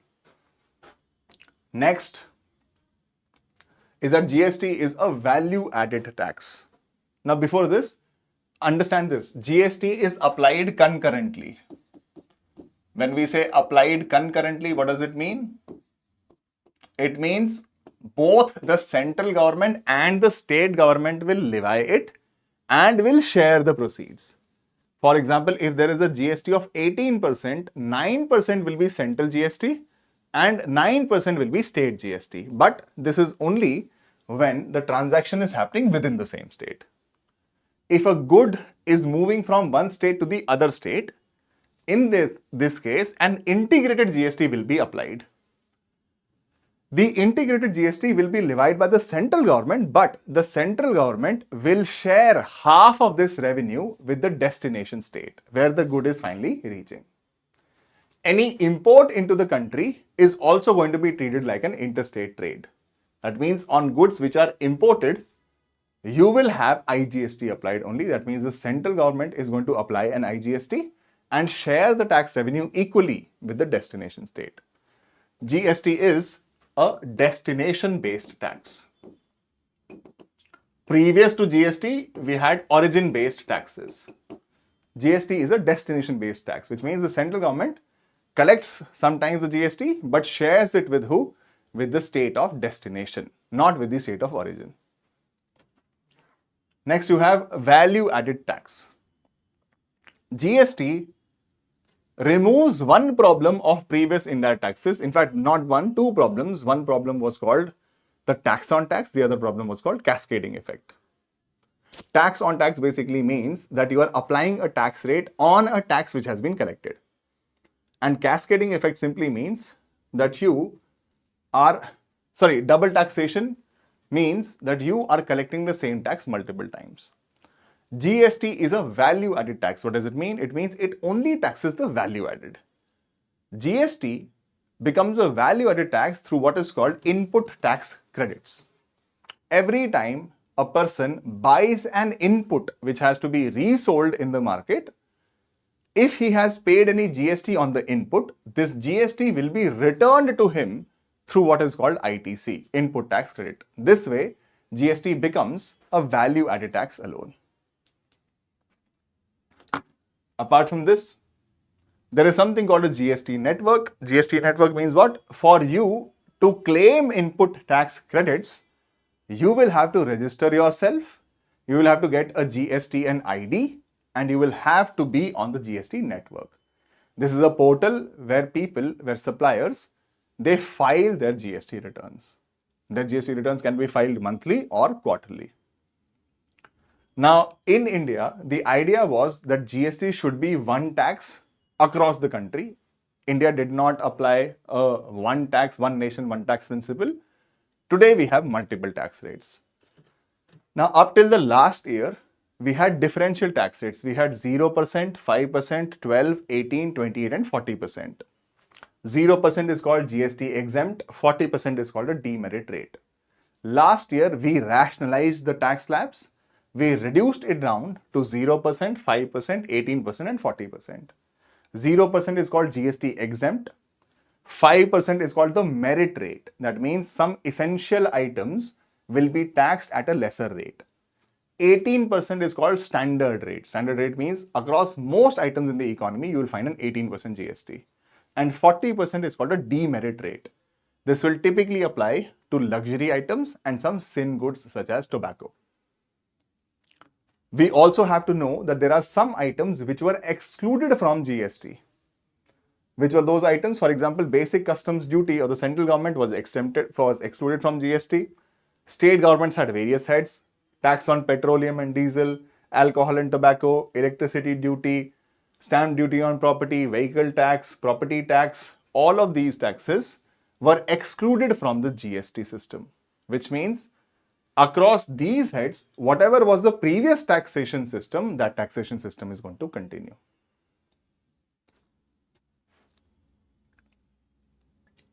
See, there is a question.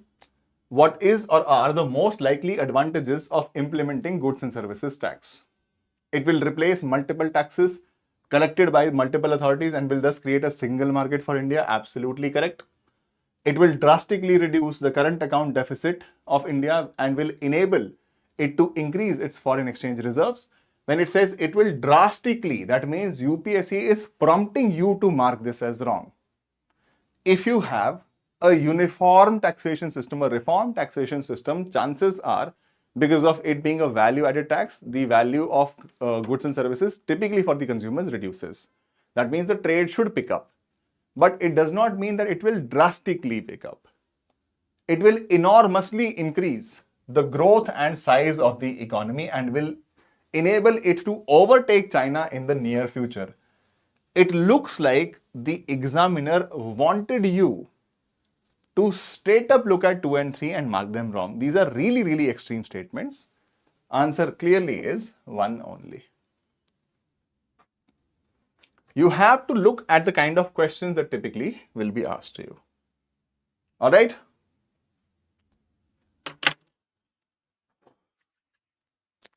Right? Some questions on budgeting, some questions on taxation. You have to be thorough with this. Now, somebody was asking what fiscal stimulus means. Now, fiscal stimulus, what does it mean? Now, as part of the government's fiscal policy, it has primarily speaking 2 important functions. One is its taxation function, the other one is its expenditure function. The government's taxation and expenditure function has a huge impact on aggregate demand. Aggregate demand is C plus I plus G plus NX. Let us say this is the aggregate demand of the economy and this is the aggregate supply. if for some reason the aggregate demand in the economy is increasing, what will this do to the price level? The price level in the economy will increase. This will be inflationary. Now, if it is inflationary, what will the government do? If there is inflation in the economy, RBI will take a contractionary monetary policy stance. Government will also have to take a certain stance. What will the government do? The government will increase taxes, or the government will reduce its own expenditure. If it increases taxes, the consumption expenditure for households reduces, the investment expenditure for firms also reduces. Bhavani is saying, is this beneficial for Pinnacle student? Bhavani, yes, if you want to revise it very quickly, good for you. Now, the government wants to reduce the aggregate demand. How does the government plan to reduce the aggregate demand? The government can either increase taxes on the people and on the companies so that people and companies have less disposable income to work with, or the government can reduce its own expenditure. It can reduce G. This way, the government tries to reduce the aggregate demand and pull the economy back to normal price levels. Consider the exact opposite situation, where you have the aggregate demand in the economy reducing from AD to AD dash. When this happens, you will have a deflationary effect on the environment. If the deflation is going to kick in the economy, what will the government do? The government will try to increase the aggregate demand. How will the government increase the aggregate demand? The government can increase the aggregate demand by reducing taxes so that people and firms have more money to spend, or the government can increase its own expenditure, or the government can do both at the same time. If the government wants to revive aggregate demand, and if to revise that aggregate demand, if to revive that aggregate demand, if the government is both reducing taxation burden on the people and on the companies and increasing its expenditure, this is called a fiscal stimulus. Get this? So we'll take another pause here, and then we will continue to the external sector, thereafter national income accounting, thereafter agriculture. And finally, we'll have to do financial markets. One more break. As of now, this is 13:50. Let us take a break for 10 minutes. The class shall resume at 2.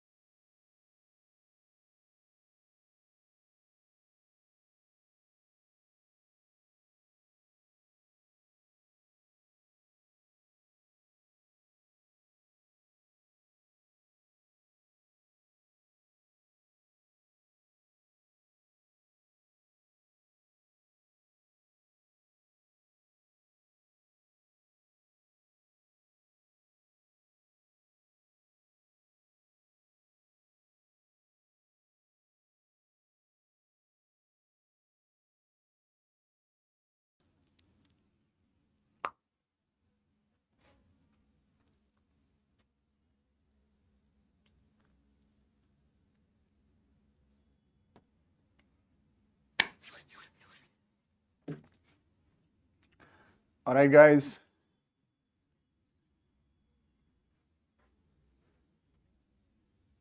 Hello, hello, hello. All right. The next chapter which we have to cover is external sector. What happens when the economy becomes an open economy? That means what happens when an economy starts interacting with the rest of the world. Whenever an economy interacts with the rest of the world, a detailed record of all the economic transactions between one economy and the rest of the world is made. This record is what is called the balance of payments. Now, anytime an economy, like I said, this is an economy interacting with the rest of the world.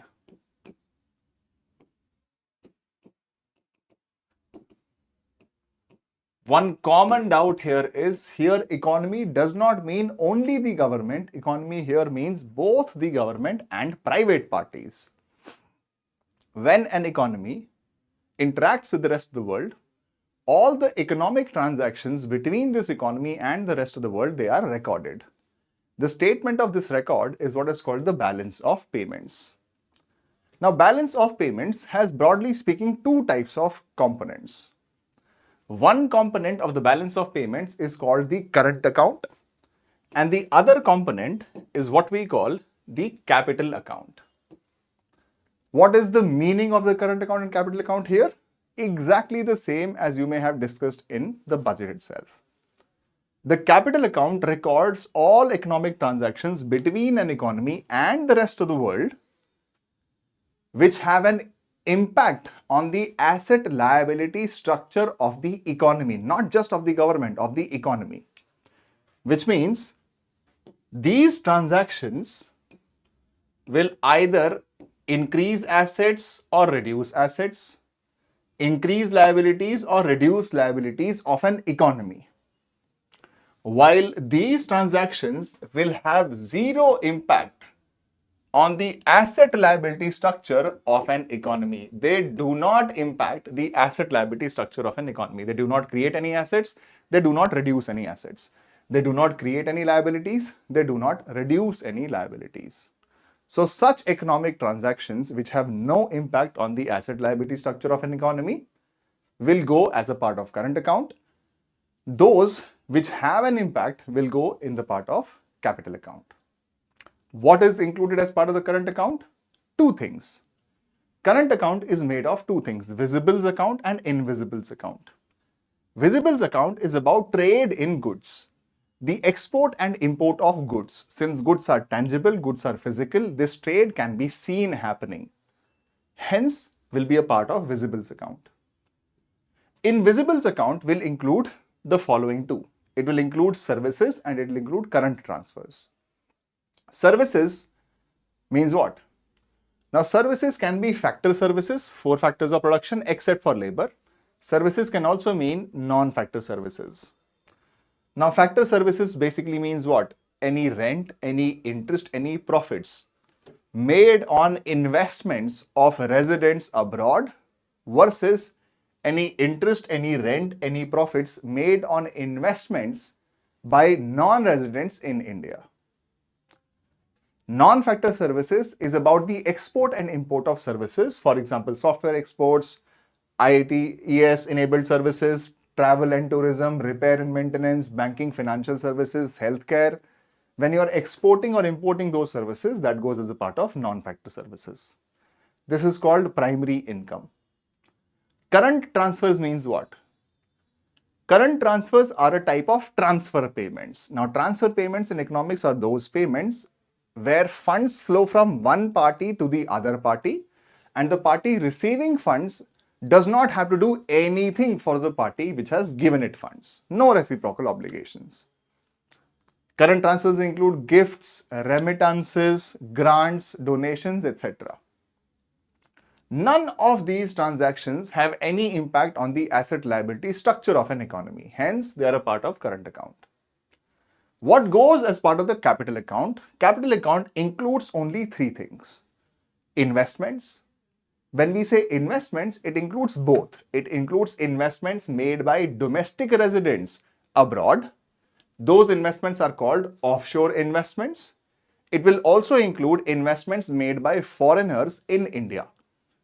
Now, these types of investments are what you call foreign investments, which are basically of two types: foreign institutional investments, foreign direct investments.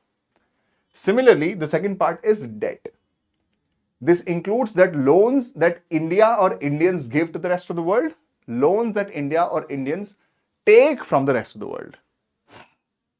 One part is the loan taken by the government. This is going to be called sovereign external debt. Then you have ECBs. ECB stands for external commercial borrowings. That means domestic commercial entities, when they borrow money from abroad, that is called external commercial borrowings. And then you have TC. This is called trade credit. Trade credit means that when your commercial entities buy goods and services from the rest of the world, they do not make a payment instantly. They tell them we will make a payment later. This is a type of deferred payment. You can think of this as a type of short-term credit. Last is called net banking capital. What do we mean by net banking capital? It means that bank accounts opened by residents in international banks abroad and bank accounts of non-residents that are opened in India. Look at these three types. Investments, if you have domestic residents making investments abroad, you can think that India is creating external assets. Conversely, if you have foreigners making investments in India, they are building their assets here in India itself. So there is an impact on the asset side. Debt. Debt is a liability. If you have given a loan, that it's an asset for you. Loans that you have taken from the rest of the world, you will have to repay them. That means you are incurring liabilities onto yourself. Loans that you are giving to the rest of the world is you building your assets. Similarly, every bank deposit is a liability on the banks. So if non-residents are coming to India, opening their bank accounts here, they are creating a liability on your banking system. Similarly, when your residents are opening bank accounts in the rest of the world, they are creating their assets across the rest of the world, or they are creating liabilities on the banks of the rest of the world. Each of these three types of transactions has an impact on the asset liability structure of an economy. Therefore, they are a part of the capital account. Now, you will have to know a certain few concepts. One concept is called the trade account balance. Trade account balance is about the visibles account itself. What does trade account balance mean? It simply means export of goods by value minus imports of goods by value. That means how much has India exported to the rest of the world? What is the value? Minus how much goods has India imported from the rest of the world. Obviously, export of goods is going to cause you to earn some foreign exchange. You will be earning money. It is going to be an addition. And if you have to spend money on imports, this is going to be a subtraction. This is taking forex away from your economy. Then you have something called invisibles account balance. First is the visible account balance. This is also called trade balance. Then you have invisibles account balance. Invisibles account balance will include what all? It will include export of services plus current transfer receipts. Export of services plus current transfer receipts minus import of services plus current transfer payments. That means how much are we earning by way of exporting our services? How much are we earning by way of receiving current transfers? Minus how much are we spending on importing services? And how much are we transferring to the rest of the world? The third thing is called current account balance. Since current account is a combination of these two, current account is visibles plus invisibles. So what you do is you simply add up these two. Add the first and the second one, add the balance on the visibles and the invisibles account. This will be export of goods and services plus current transfer receipts minus import of goods and services plus current transfer payments. The next head is called capital account balance. Capital account balance is all about what? It is how much money or how much forex have we received by way of capital receipts? how much investments have we received, how much borrowings we have made from the rest of the world, how many non-resident deposits have been opened in the country, minus capital payments. Capital payments means how much did offshore investments work out this year, how much money was withdrawn by foreigners from their investments in India, how much money was withdrawn by non-residents from India from their bank deposits, how much money had to be repaid on the loans that were taken by the country. This minus this is going to be called capital account balance. Then you have something called errors and omissions. What is errors and omissions? It means in pursuit of record of these transactions, some errors may have been made. Those errors will have to be adjusted. And lastly, you will have something called the overall balance of payments. Overall balance of payments will be 3 plus 4. It will simply be 3 plus 4 plus 5. Current account balance plus capital account balance plus errors and omissions. Now, you may have a situation of what is called a BOP equilibrium, BOP surplus or a BOP deficit. What does it mean? Overall balance of payments would simply mean how much money is India getting by way of exporting goods and services plus current transfer receipts plus capital receipts. This is foreign currency earned, or you can say foreign currency incoming in India, minus how much foreign currency has to be spent on import of goods and services, on current transfer payments, and on capital payments. This is forex leaving India. In one particular year, you can have a scenario where this value is greater than this value. That means India witnessed an incoming of forex more than an outgoing of forex this specific year.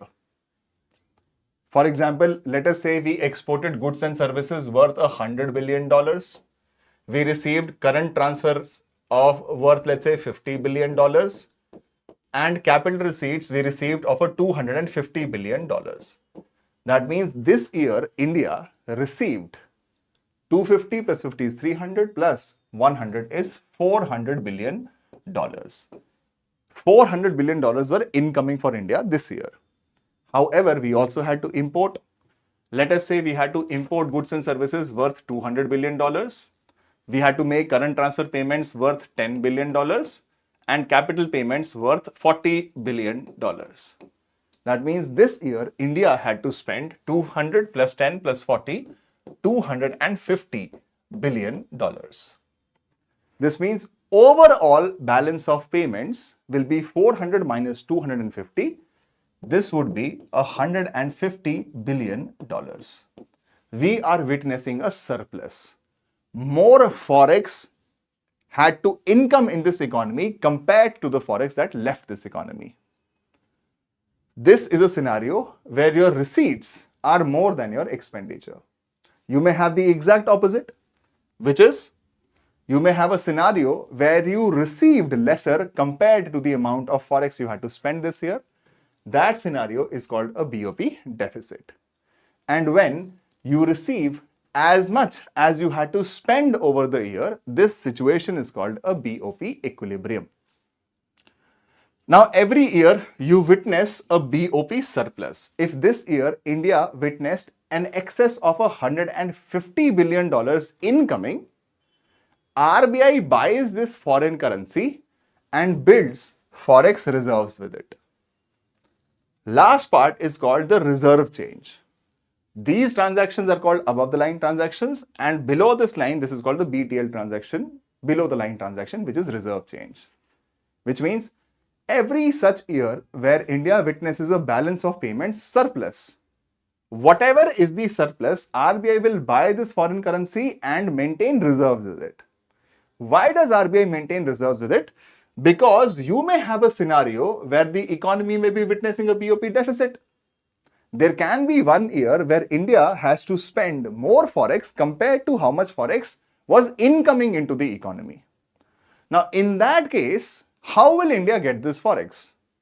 This is where RBI's forex reserves come in very handy. RBI maintains forex reserves primarily for two reasons. One, to stabilize the exchange rates. Two, to maintain or to meet India's external payment obligations. Now, this is what is called forex reserves management. There are two very important principles of forex reserves management. The first principle is called reserve adequacy. When we say reserve adequacy, what does it mean? It means how many forex reserves are adequate or enough forex reserves for an economy, and there are two answers to this question. One answer is that any economy should maintain as much forex reserves as are going to cover 3 months worth of imports for them. Which means, let us say on an average, India spends $10 billion per month on imports. Then India should at least have $30 billion in its forex reserves to cover for 3 months worth of imports. Another answer is that any economy can maintain 100% of its short-term debt obligations. Which means what? It simply means that any economy should maintain as much forex reserves as would be enough to pay its external debt, which is going to mature in the upcoming year, in 1 year itself. This is called the principle of reserve adequacy. How much forex reserves are enough forex reserves? The second is one that of composition, which means in what format does RBI maintain forex reserves? In India, RBI maintains forex reserves in the following formats. It maintains forex reserves in the form of foreign currency assets, gold, SDRs, and RTPs. Foreign currency assets would mean what? Foreign currency assets would mean cash or currency. It also includes deposits. So RBI does keep a lot of deposits for some of this foreign currency in other banks, plus some securities that the RBI may buy with them. It also maintains some forex reserves in the form of gold. And it also maintains forex reserves in the form of SDRs and RTPs. SDRs are special drawing rights. SDRs are granted to every country who is a member of the IMF, basis the quota of this country in the IMF. Whenever you pay your quota to the IMF, let us say India's quota to the IMF was $20 billion. For it to become a member of the IMF, it had to pay $20 billion. Now, 1/4 of this $20 billion, it has to be given in the form of a hard currency, and 3/4 has to be given in the form of currency of its own choice. That means if India has to pay $20 billion to become a member of the IMF, 1/4 of this $20 billion, that means $5 billion, it will have to give in the form of a hard currency, which is typically a dollar. The remaining $15 billion, it can give in the form of rupees also, or whichever currency it deems, you can say, possible for it to give it in. This 1/4 is also called reserve tranche position, RTP. This means whenever India is facing a BOP crisis, or a BOP deficit for that matter, India can withdraw this $5 billion without any conditions from the IMF, which is why this is also a part of India's forex reserves. The remaining is called SDRs. For its contribution to the IMF, this is called a quota. IMF will give India some tokens. These tokens are what you call SDRs, special drawing rights. These are not currencies. These are reserve assets, which means sometimes you may have to make a payment to a trading partner or an investment partner, and you may not have the foreign currency to pay to that trading partner. In which case, if the trading partner agrees, you can also make this payment in the form of special drawing rights. This is how India maintains its forex reserves. Foreign currency assets, which means cash, deposits, securities, gold, SDRs and RTPs. Now, of course, this number is slightly old. This is from last year. Last year, India's forex reserves were somewhere around 706 billion, out of which 683 billion were maintained in the form of foreign currency assets. So it is always going to be the most in the form of foreign currency assets and gold. The next part is what is called exchange rate. Now, what really is exchange rate? Exchange rate simply means the price of foreign currency in your economy. Or I can also say an exchange rate simply means units of domestic currency which are required to buy 1 unit of foreign currency. For example, if I ask you, what is the price of a dollar today in India? $1 today in India, let us say, is 90 rupees. You can say that you require 90 units of your currency. You require 90 rupees to buy 1 unit of foreign currency. This is called an exchange rate. You can also say that the price of dollar in India today is 90 rupees. One and the same thing. How are exchange rates determined? There are two types of mechanisms through which exchange rates are determined. One is called the flexible system, floating system, or the market system. What does this mean? It simply means when the price of foreign currency is being decided on the basis of demand and supply of that foreign currency, this is going to be called a flexible exchange rate system. For example, what would be the price of dollar in India today? That will depend upon how much is the demand for dollars in India today and how much is the supply of dollars in India today. This is quantity and this is price. The demand for dollars will be created where? They will be created on this side. An importer will require dollars, an importer of goods, an importer of services, a person who has to make a current transfer payment, a person who has to make capital payments, that means he has a loan to repay, he has to make investments abroad, he has to, let's say he wants to put his money in a bank elsewhere, or foreign investors are withdrawing their money, they want to take their money home. They are going to be creating a demand for dollars. Who's going to be creating a supply of dollars? The supply of dollars is going to be created by the left hand side, which means we can get dollars by selling our goods, by selling our services. Through export of goods and services, we can be getting our dollars from foreign investments. We can be getting our dollars from sale of assets. We can be getting dollars by way of NRIs or non-residents, not NRIs, non-residents opening bank deposits here in India. That is the way of you getting the supply of dollars. Now, depending upon what is the demand for dollars in the country and what is the supply of dollars in the country, you will have a certain exchange rate. The demand for dollars can increase. The demand curve can shift to the right. If the demand for dollars increases in relation to the supply, what should happen to the price of these dollars? The price of dollars should increase. Or the demand for dollars can also reduce for some reason. If the demand for dollars reduces for some reason, what will happen to the price of dollars in the economy? The price of dollars shall reduce. Conversely, things can happen on the supply side too, which means for some reason, let us say the supply of dollars in the economy is increasing. For example, many foreigners want to invest here in India. They are bringing the dollars into the economy. The supply of dollars is going from S to S dash. What should happen to the exchange rate? The exchange rate should drop. Conversely, the supply of dollars can also reduce in the economy. If the supply of dollars is reducing in the economy, right, you may have a scenario where the exchange rate may increase. Whenever the exchange rate increases, this means, for example, that a dollar was 50 rupees, dollar has now become 100 rupees. Exchange rate increasing means that foreign currency is becoming more expensive. Exchange rate decreasing means foreign currency is becoming cheaper. If foreign currency is becoming expensive, you will say that your domestic currency is losing its value. And if foreign currency is becoming cheaper, you will say that your domestic currency is gaining value. Therefore, any increase in exchange rate is going to be called depreciation of home currency. And if the exchange rate reduces, this is going to be called appreciation of home currency.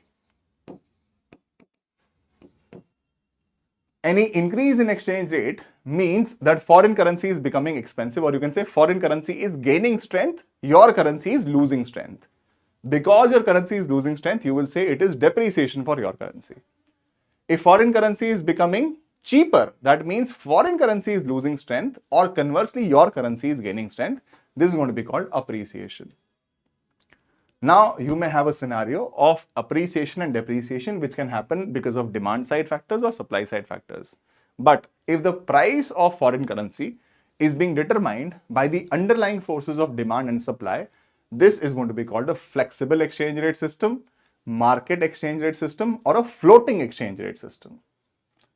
You may have another system which is called a fixed exchange rate system. A fixed exchange rate system is one where the exchange rate is not being determined by the market, but some authority is determining what will be the price of foreign currency in your economy. For example, in our case, till about 1991, we used to have a fixed or a pegged exchange rate system, in which case RBI used to decide what will be the price of dollars in the economy.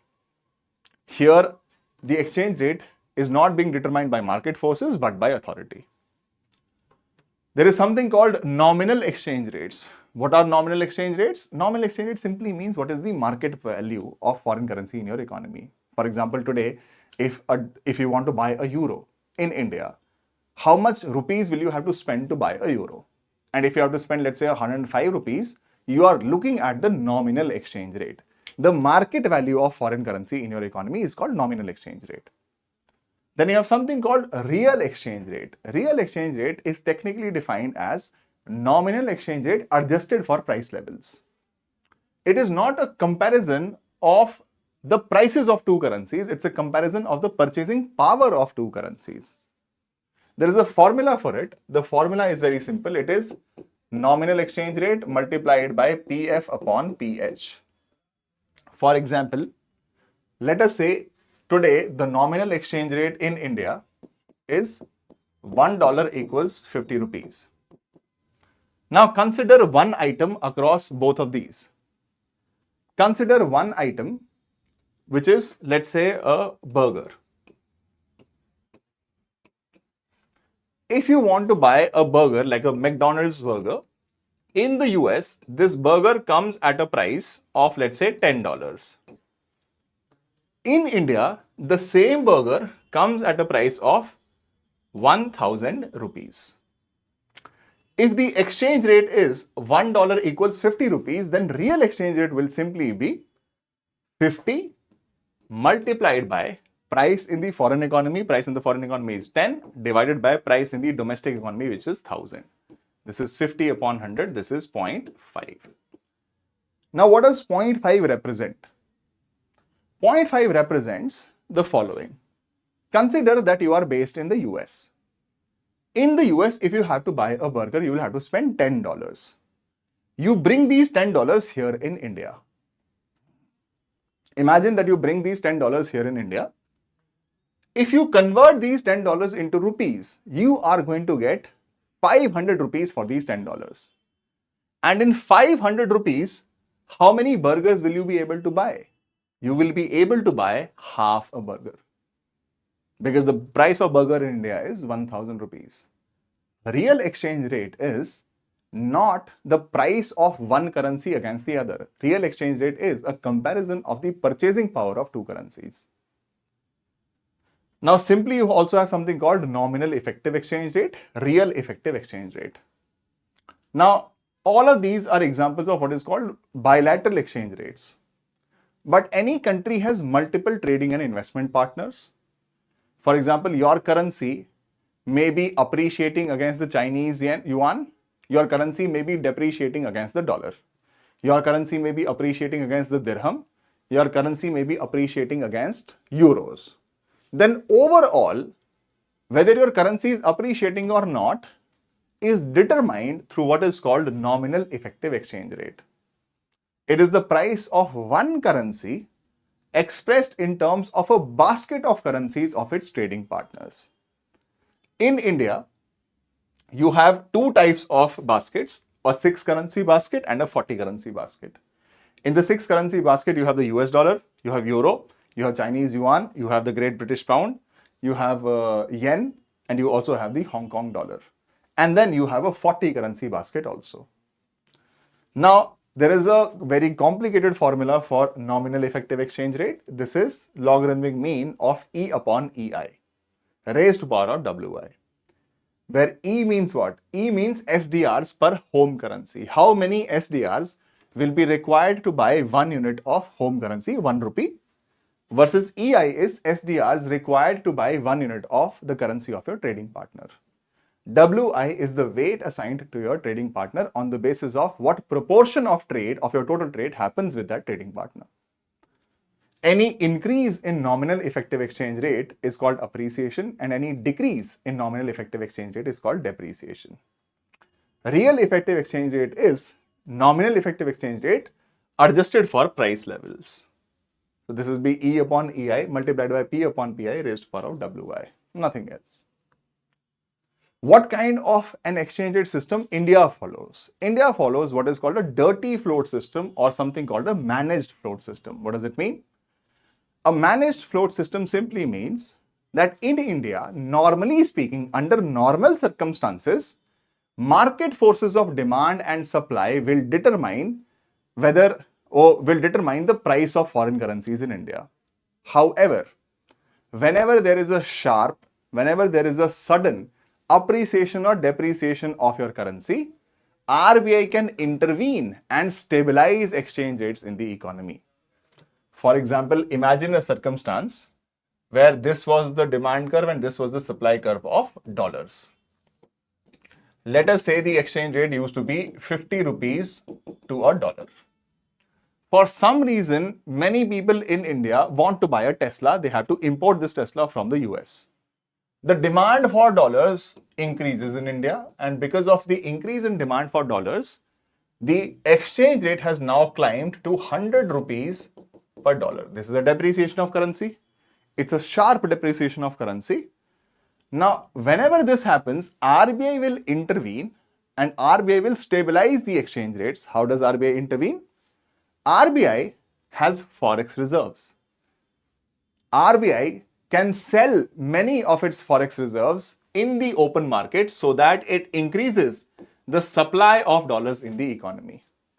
And as it increases the supply of dollars in the economy, the new exchange rate will be D dash, where it is intersecting with S dash. The new exchange rate will be 50 rupees to a dollar. Get this? Under normal circumstances, RBI does not intervene in the forex market. Under normal circumstances, prices of foreign currencies in India are determined by market mechanisms of demand and supply. However, in case of sudden sharp appreciation or depreciation of home currency, RBI can intervene, and the primary way in which RBI intervenes to stabilize exchange rates in the economy is by what is called reserve movement. It can buy excess dollars from the economy or it can sell dollars in the economy to influence the supply of dollars in the economy so that exchange rates are stabilized. Which is why this system is what is called the managed float or dirty float system. That means it is normally floating, but RBI sometimes manages this float. All right. One important thing for you to understand is the impact of appreciation and depreciation. Now consider a scenario of depreciation. Depreciation means, for example, there is a currency. Our currency right now is trading against the dollar 50 rupees to a dollar. It has increased to 60 rupees to a dollar. Let us say there is a table that we wanted to export and this table comes at a price of 300 rupees. That means when the exchange rate was 50 rupees to a dollar, the dollar price of this table used to be $6. Today, the exchange rate has gone from 50 rupees to a 60 rupees. That means today, the price of this table for a foreigner has become only $5. So the prices of your exports, they start to reduce. Conversely, there is an item that you import a lot. Let us say oil you used to import a lot and oil import was $100 US. Let's say, simple. Now, if the exchange rate was 50 rupees to a dollar, this $100 converted in Indian rupees would mean 5,000 rupees. But today, because the exchange rate has become 60 rupees to a dollar, the same import has now become 6,000 rupees. That means imports become expensive. Whenever there is depreciation of an economy, exports become cheaper and imports become inexpensive. Exports become cheaper and imports become expensive. Now, ideally speaking, this should increase your balance on trade. This should mean that there should be a surplus. If exports have become cheaper, you will be able to export more. If imports have become more expensive, you should be importing lesser. But there is always a time lag between this price effect and the quantity effect, which means that for you to sell more tables, you will have to first produce these tables and then sell them. Price effect kicks in instantly, quantity effect takes a certain time. Similarly, a thing as important as oil for your imports, you cannot simply reduce this oil requirement just because it has become expensive. That means your import requirements will take time to adjust in quantities, which is why typically the balance on trade first reduces and then it improves. This is the impact of appreciation. This is the impact of depreciation. The impact of appreciation is the exact opposite. What is appreciation going to do? Appreciation is going to make your exports will become expensive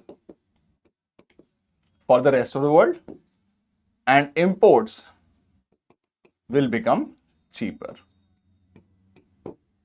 That means you are able to earn lesser dollars and you will now be importing more, so you're spending more. Typically, this should worsen your balance of payments and it should also hamper your domestic production capacity because you are importing so many more items.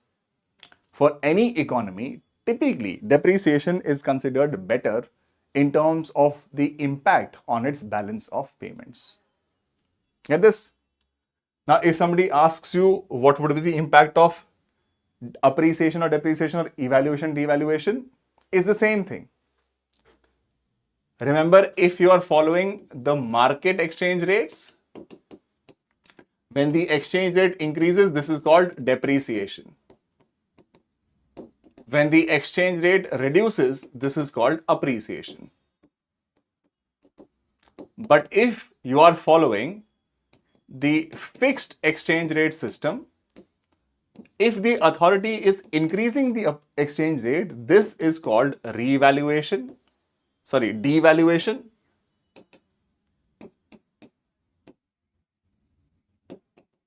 And if the authority is reducing the exchange rates, this is called revaluation. The impact is the same. The impact does not change at all. Look at a few questions.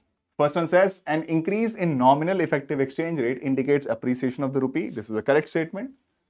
An increase in real effective exchange rate indicates an improvement in trade competitiveness. An increasing trend in domestic inflation relative to inflation in other countries is likely to induce an increasing divergence between near and rear. Now, if you look at it closely, an increase in real effective exchange rate indicates an improvement in trade competitiveness. Does it really improve trade competitiveness? It's not necessary. This you can find out with the formula here. He's saying if your economy is witnessing more inflation relative to the others, that means price level in your economy is increasing, price level in comparison to your trading partner is increasing essentially, this fraction will become more. Real will become more, but if the price level in your economy is increasing, that means things are becoming more expensive. And if things are becoming more expensive, this economy is witnessing some inflation, your exports will be lesser. That is the logic that you will have to follow here. The effect of devaluation of a currency is that it improves the competitiveness of exports in the foreign markets. Remember, depreciation, devaluation, they will have the same effect. There is depreciation in the economy, and if there is depreciation in the economy, exports become cheaper, imports become expensive. That means eventually the balance on trade improves. That means your goods become more competitiveness. This is absolutely correct. Increases the foreign value of domestic currency. Now use this statement. Devaluation means what? Increases the foreign value of domestic currency. That means $1 was 50 rupees $1 today is 100 rupees. Is the foreign value of Indian currency increasing or decreasing? The foreign currency, the foreign value of domestic currency is actually decreasing, not increasing. So you use 2 to eliminate, this goes, answer should be 1 only. It improves the trade balance. The answer is absolutely correct. Initially, it worsens the trade balance, eventually it improves it. Now, which of the following statements best describes the term import cover seen in the news? The answer is, it is the number of months of imports that could be paid for. This one, the last one. The number of months of imports that could be paid for by a country's international reserves. This is what is called import cover. These are some things that you have to keep in mind. Basic concepts, and the application of these concepts will take you a long way. Next chapter is the chapter on national income accounting. Now this chapter is about calculation of GDP, and from GDP to national incomes, what do we mean by economic growth? What is GDP deflator? Firstly, what is national income? National income is simply defined as the sum of all incomes of a country's normal residents. Income is derived from the process of production. There are 4 factors of production: land, labor, capital, and entrepreneurship. Whoever contributes whichever factor of production is going to get an income for the contribution of that factor of production. For example, I work for physics wala pays me a wage or pays me a salary. I can also be holding a business on the side, and from that business, I'll be able to make some profits. So I have 2 sources of income, right? Somebody may have a lot of land, but let's say works in the army. So he may have given land in the form, like I can say, on rent to somebody else. He will be making his salary from the army, plus he will be getting rent on the land itself. There are 4 factors of production. Whatever you get for contributing a factor of production, this is called your income. Now, look at it closely. First, we will have to understand that incomes come from production itself. If there is no production, there will be no incomes. The first concept is GDP, gross domestic product. Now, any economy makes multiple goods and services. What is the GDP of an economy? The GDP of an economy is simply defined as the sum total of the market value of all final goods and services produced by that economy in a specific year. Produced in that economy in that specific year. There is an important implication of this definition. First is that GDP is a monetary measure. You do not say that the GDP of India is X number of cars, X number of bikes, 2 billion shirts. No. You express the value of GDP in rupee terms or in money terms. It's a monetary concept. Whenever you think of the GDP of any economy, you are thinking either in terms of their currency or you're thinking in terms of a hard currency such as dollars. You do not talk about what is actually being produced and how much. You only talk about its money value. Second, that GDP, in the calculation of GDP, only final goods are to be included, not all goods. There are 2 types of goods, final versus intermediate. What are final goods and what are intermediate goods? Final goods are those goods which have exited the active economic cycle of production. That means any further transformation, any further processing of these goods will not be done with the intent of reselling them in the market. They have reached their final use. Whereas intermediate goods, these are basically speaking inputs for further production.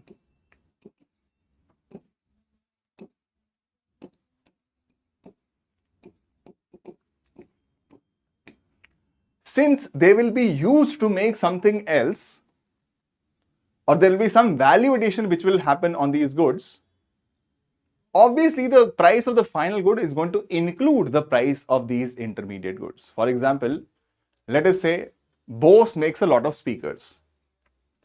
Now, standalone, Bose will sell those speakers to multiple partners. Let us say Hyundai buys a lot of these speakers to put in their Creta. Now, when they sell Creta, quite obviously, they would have included the prices of those Bose speakers in their car. If we were to calculate the value of Bose speakers standalone and then the price of Bose speakers in these Hyundai cars, we will be counting the value of these speakers twice. This is called double counting, and to avoid double counting, we only include final goods. We do not include intermediate goods because the value of intermediate goods is already included in the value of final goods. You don't want to be counting that value twice. Next, all services have to be included because every service is final. Services are consumed the moment they are produced. There is no intermediate stage in case of services. Therefore, the value of all services produced will be accounted for. Only currently produced goods and services. That means total market value of all final goods and services produced in a year. That means if we are talking about the GDP of India in the financial year 26-27, that means we are only speaking of how many final goods and services were made in India between the 1st of April 2026 and the 31st of March 2027. We are not going to be including the value of items which were produced in a year previous to the given year, because that value would have been already accounted for in the GDP for that year. Then GDP is a territorial concept. Nowhere in the definition of GDP do you ask who is making these goods and services. For example, Honda has a factory in Rewari. Honda makes a lot of cars in India. Now, Honda is not an Indian company. Honda is a Japanese company. Now, because the production is happening within India, this will go towards India's GDP. Regardless of whether a Japanese company is making, we are only concerned with where are these final goods and services being made.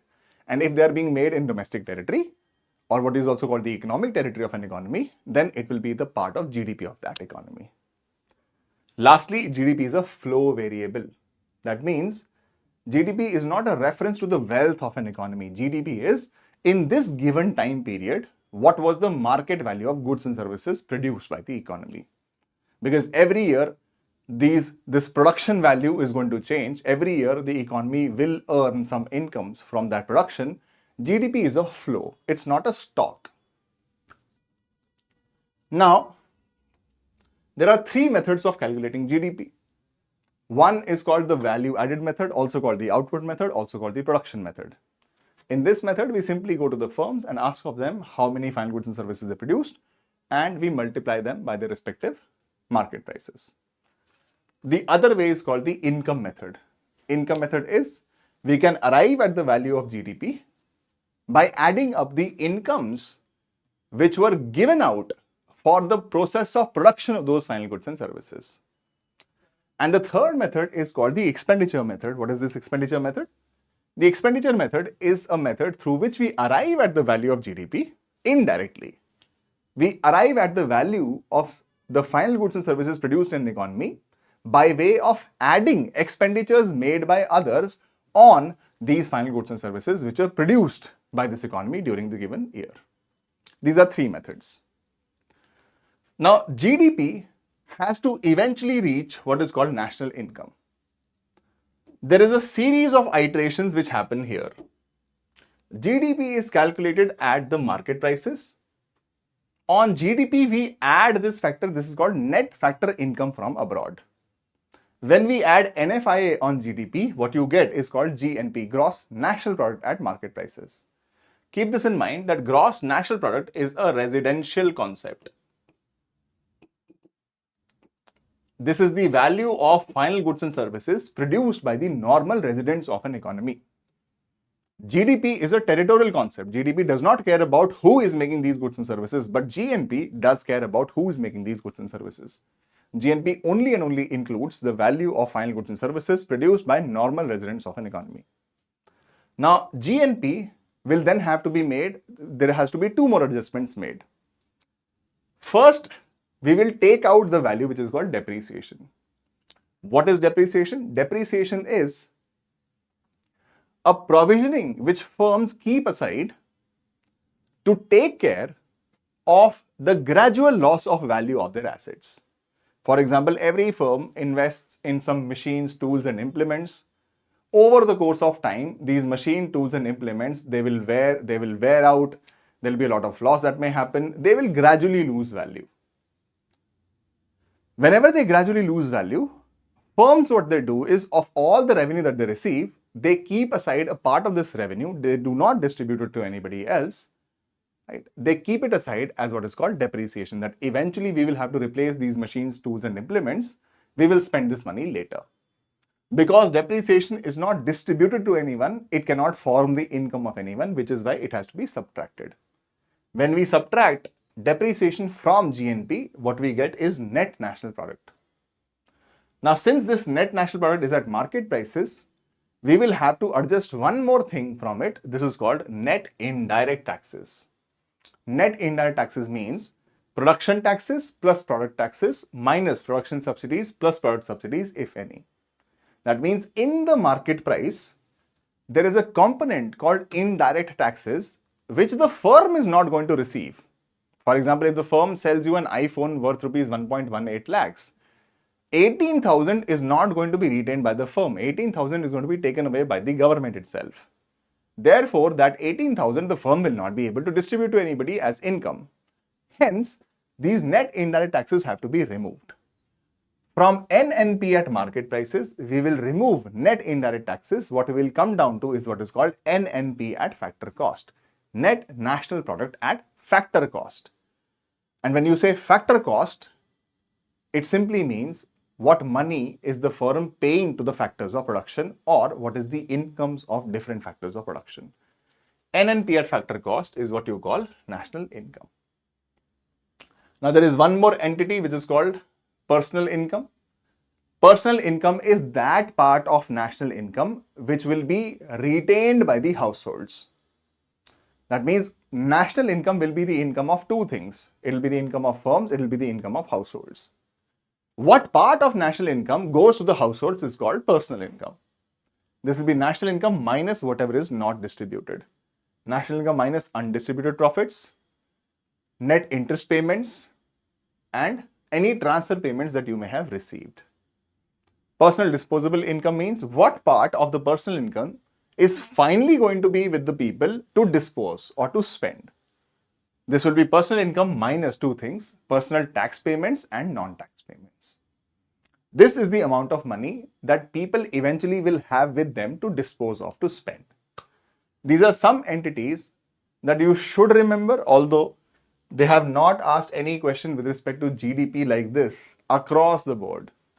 They have definitely asked about trends of economic growth, but not so much around GDP itself. If you know the basics, you should be good to go. There is something called real GDP and something called nominal GDP. Every year, two types of GDP for any economy are calculated: nominal and real. What is nominal GDP? Nominal GDP is very simple. This is GDP which is calculated at present market prices. That means whatever is the quantity of goods and services produced, current quantities multiplied by current prices. What is real GDP? For every year, what we will do is we will also calculate something called real GDP. Real GDP means that we will arrive at the value of final goods and services produced, but at constant prices. We will select a year. This year will be called a base year, and we will use prices of the base year to calculate real GDP for any year. We will hold prices constant. Now, this is where you have to remember there has been one important development, which is previously the base year for calculation was 2011 and 12. This has now been changed to 2022 and 23. This has been changed in 2026. So they may ask you a question here itself. Get this? Next thing, let's move to developmental economics. First thing is poverty.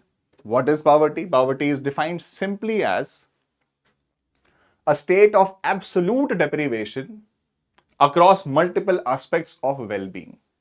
That means for any person, he may imagine a life well lived. There can be many dimensions of it. For example, basic necessities of life, housing, clothing, shelter, education, healthcare, good environment, safety, across multiple aspects of well-being. If a person's reality is different from what he expects it to be and different in a bad manner. For example, if you do not have a house to live in, or if you do not have a decent university to go to in your neighboring areas, if you do not have enough money to buy clothes for yourself, a state of this acute deprivation across multiple aspects of well-being, this is what is called poverty. Two types of poverty: relative and absolute poverty. What is relative poverty? Relative poverty simply means, for example, Elon Musk is, today Bill Gates is relatively poorer compared to Elon Musk. The net worth of Elon Musk has far exceeded that of Bill Gates. Now, these are not poor people to say. These are very, very wealthy people, the richest in the world. Yet, there is a difference in terms of the levels of attainments of these two people. Whenever you are thinking about poverty in terms of a comparison, right, this is called a relative poverty, and relative poverty is universal. I may be making more incomes than most of you, but there will definitely be many people who will be earning way more than I do. So I'm relatively poorer. Not essential for your policy perspectives. Another is what is called absolute poverty. Absolute poverty simply is when people are living below an acceptable standard of living. That means somebody will have to imagine a basic standard of living, and if people are living below this basic standard of living, we call them absolutely poor, or we call this type of poverty abject poverty. How do we measure absolute poverty? We select some experts. The task of these experts is to come up with a poverty line. Now, in India, these experts used to come from Planning Commission, and ever since Planning Commission has been dissolved, which is the 1st of January 2015, now this task is with the Niti Aayog. These experts will decide upon various aspects of well-being, and then they will create standards around these various aspects of well-being. This is what is called a poverty line basket. The price of the poverty line basket is what is called poverty line, and those people who are living below this poverty line are those who we will call poor people. That means you will select a bunch of experts. These bunch of experts will have to construct a poverty line basket. Poverty line baskets would include various aspects of well-being and some basic parameters, basic threshold value. The price of this poverty line basket will become the poverty line, and those people who live below this poverty line will be called below poverty line population, also called the head count ratio. In India, the estimation of poverty post-independence starts from the Working Group 1962. Then you have the Dandecker and Ruth study 1971. Keep in mind, this is not an official study. India's first official poverty estimates start in the year 1979 after the formation of YK Alag Committee. Then 1993, you had the Lakdawala Committee. Lakdawala Committee created state-based poverty lines also, followed by the Tendulkar Committee.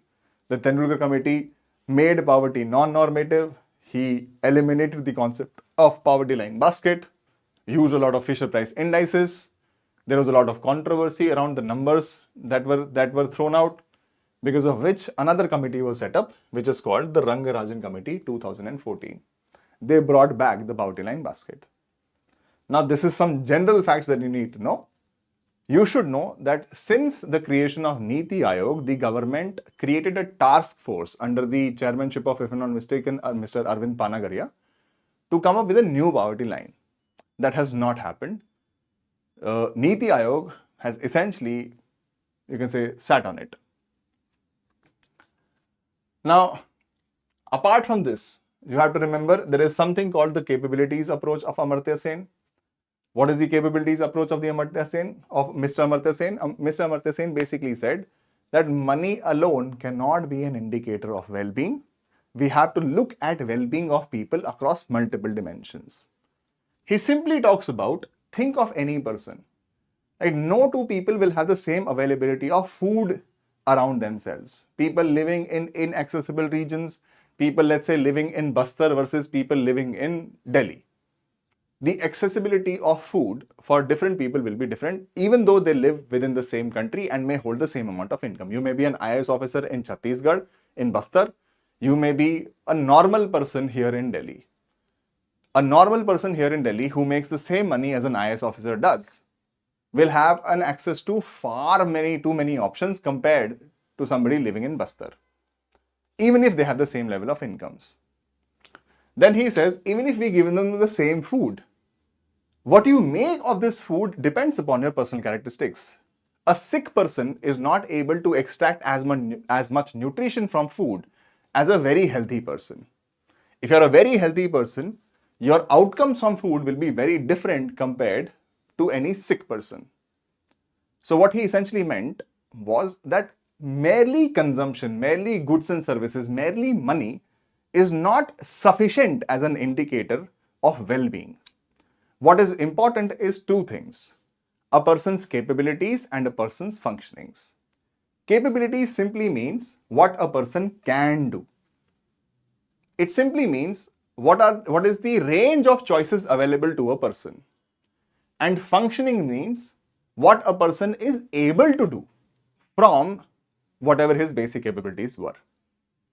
And poverty, according to Amartya Sen, is very simply put the inability to meet even certain basic capabilities.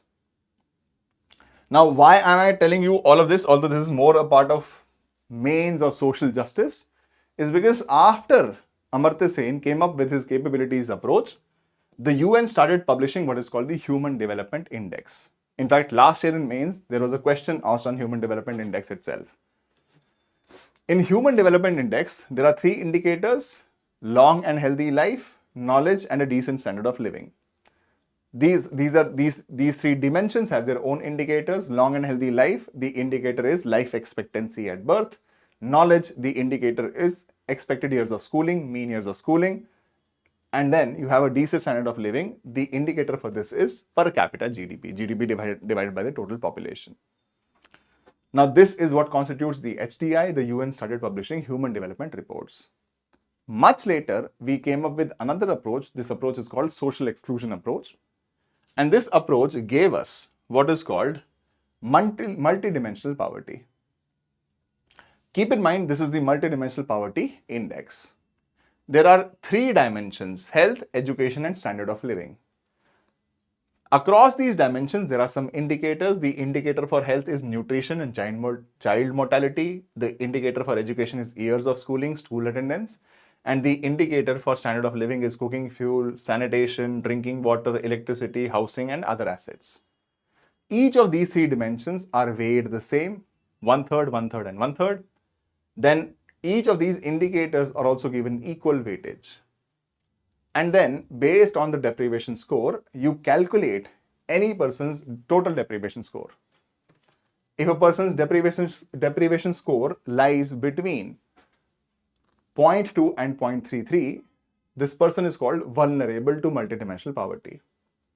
If his scores increase from 0.33 up to 0.5, this person is called multidimensionally poor. And if the person score increases beyond 50% or 0.5, this person is called severely poor. Keep this in mind. One important factual for you is that multidimensional poverty index does not have income as any deprivation indicator. It does not include income at all. So you may get a statement directly in your question. The next part is called inequality. What is inequality? Inequality is simply the difference in terms of the levels of attainment amongst multiple individuals or people. Which means, let us say in India, the poverty line today is 1500 rupees per person per month.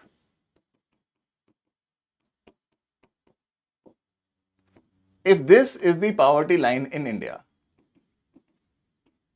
there may be a person who spends, keep in mind, poverty line is calculated on the basis of expenditure, not on the basis of incomes. If there is a person who spends 1499 rupees per person per month and then there is a person who spends 700 rupees per person per month.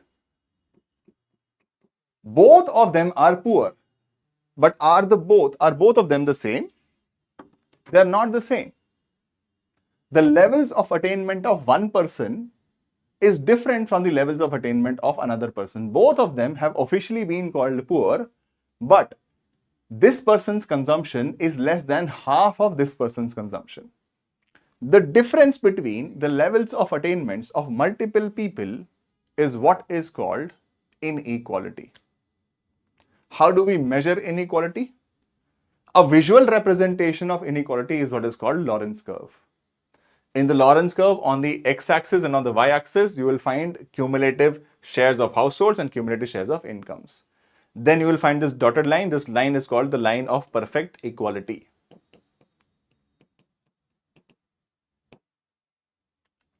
And then you will plot the cumulative share of incomes of different households. And what you will get is a curve. This curve is what is called the Lorenz curve. Now, depending upon how far are you from the line of perfect equality, this tells you how unequal you are. If you have one country A, whose Lorenz curve looks like this, and another country whose Lorenz curve looks like this, country B, country A is more unequal compared to country B. The distance between the Lorenz curve and the line of perfect equality determines how unequal any economy or any country is. Then we have another concept which is called Gini coefficient. While Lorenz curve is a visual representation of inequality, Gini coefficient is a number. It's a quantifiable number. What is Gini coefficient?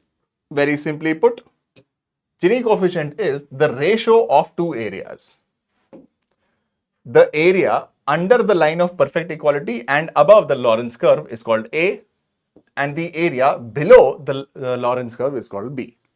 Gini coefficient will simply be A upon A plus B.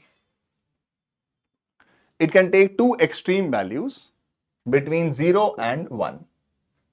If it is taking a value of 0, it means the numerator is 0. And numerator being 0 would mean what? That means there is no area between the line of perfect equality and the Lorenz curve. This economy is perfectly equal. When will this value be 1? This will be 1 when A is equal to A plus B, or when B equals 0. This means the Lorenz curve will be something like this.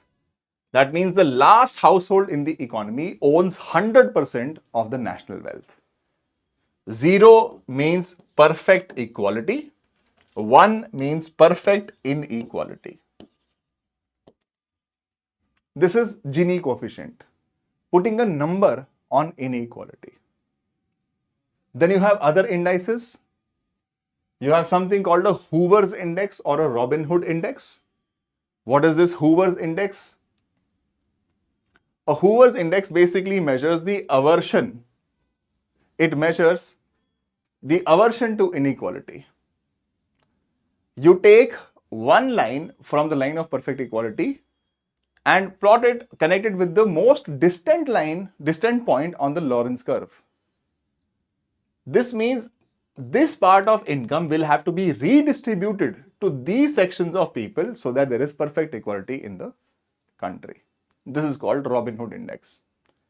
What proportion of national income will have to be taken away and redistributed so that there is perfect equality in the economy? That is what is Robin Hood index.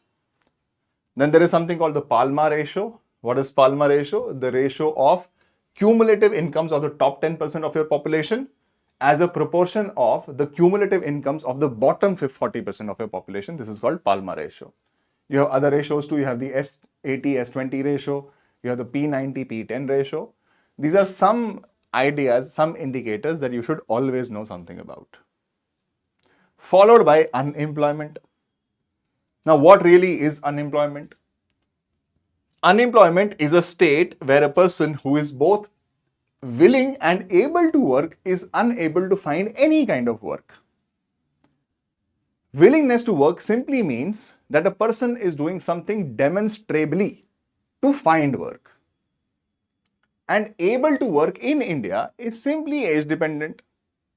That means a person has to be in the working age group for him to be considered able to work in India. Any person who is able to work, that means he is a part of the working age population and he is also willing to work. That means he is doing something actively to find work. If that person is unable to find any work, this is what is called unemployment. Some ratios which have to be kept in mind. First is called the unemployment rate. Now, what is the unemployment rate? Unemployment rate is very simply put. This is the number of unemployed people as proportion of the labor force. Now, firstly, what is labor force? Imagine that this is the total population of an economy. The total population is 1000.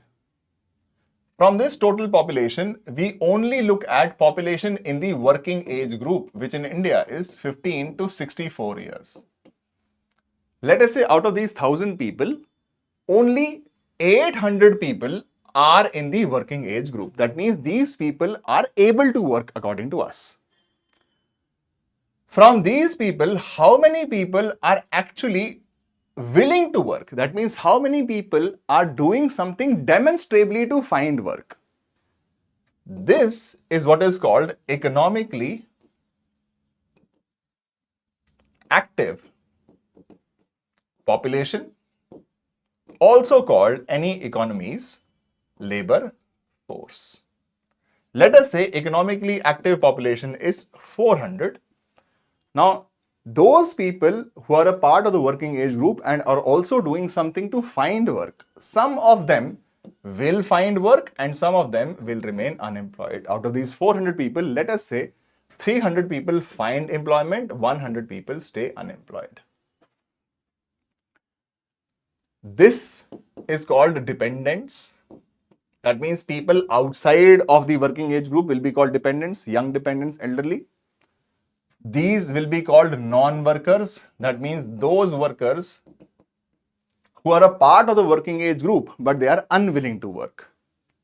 And this section, they are people who are a part of the working age group, but they are also willing to work. That means they are doing something demonstrably to find work. This is called economically active population, also called labor force. There is something called LFPR, labor force participation rate. What is labor force participation rate?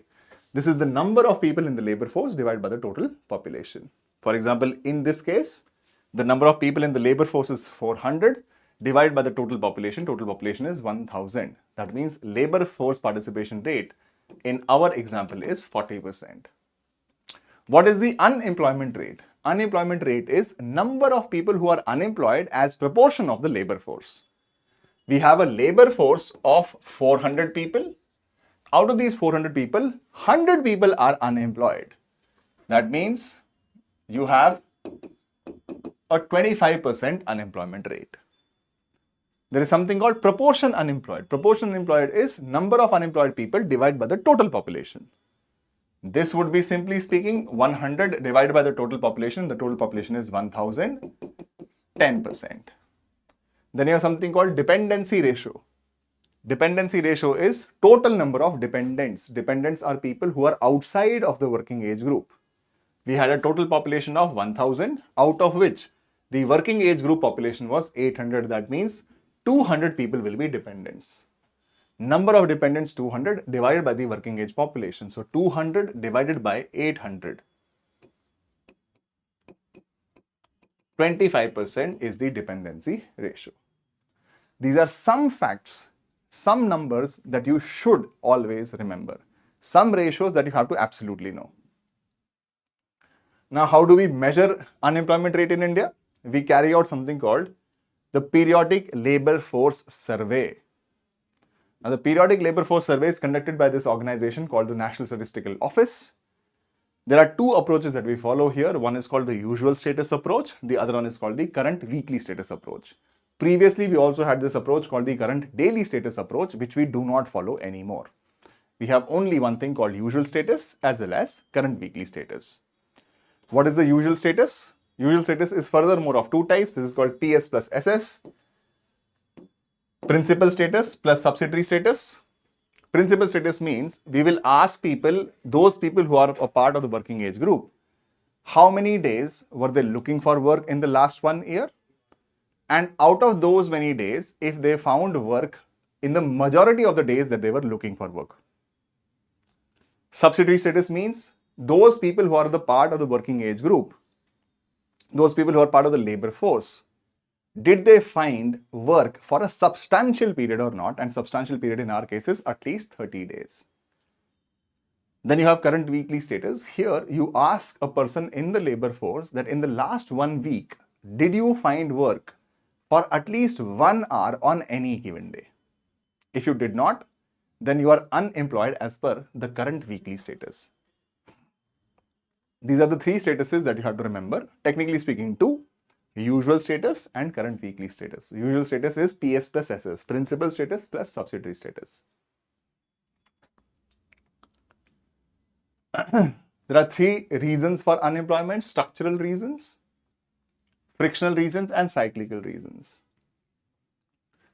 What are the structural reasons? Can you imagine that AI is going to be taking away a lot of jobs? Sectors are changing. Let us say you are an animator. And if you are an animator, so far you were using, let's say, there is this software that I think it's called, I'm forgetting the name though, it's an Adobe software that you typically use for editing purposes. Now you can clearly see that AI is eventually going to snatch my job. They will start running scripts and AI is going to edit movies. That means my sector of work is fundamentally changing. And if my sector of work is fundamentally changing, for me to still stay relevant, I will have to upskill myself. I will have to learn many tools to interact with AI itself. And if I don't do that, if I do not learn AI anymore, I will be rendered jobless by the next 4 to 5 odd years. Because the sector of the economy is changing. This business itself is changing. As you are moving in mobility from internal combustion engines, which required heavily mechanical engineering, to, let's say, electric vehicles, the automobile sector is going to change. So all these mechanical engineers will eventually have to upskill themselves because the business is changing. Those people, those mechanical engineers who will either be unwilling to upskill or who are unable to upskill will eventually lose their jobs. Such type of unemployment is called structural unemployment. Unemployment caused by changes in the structure of an economy or that of a business or that of a sector of an economy. Another one is called cyclical unemployment. Cyclical unemployment, also sometimes called seasonal unemployment, is linked with business cycles, business seasons. For example, all those kids who find work around the time of Diwali in those firecracker factories, once Diwali is over, those factories will require so much lesser labor. So these people will be fired. There is a certain season where a certain business requires the most number of workers, and then there are lean periods also. In the lean periods, you will find many people being rendered unemployed. They will become gainfully employed once again when the season is back. Last is called frictional unemployment. Frictional unemployment simply means unemployment which results from friction in the labor markets. And friction in the labor markets simply means that labor markets are not completely efficient. If I resign today, will PW be able to find my replacement instantly or not? Typically, they will float an application, people will apply, there will be an interview process, so on and so forth, many things will happen, and eventually my position will be occupied. But what about these days? The person who is eventually going to be employed should have been employed the moment I resigned. But that person is going to stay unemployed because labor market is not completely efficient. This type of unemployment is called frictional unemployment. So 3 causes for unemployment: structural, cyclical, and frictional. Now I have given you a brief roundup on each of these things because you should be looking at a few numbers. You should be looking at the unemployment rate in the country. You should be looking at rural unemployment and urban unemployment in the country. You should be looking at multidimensionally poor people across the globe and in India. Niti Aayog also has its own MPI index. Right? You should be looking at some cases of inequalities. Some numbers you should just generally research so that when you go to the exam, there is a good chance that there may be some or the other statement about inequality, about unemployment, about poverty in the country, which you should be able to get. Understood? Now, after this, we'll take small break and then I will take up very important section of Indian economy, which is going to be financial markets and banks. When we do financial markets and banks, that is where you have to pick up your game and we will do a lot more questions. All right, we'll take a small break right now.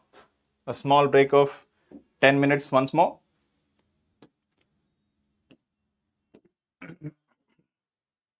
At this point, the class timing is 3:19. The class resumes at 3:30. Take a 10-minute break.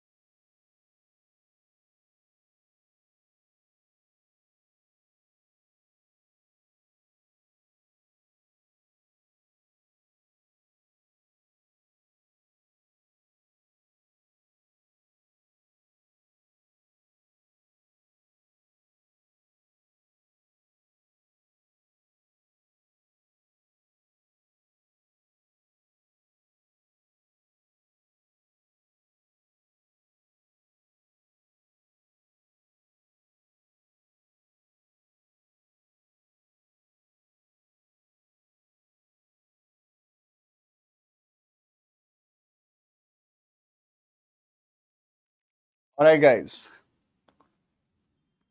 let us move to one of the most important parts for prelims preparation, which is financial markets.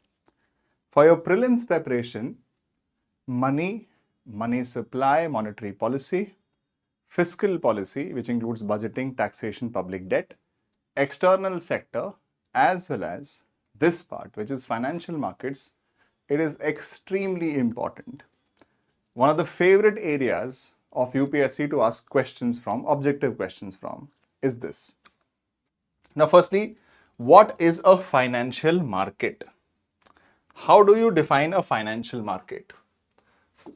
The financial market is defined as a market that deals in money or claims on future money. That means you may give money to another individual, you may give money as a loan, you may invest money in some other business. This loan or this investment will be represented through a formal contract. This formal contract is also what you call financial instrument. For example, when you put your money in a deposit in a bank, the bank gives you an acknowledgement certificate that you put so much money in SBI for a period of 7 odd years, and SBI promises to give you a rate of interest of 8%, let us say. Now you have gotten a formal acknowledgement of it. Your deposit is an asset for you because it is going to get you money in the future. In fact, more money than what you have deposited.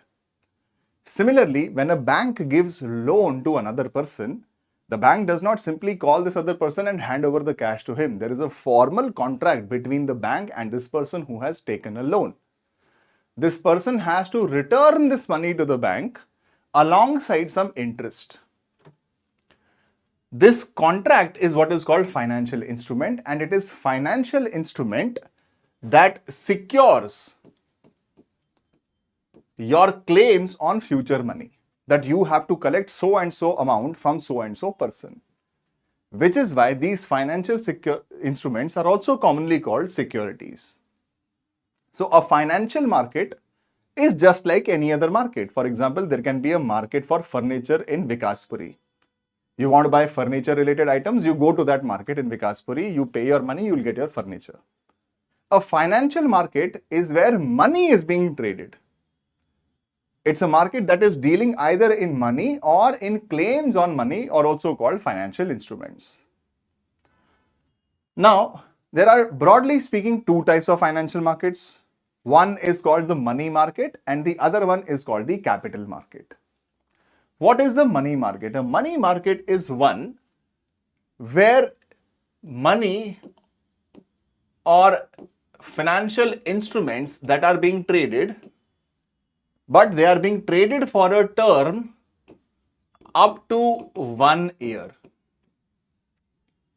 That means it deals only in such securities which will mature in a period up to 1 year. It could be 1 day, 7 days, 14 days, 28 days, 91 days, 182 days, 364 days.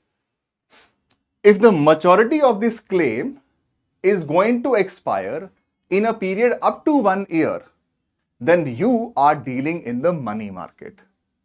While if the claim either carries no maturity or it carries a maturity of more than 1 year, then you are dealing with what is called the capital market. You can also say that money market is a market for short-term funds.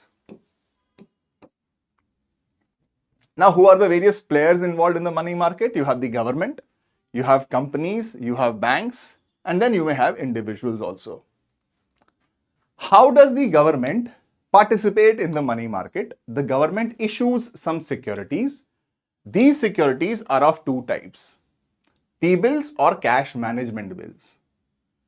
T-bills are debt securities. When I say debt securities, it means the government is borrowing money by issuing a certain security.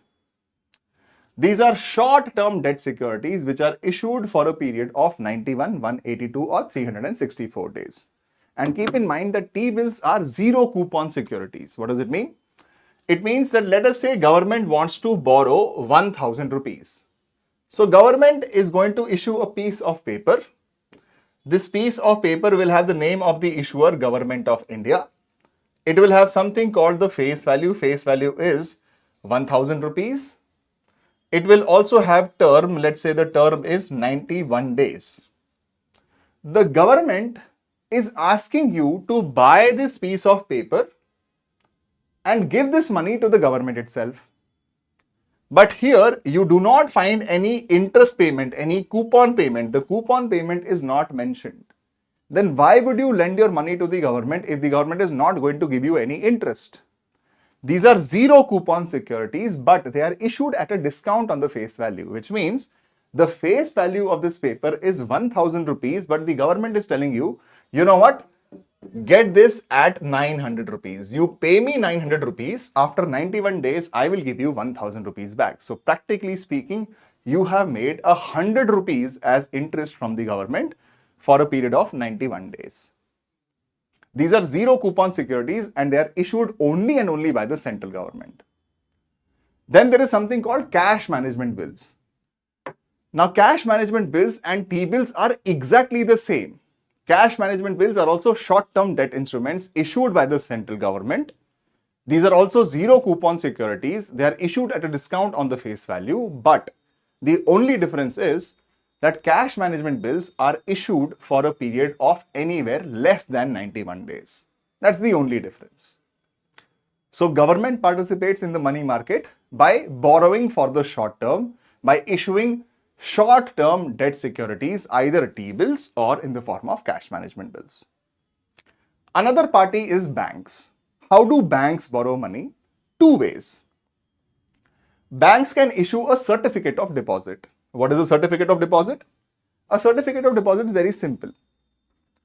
You put your money in the form of a deposit with the bank and the bank is going to give you a certificate. The bank will tell you that after a certain point, which is anywhere up to 1 year, the bank will return you your money alongside some interest. Now, how is this different from a fixed deposit? A fixed deposit is also the same. You go and you open a deposit with the bank and the bank gives you a certificate. It is different because a certificate of deposit can be traded.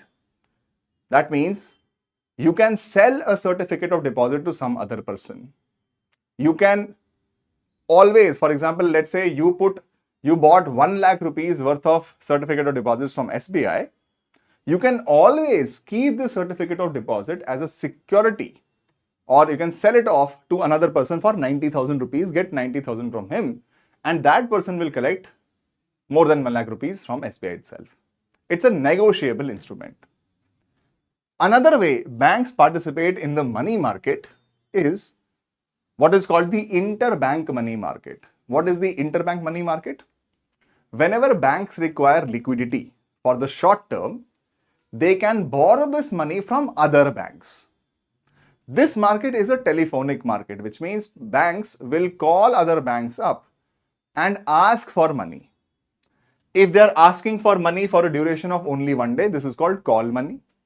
If they're asking for money for a duration of up to 14 days, it's called notice money. And if they're asking for money for a duration anywhere greater than 14 days, but up to 1 year, this is called term money. Keep in mind, here the banks are again borrowing, but from other banks, and they are borrowing this money for the short term. The rate of interest that the banks will have to pay on call money is called the call money rate. Similarly, on notice money, it's called the notice money rate, and on term money, it's called term money rate. Very simple. So banks, how do they participate in the money market? Two ways. Interbank money market or by issuing something called certificate of deposits. Now keep in mind, there are some properties of certificate of deposit that you should know. In India, certificates of deposits can be issued only in denominations of 5 lakhs or multiples of 5 lakhs thereafter. which means a bank, if it has to borrow money by way of certificate of deposits, it can issue these certificates either of a 5 lakh, 10, 15, 20, 25, 30, 35, 40, so on and so forth, either in 5 lakhs or in multiples of 5 lakhs. The duration cannot be less than 7 days and cannot be greater than 1 year. One more item. Certificate of deposits cannot be held as a collateral. You cannot pledge this as a security and borrow money against it. That is something that cannot happen. The third party is called corporates. How do corporates participate in the money market? Corporates issue something called a commercial paper. What is a commercial paper? A commercial paper is exactly like a certificate of deposit, just that it is not being issued by a bank, it is being issued by a body corporate. It's a short-term, unsecured debt instrument issued by a company. But companies also participate by way of something called bills of exchange, commercial bills, trade bills. What are these? Company A bought goods and services from Company B. Company A had to pay some money. Company A says, you know what, I don't have the money to pay right now, but what I can do is I can issue you a trade bill. For example, let us say the goods and services were worth rupees 1 crores. Company A said, you know what, right now I don't have 1 crore rupees to pay, but I can issue you a trade bill. You come to me, let's say after 6 months, and I will pay you 1 crore 10 lakh rupees. 1.1 crores I'm going to give you. Now this person who has gotten a trade bill from person A, this person can go to a bank and tell the bank that, you know what, sir, I have a trade bill worth rupees 1.1 crore rupees. I need the money right now. Can you take this trade bill from me and give me some money? The bank can take this trade bill, but this time the bank will say, you know what, why should I pay you 1.1 crore rupees only to collect 1.1 crore rupees after 6 months from person A? What is my interest here? So the bank is going to buy this trade bill at a discount. The bank will say, you know what, fair, take 1 crore rupees from me, give me the trade bill. And now it is the bank's responsibility to collect 1.1 crore rupees from person A. If the bank so wants, the bank can also sell this trade bill or get it rediscounted with the RBI. That facility of rediscounting also exists.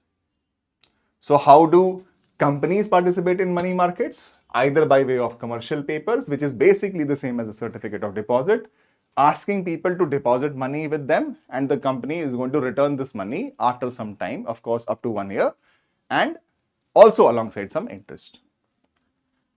Companies also participate by way of trade bills, commercial bills, or bills of exchange. These are nothing but short-term deferred payments, nothing else. You have something called repo market. We have just discussed what repo markets essentially are. Repo markets is one where any party sells a certain security to another party, and this party gives funds to the party selling the security. But because it's a repo market, there is a repurchase obligation. This party selling the security also undertakes an obligation to buy the security back at a future date and at a future price. For example, party A kept securities worth rupees 1 crores with party B, and party B gave 1 crore rupees to party A.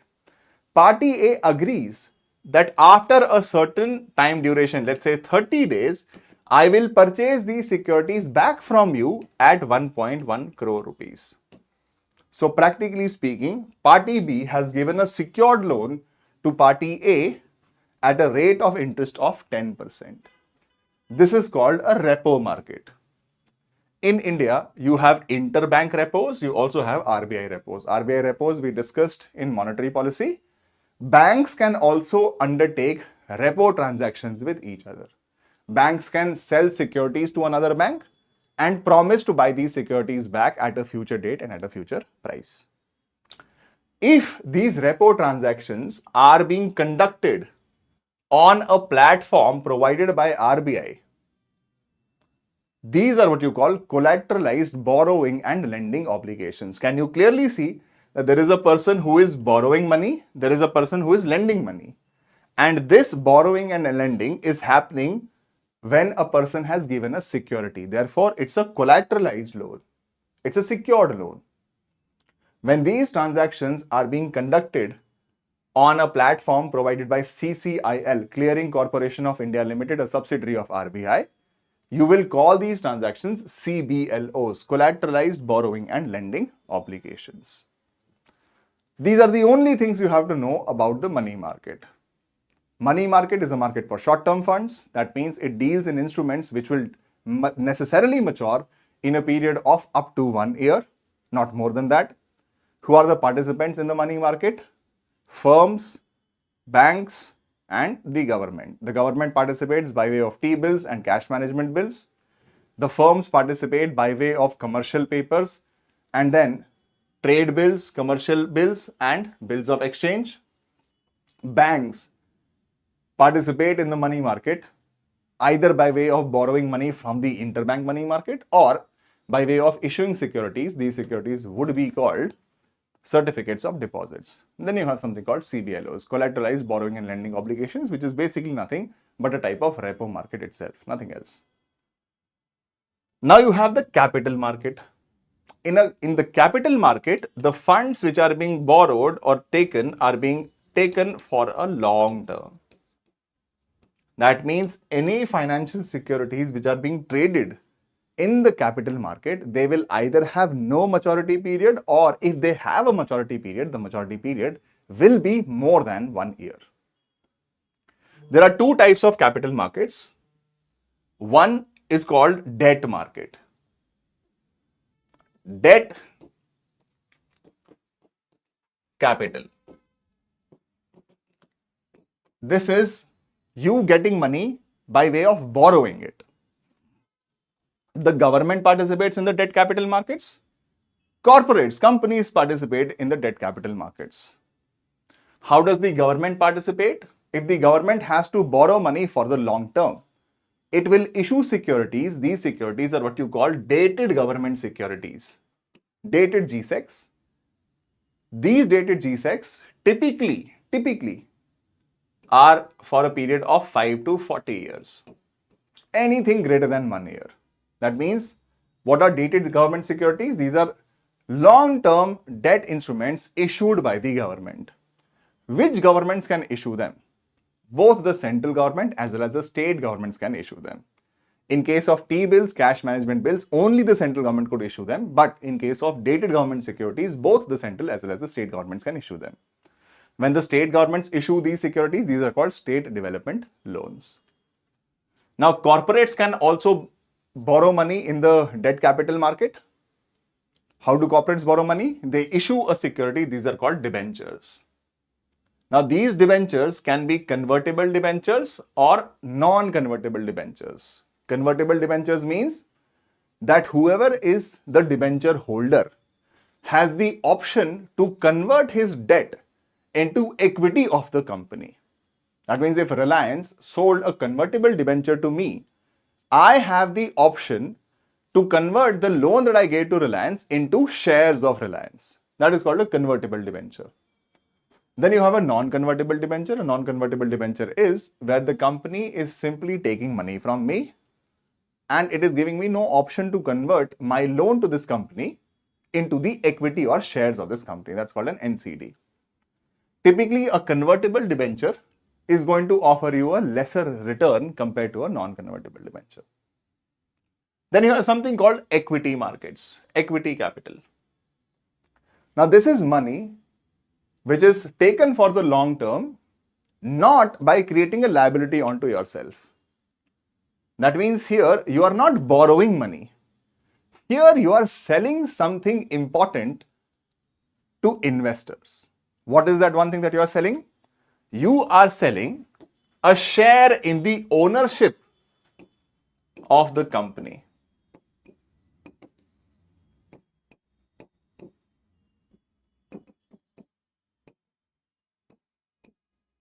You are telling people to buy shares in your company, and by way of you buying shares of the company, You are becoming a part owner of the company itself. The company does not have to return you your money. This type of capital is called equity capital. Equity capital has to be raised across two stages. One is called the pre-IPO stage, the other one is called the post-IPO stage. In the pre-IPO stage, companies have the option to place their company privately. That means here companies go to certain investors. These investors are normally called angel investors, seed investors, venture capital firms, private equity firms. And they pitch their business to these investors and ask these investors to buy a share in their company and give them money. This is called the pre-IPO stage. Then there is a stage called the IPO. IPO stands for initial public offer. Initial means first. Public offer means that now, as the owner of the company, you are giving an option for the first time to the participants of stock exchanges to come and buy the shares of this company after it has been listed on the stock exchange. Here you are inviting retail participants, you are inviting institutional participants to buy the shares of this company by listing this company on the stock exchange and by listing shares on the stock exchange. The first time when you do this, it's called IPO, initial public offer. And you can do it subsequently also, even after having listed your company on the stock exchange. You can do it multiple times later on.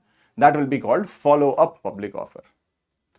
In the initial public offer, you can issue fresh shares to sell, or you can sell existing shares. When you sell existing shares, these are called offer for sale.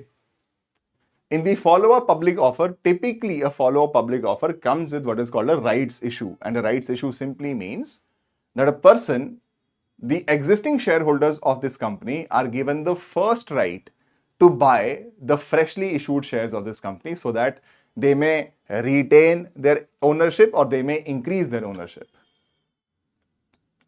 This is called equity capital market. Now, there is an important aspect which is called collective investment vehicles. In the Indian financial markets, there are something called CIVs, collective investment vehicles. What are these? Collective investment vehicles basically means that many people come together and they contribute their capital. This contribution of capital is going to create a fund, and the fund will be managed by an expert, typically called the fund manager, also called the asset management company. And this fund manager will then invest this fund across multiple ventures. That is called a collective investment vehicle. In India, we have three types of collective investment vehicles: mutual funds, alternate investment funds, and collective investment schemes. What is a mutual fund? Many people come together, they pool their savings and create a fund. This fund is managed on their behalf by an expert in the financial markets who will invest this money across multiple asset categories. What is an alternate investment fund? What is a collective investment scheme? Everything is essentially the same.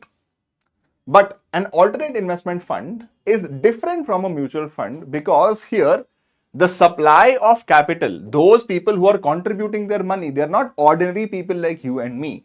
These are sophisticated investors. There are three types of alternate investment funds in India: category 1, category 2, category 3. Category 1 AIFs are those that invest in startups, early stage ventures. Category 2 are those that invest neither in category 1 nor in category 2, but they also don't borrow other than for meeting their operational expense requirements. Category 3 are those people who can borrow to invest money, and they use complicated trading strategies to invest their money. Category 2, a good example is real estate investment trusts. Category 3, a good example is hedge funds, private equity in public enterprises funds, PIPE funds. There are three types of alternate investment funds in India: category 1, category 2, category 3.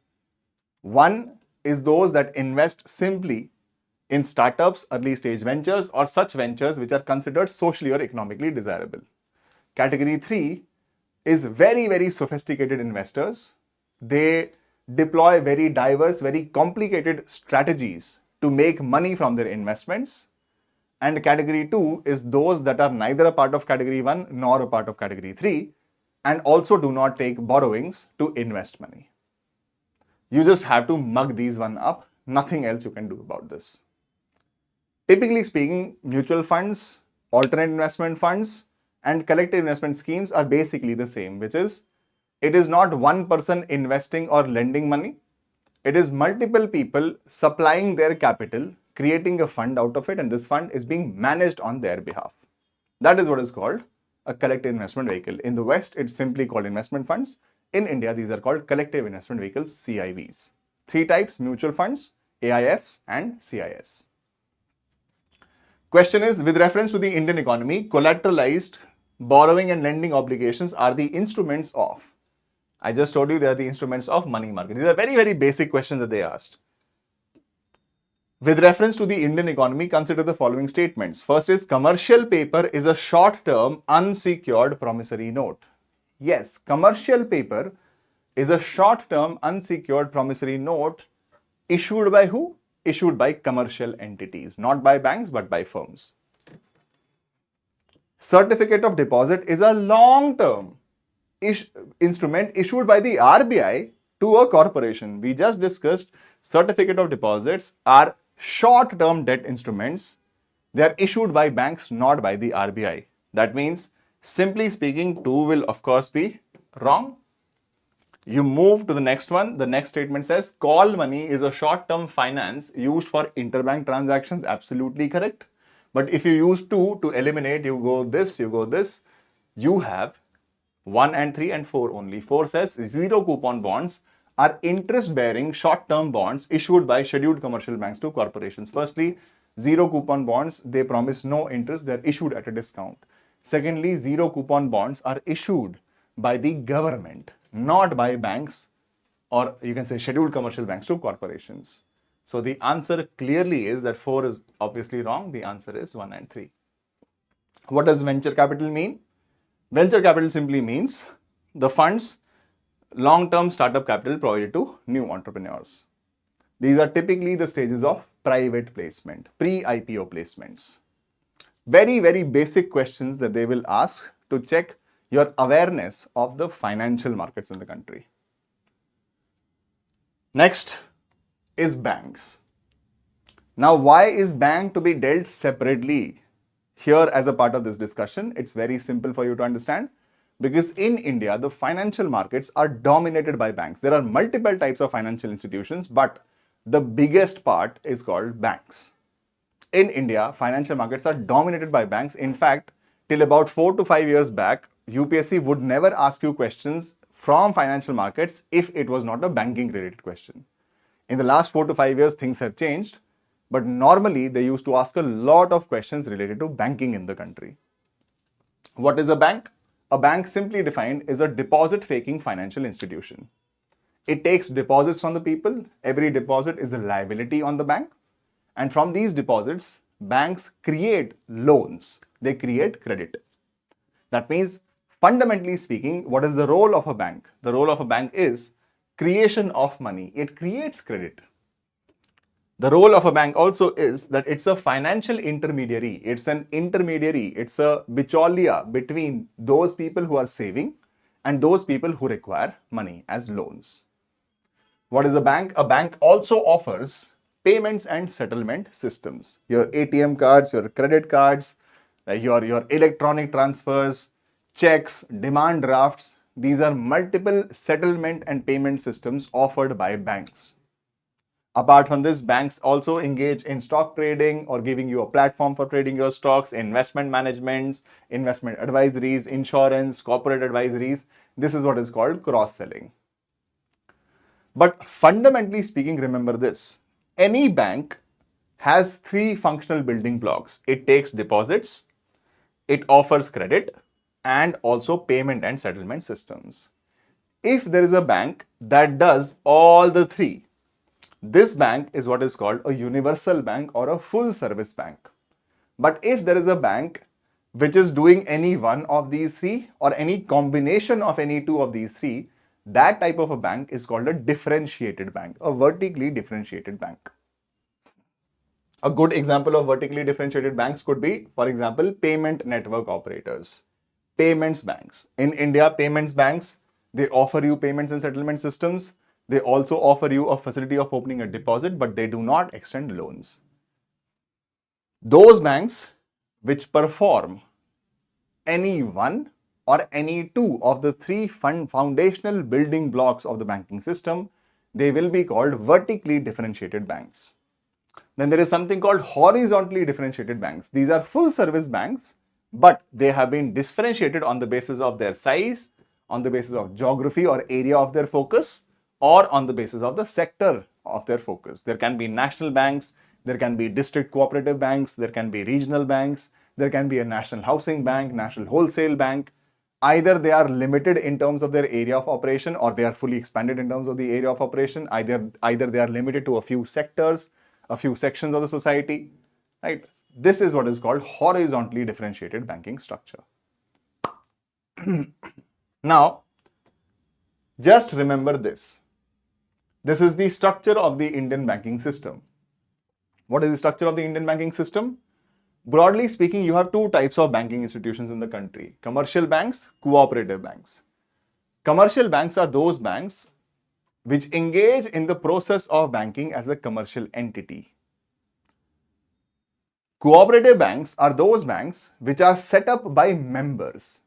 Many members, they come together, they make their initial contribution to this cooperative society, and this cooperative society will then engage in the banking business. That means they will take deposits from people, but they will issue loans only to the members of their cooperative.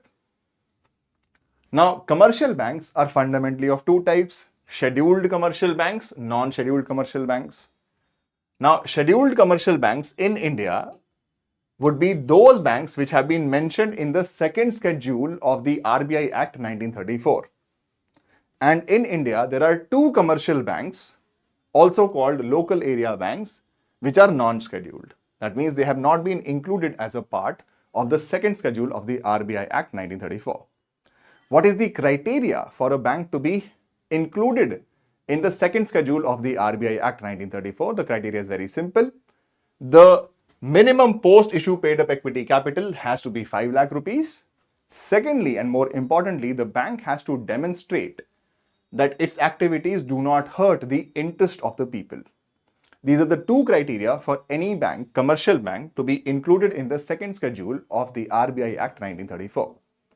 Now, are there any benefits of being included in the second schedule of the RBI Act 1934? Absolutely yes. What are the benefits? The benefits are that these scheduled commercial banks, they will automatically enjoy RBI's liquidity adjustment facility. These banks can get their securities rediscounted from the RBI also. That means they will be able to use repo mechanisms, reverse repo mechanism, standing deposit facility mechanisms, MSF mechanisms.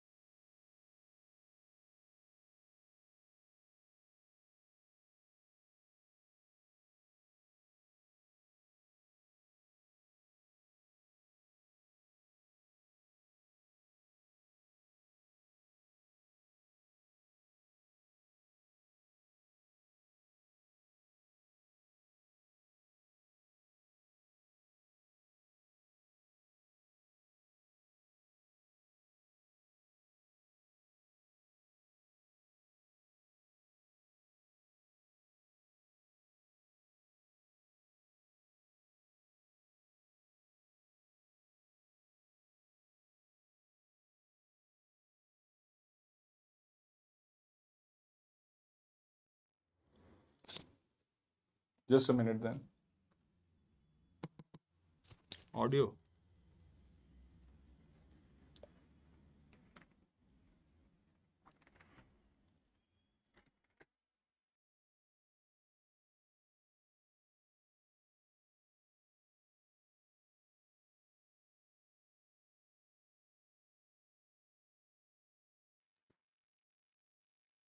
Yeah. Private sector banks are where the majority shareholding lies with the hands of private individuals. Now, public sector banks and private sector banks, you have Indian private banks, foreign banks. Remember, for any bank to be classified as a foreign bank in India, foreign banks are only those banks which have been registered and incorporated outside of India, right? Only those. Then you have cooperative credit institutions or cooperative banks, fundamentally of two types: urban cooperative banks, also called primary cooperatives; rural cooperative credit institutions, also called rural cooperatives. Urban cooperatives can be scheduled, can be non-scheduled. Once again, scheduled and non-scheduled simply means whether they have been included in the second schedule of the RBI Act or not. Scheduled cooperative banks, urban cooperative banks, can be multi-state. That means their area of operation is across multiple states, or they can be a single state cooperative bank. That means their area of operation is within a same state. Then similarly, non-scheduled commercial banks can be multi-state or single state. Rural cooperatives, on the other hand, are classified into short-term and long-term cooperatives depending upon what kind of loans that they create. Now, short-term cooperative credit institutions are fundamentally of these types: state cooperative banks, district cooperative banks, primary agriculture cooperative societies. This is called the three-tier structure of rural cooperatives in the country. At the base, you have primary agriculture credit societies, then you have district central cooperative banks, then state cooperative banks. Long-term rural cooperative banks can be of two types: SCARDs and PCARDs. This is state cooperative agriculture and rural development banks, primary cooperative agriculture and rural development banks. This structure has to be put in your mind just so that you will be able to attempt many questions.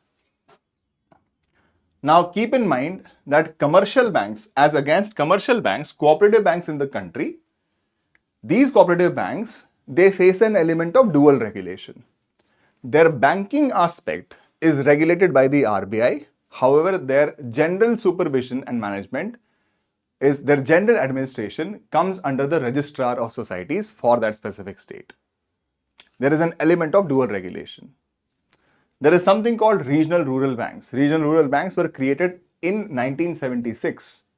They were created precisely to look at the credit requirements of rural areas, specifically speaking, small and marginal farmers.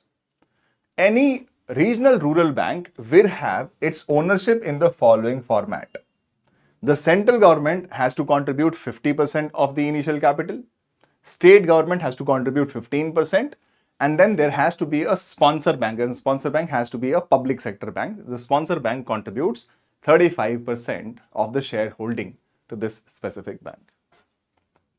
Now keep this in mind, there are other types of financial institutions in the country too. Something called small finance banks and something called payments banks.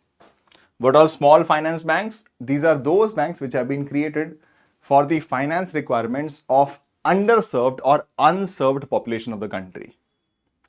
For you to get a small finance bank license, there have to be three criteria that you have to follow.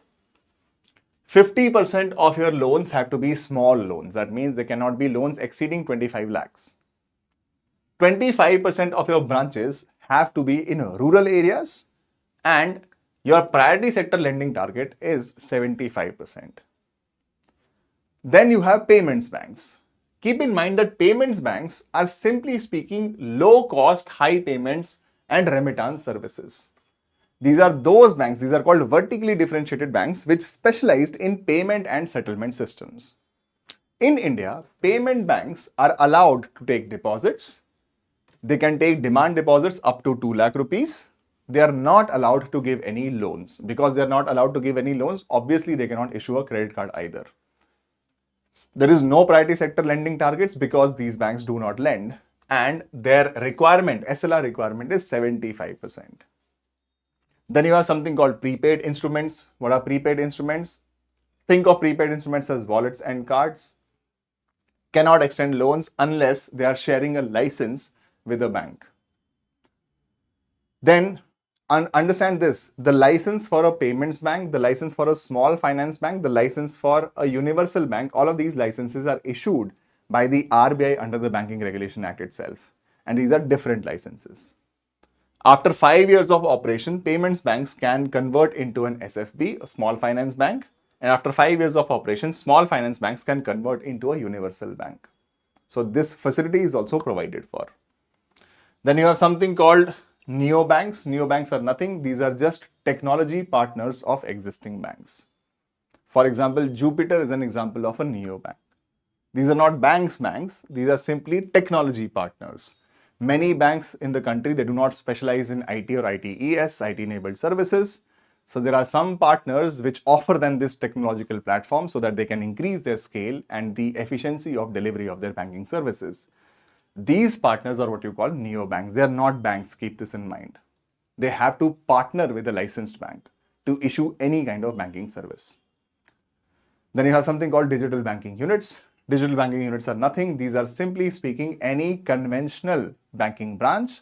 You will find that there will be one or the other room where they have machines either assisted or unassisted, so that people engage in their banking business through the use of technology, nothing else.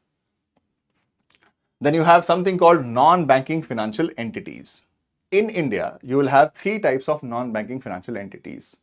NBFCs, non-banking financial companies, all India financial institutions, and then primary dealers. Now, what are NBFCs? NBFCs are non-banking financial companies. What does it mean? It means that these are a financial company.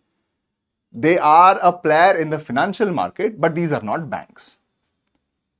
They are registered as companies and they engage in financial activities as their principal business. What are these financial activities? Lending, leasing, hire purchase, acquiring of assets. Their principal business, when will these financial activities be called their principal business? Only and only when 50% of the assets of these NBFCs are financial in nature. Only and only then. Or 50% of their income comes from these financial assets. These are called NBFCs. In India, NBFCs cannot participate, primarily speaking, in agriculture, in industry, in trade, which is the sale and purchase and consumption of immovable property. They cannot accept demand deposits. Some are permitted to accept term deposits, also called deposit-taking NBFCs. There is no insurance granted to any deposit kept with NBFCs. DICGC does not cover them. And finally speaking, they're not a part of the payments and settlement systems. Keep in mind, 2 types of NBFCs: deposit-taking NBFCs, non-deposit-taking NBFCs. Then you have something called developmental finance institutions. Now keep in mind, developmental finance institutions are specialized institutions meant for developmental finance, which is typically very high volume of money required for a very high gestation period. Now, what do these DFIs? They're typically set up by the government. They provide long-term developmental finance. Their sources of money can be by issuing securities in the market and raising money from the market itself. They can also be financed by the government. They can be financed by the RBI.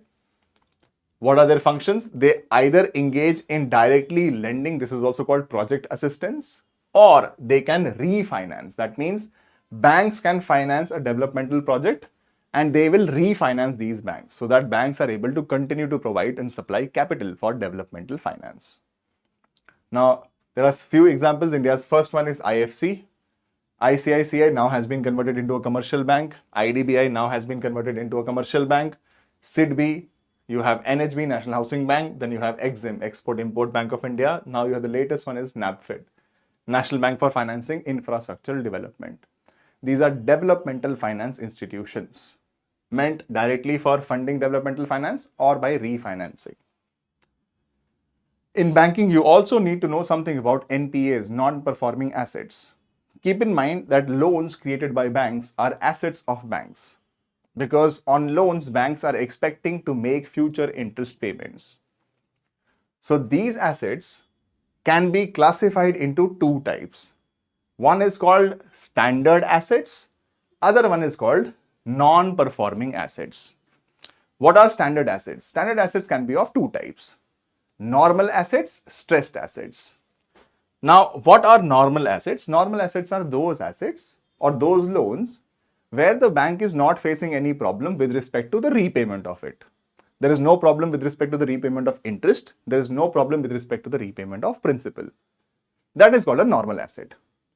But if there is a loan where the bank starts to face a problem, either in the repayment of the interest or in the repayment of the principal amount, this asset is started to be called a stressed asset. A stressed asset has to be classified into special mention accounts. There are three types of special mention accounts: SMA 0, SMA 1, SMA 2. Now, special mention account 0 would mean such a loan where the bank is facing a principal related problem or an interest related repayment problem for a period of up to 30 days. If this problem persists beyond 30 days up to 60 days, this loan will have to be reclassified as a special mention account 1. If the problem persists beyond 60 days up to a period of 90 days, then this loan will have to be reclassified as a special mention account 2. If the problem of repayment of principal or the interest or both continues for a period beyond 90 days, then it becomes a non-performing asset. Non-performing assets are also of three types: substandard, doubtful, and loss assets. If there is a loan which is facing a principal or an interest related repayment issue for a period of up to 12 months, this is called a substandard asset. If this problem continues beyond 12 months up to 3 years, then this loan will have to be classified as what is called a doubtful asset. And if the problem persists beyond 36 months, beyond 3 years, after it has been classified as an NPA, then this loan will be called a loss asset. A loss asset has to be written off from the books of the banks, but the recovery of this loan continues. But because RBI does not want that NPA problem in the country should continue to exist, which is why there is something called provisioning for NPAs. What do we mean by provisioning for NPAs? It simply means that when the bank classifies some of its accounts as NPAs, either they could be substandard, they could be doubtful, they could be loss assets, of the new money that the bank is going to receive in the form of deposits or of its own money, it will have to keep a proportion of these deposits as provisioning to cover for any potential losses. For substandard assets, 15% will have to be kept as provisioning. That means, let us say a bank has substandard assets worth 100 crore rupees. Then the bank will have to maintain 15 crore rupees, 15% of it, separately as provisioning for these substandard assets. If the bank has doubtful assets worth 100 crore rupees, then the bank for the first year will have to maintain 25 crore rupees separately, and for the next year will have to now maintain 40 crore rupees separately as provisioning against these assets. And if the bank has 100 crore rupees of loss assets, the bank has to maintain a provisioning of 100 crore rupees separately. This is money from the new deposits or bank's own money separately as a provision to cover for potential losses. The RBI is very strict with respect to NPAs and the problem of NPAs. This is called provisioning. Remember two formulae. There is something called net NPAs. Net NPAs will be gross NPAs minus provisioning, which means the total substandard assets, doubtful assets, and loss assets of a bank minus the money that the bank has kept as provisioning against each of these. That is called net NPA. And you have also an important ratio. This is called provisioning coverage ratio, PCR. Provisioning coverage ratio is total provisioning divided by total NPAs. All right. Look at a question. The question is, in India, non-banking financial companies can access the liquidity adjustment facility window of the RBI. Can it? Yes. But subject to the discretion of the RBI itself. In India, foreign institution investors can hold government securities, GSECs. Yes, they can participate in GSECs. In India, the stock exchange can offer separate trading platforms for debt. Yes, they do. There is something called NDSOM, Negotiated Dealing Settlement Order Matching System, which is where only debt securities are traded. And this is a system, if I'm not mistaken, of the RBI itself. with reference to urban cooperative banks, right? Look at these questions up until 2000, if I'm not mistaken, 2022, 2023, there used to be a lot of banking related questions. In the last 4 to 5 years, they have not been asking too many banking related questions. They have started moving towards financial markets. But I, for some reason, expect this year for them to be asking questions with respect to financial markets for sure, with respect to banking for sure. So keep an eye on this. Keep an eye on the various topics that they may ask with respect to banking, with respect to financial markets. Now, with that said, this marathon session wherein I tried to, in a very succinct, very condensed manner, teach you everything which is relevant for your prelims examination. This marathon session is over, but does that mean your preparation is over? Certainly not. This session was essentially meant only and only for those people who have covered economics. They just want a breather. They just want a quick revision of everything. However, on these notes, which will be provided to you in the app itself, in fact, the link for the app is given in the description. Just click on the link. You will get an access to a test after this. And then you can also download the notes, my short notes for this session itself. On this session, please add more and more items. Add current affairs,